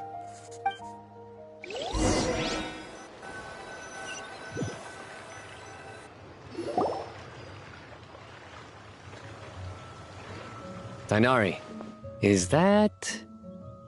Don't you say it! Is that the great Vayu-Vyastra? Behold, the great Vayu-Vyastra, General Mahamatra. How times have changed. I wasn't expecting you to beat me to the punchline. You've changed. You've really upped the aggression in your battle against Sino's jokes. Kale, how did you know what I was going to say? For the love of... Hey! Traveler! Paimon! You're right on time! I hope we haven't kept you waiting. Kalei! Sucrose! It's been so long! How have you been? I've been well. Everything's going great. What about you? Are you still busy? Not at the moment. Oh, right! That juicer you gave us works amazing! Farzan loves it. Seriously? That's wonderful. I don't suppose you drew up a detailed test report. Oh, what fruits did you use? How's the texture of the final product?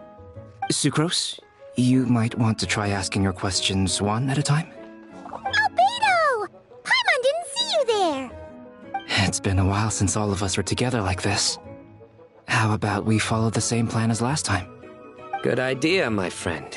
You never disappoint. So, what are your identities this time? Don't remind him. First things first. Allow me to introduce our very own official Forest Ranger Kale. The rest of us are simply her humble travel companions. This sounds like one of those mushy stories that gets people hooked on some corny, heartwarming premise. Oh, is our story not heartwarming? If I recall correctly, there was even a scene like this in King of Invocations. Besides being heartwarming, our story's also about tough, impressive-sounding job titles. At least that's what I think.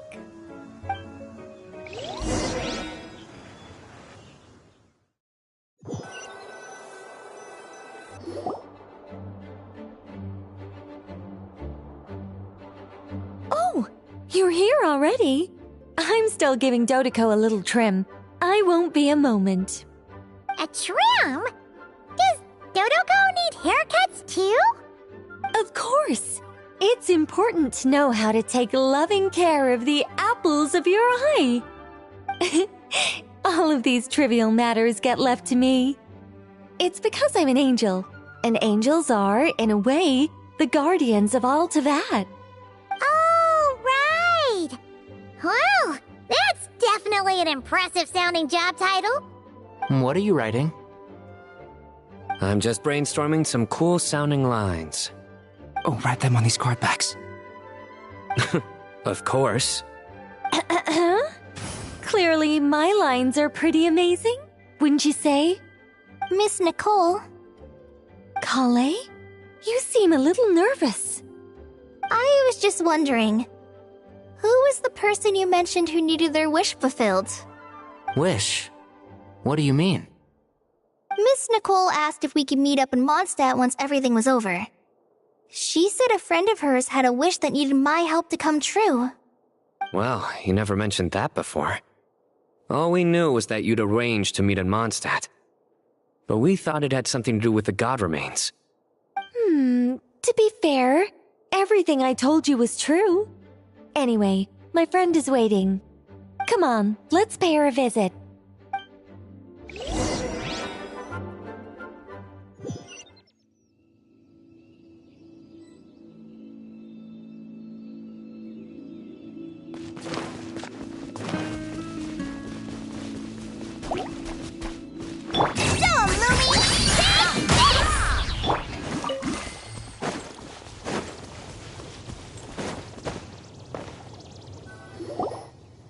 Huh? You're... Surprised? I bet you weren't expecting to meet a woman like me beneath this beautiful tree in a faraway land. An oasis will spring from the place where a djinn resides. That saying falls somewhat flat here in Mondstadt, given that everywhere is already so lush and green. Lilupar, what are you doing here? I made friends with Miss Nicole.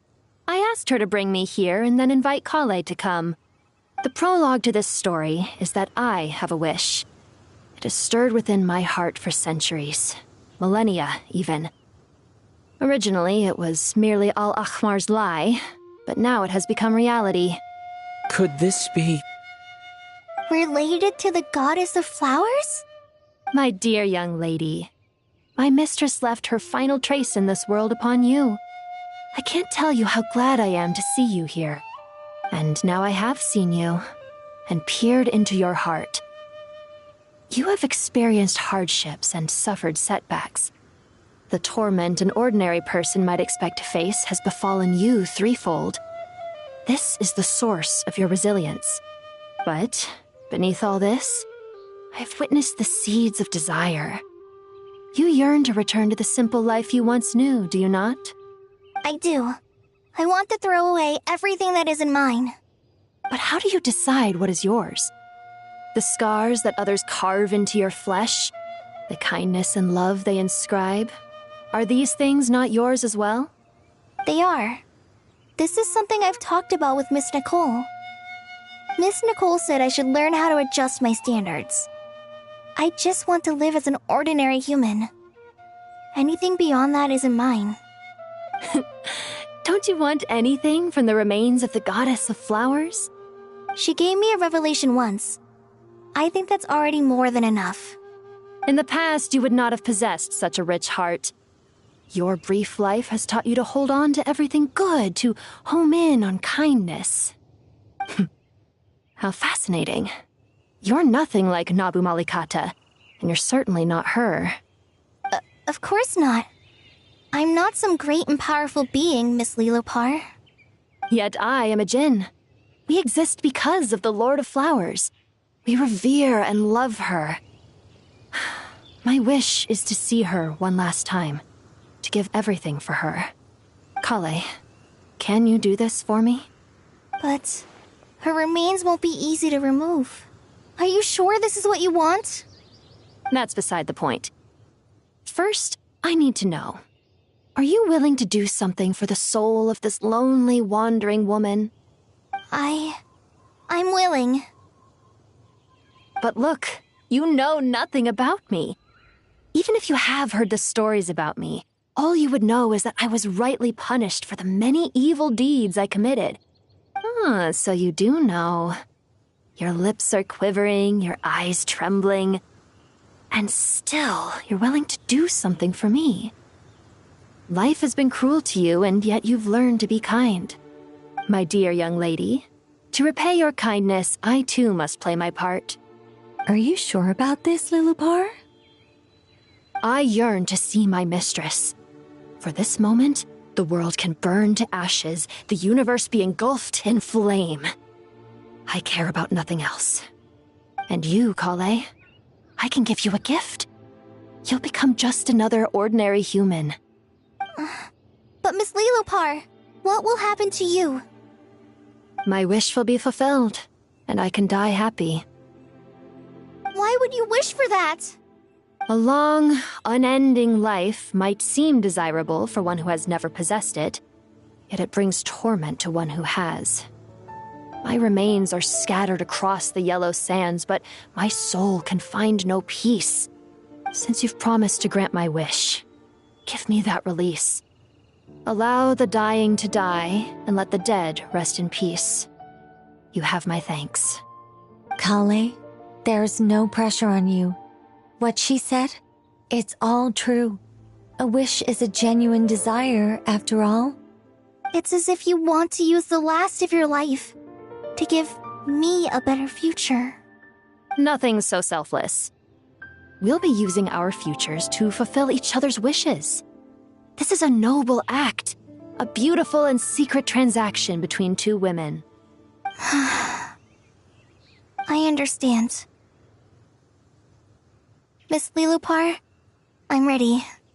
Close your eyes, Kale. Then open your soul. From there, I will embrace my mistress. The downpour of flowers is your touch. Like returning to the very beginning. Like surrendering to your grace, my mistress. People say that devotion is beautiful, yet filled with pain. How foolish of them. For me, devotion is beautiful, pure and painless. Devotion is my love. Thank you.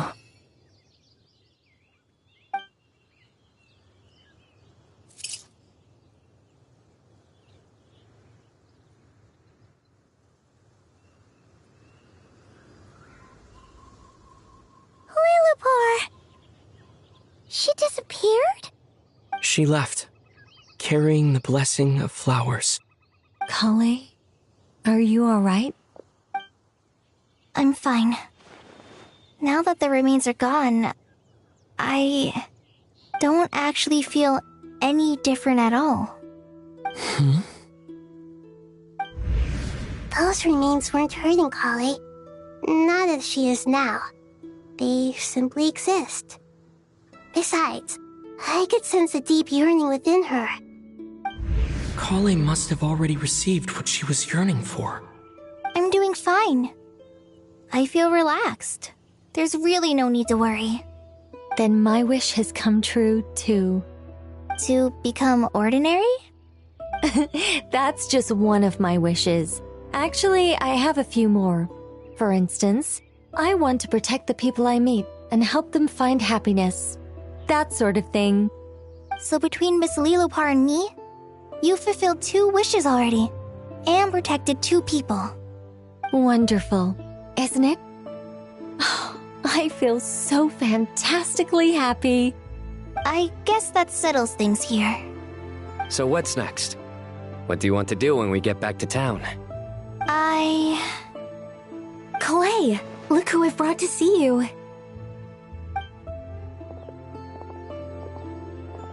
Hey, Kale! I heard you guys were holding some kind of secret event. How come you started without me? Huh? Oh no, it's nothing like that. We were just saying goodbye to an old friend. Really? Who? Me. The old me. So that's what this is all about. Did you come all the way to Mondstadt for that? Because we knew the old you so we could witness the change? Exactly. The old me is gone. I puffed her into the air, and she became a fluffy pink cloud, floating into the sky, before disappearing forever. Do you think, maybe up in the sky, she has friends waiting for her with test tubes, flasks, and bows? Oh, when you put it like that, it doesn't sound so bad after all. What do you think, Miss Nicole? I think maybe that's right. At least, if it were up to me, I'd consider that a happy ending.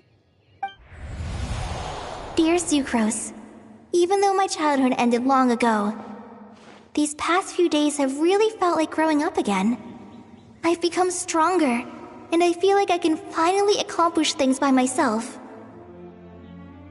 Surely someone as mysterious as you will find a friend like this fascinating? Always growing, always thriving like a plant. I came to say goodbye to my old self. I know that after this, she'll be gone. Thinking about it makes me feel a little lonely. I know the weakness that kept me company will one day leave me too. But somewhere in my heart, I feel a great sense of joy. It feels like I've always wanted to take this step, to walk towards the new me.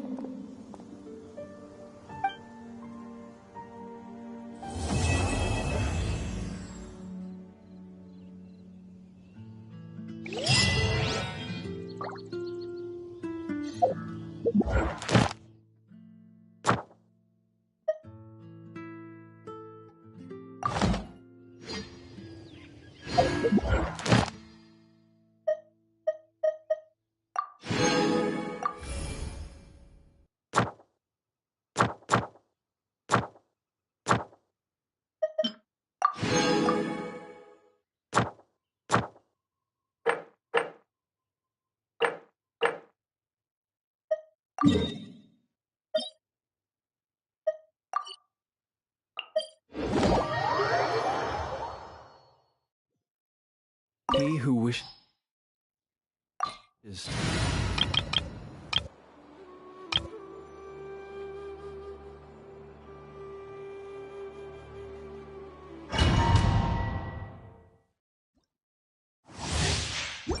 Cleanup All sequence here shall initiated. bend to my will. Receive my blessing. Close your eyes. Do you fear the dark? Three moons converge. The long sleep beckons. Observe. Be silent. Insulation chamber deployed. For the everlasting forest. Lush is the moonlight. Surge. Ultimatum protocol.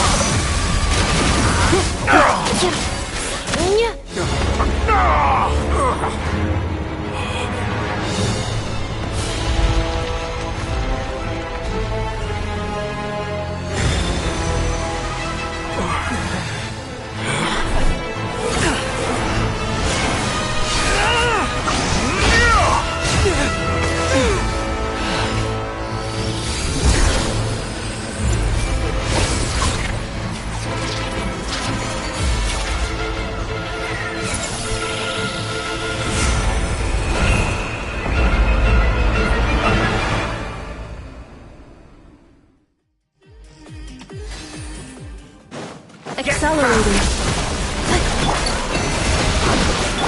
Snatch it from my grasp! You won't distract me this time! Observe.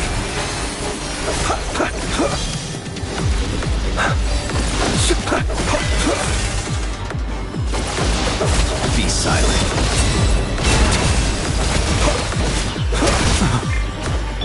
Receive my blessing. Cleanup sequence initiated. A petty trick! Close your eyes. To dust. With one heart, we pray. Branch into song. Three moons converge. Insulation chamber deployed. Be silent. The world that I've longed for.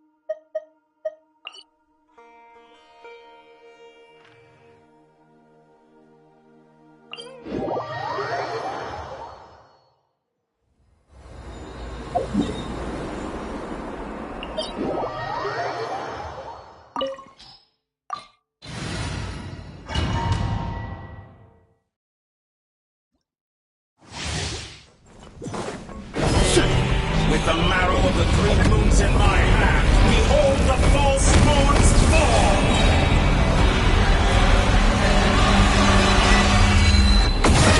Burn.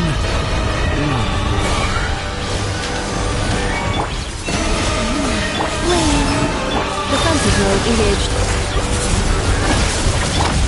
For the everlasting forest. That's more done! Branch into song. Observe. Be silent.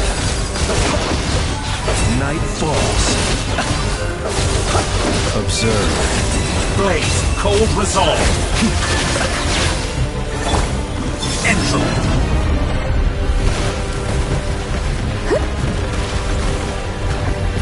Such a simple attack, and you're... Cleanup sequence initiated. Be silent. Observe.